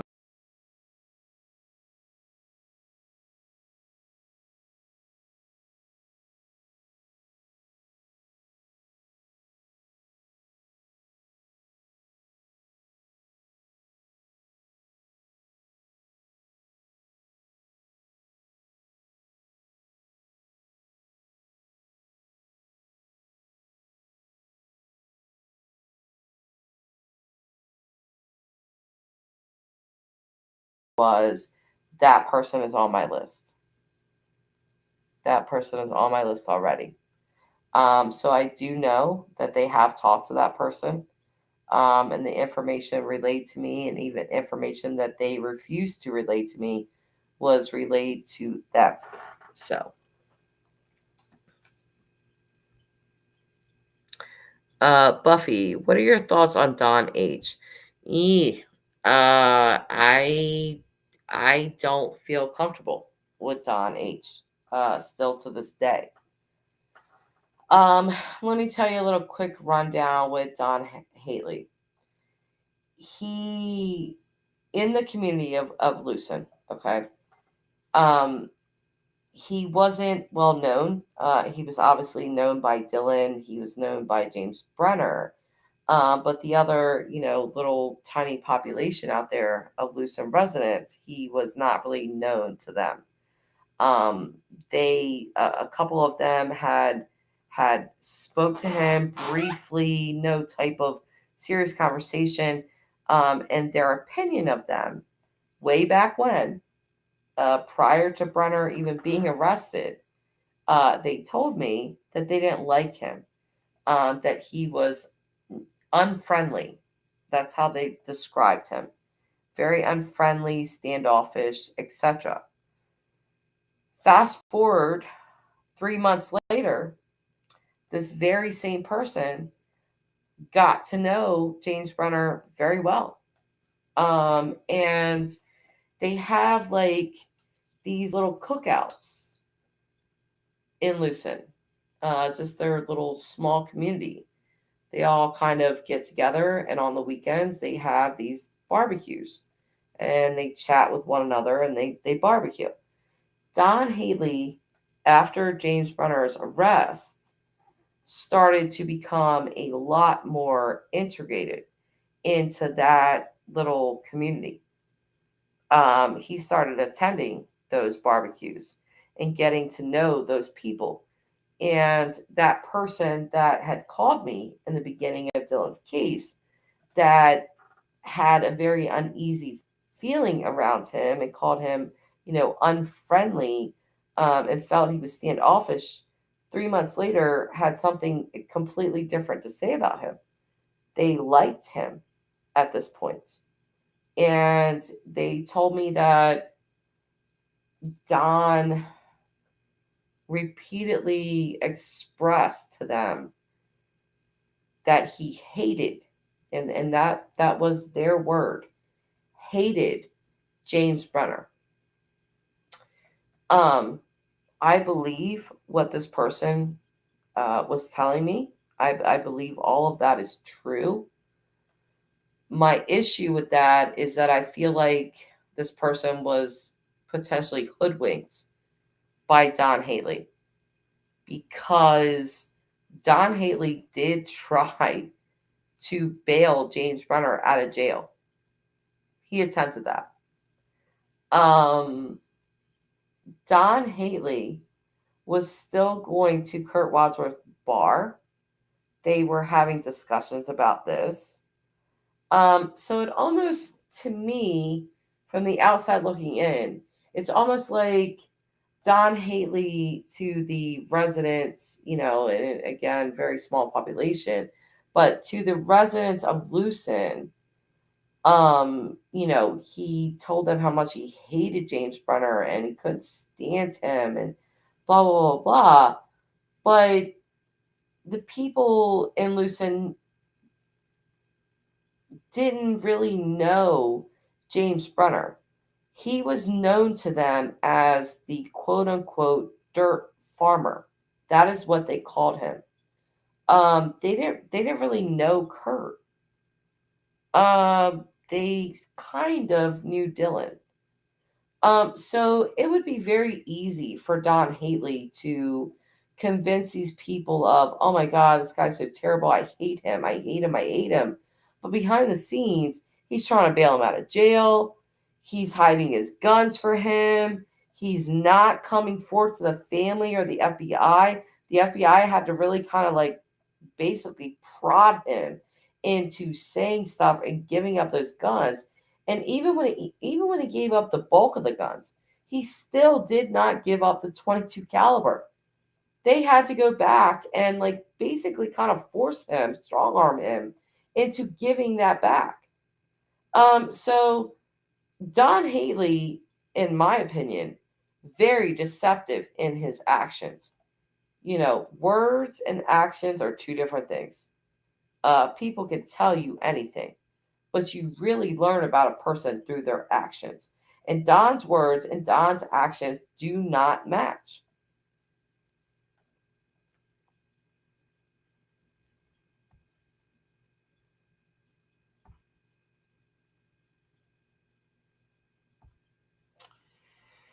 Let's see here.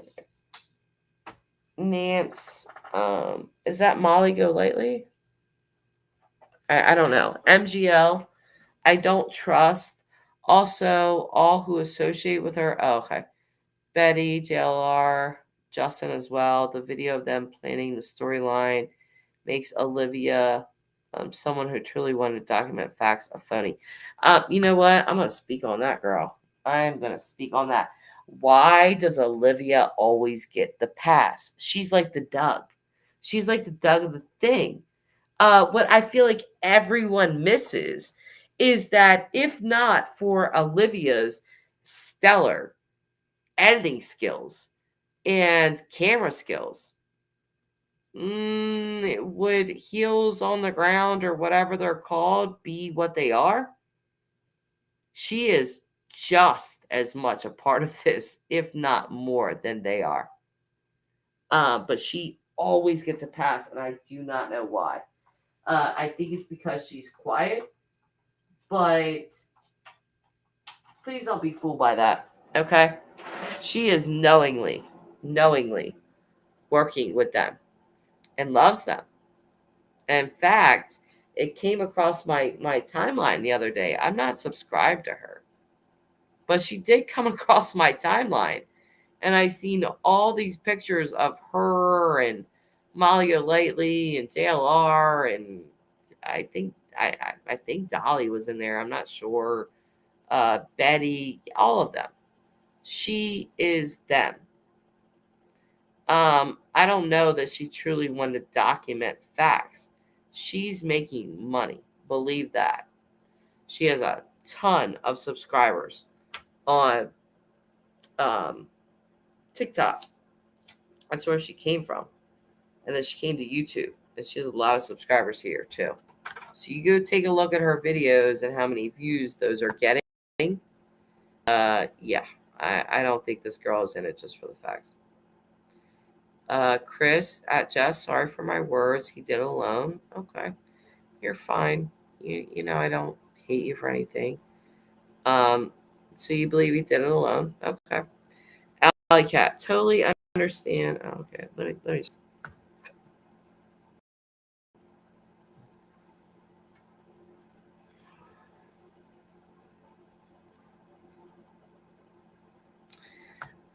What I was saying, Nance, with them or they, I was talking about Dylan Rounds' case.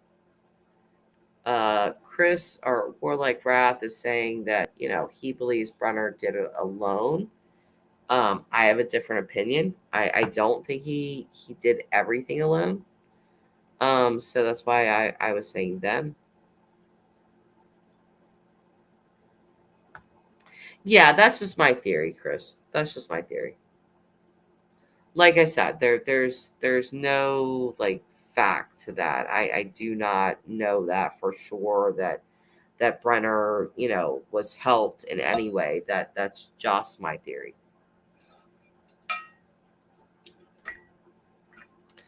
Warlike Wrath at Jess, Kevin B hates Brenner.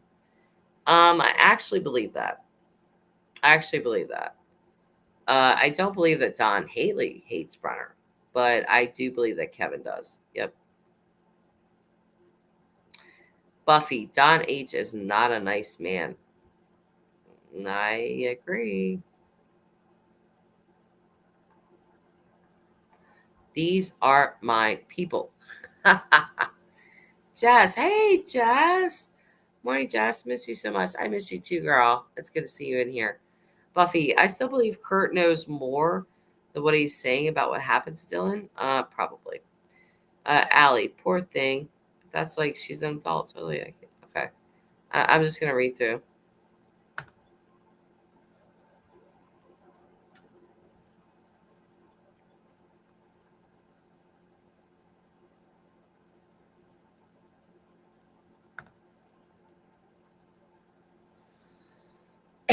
Yeah, what does okay, I'm reading Nance's comments. And she's saying she used the elder pass. I don't know that terminology, Nance. So what does that mean? Who was supposed to be her elder white neighbor?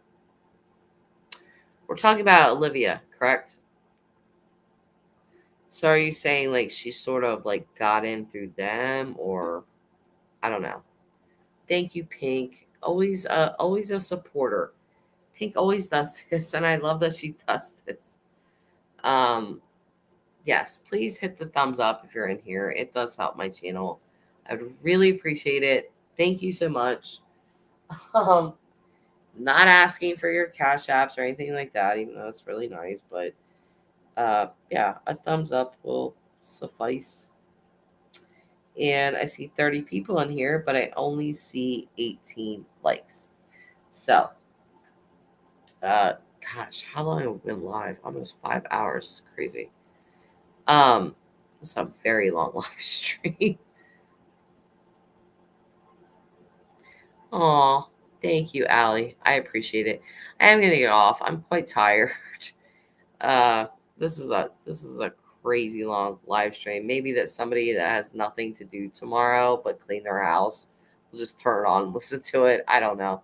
But either way, I'm gonna get off, guys. I appreciate all of you being here and talking and commenting and liking this video.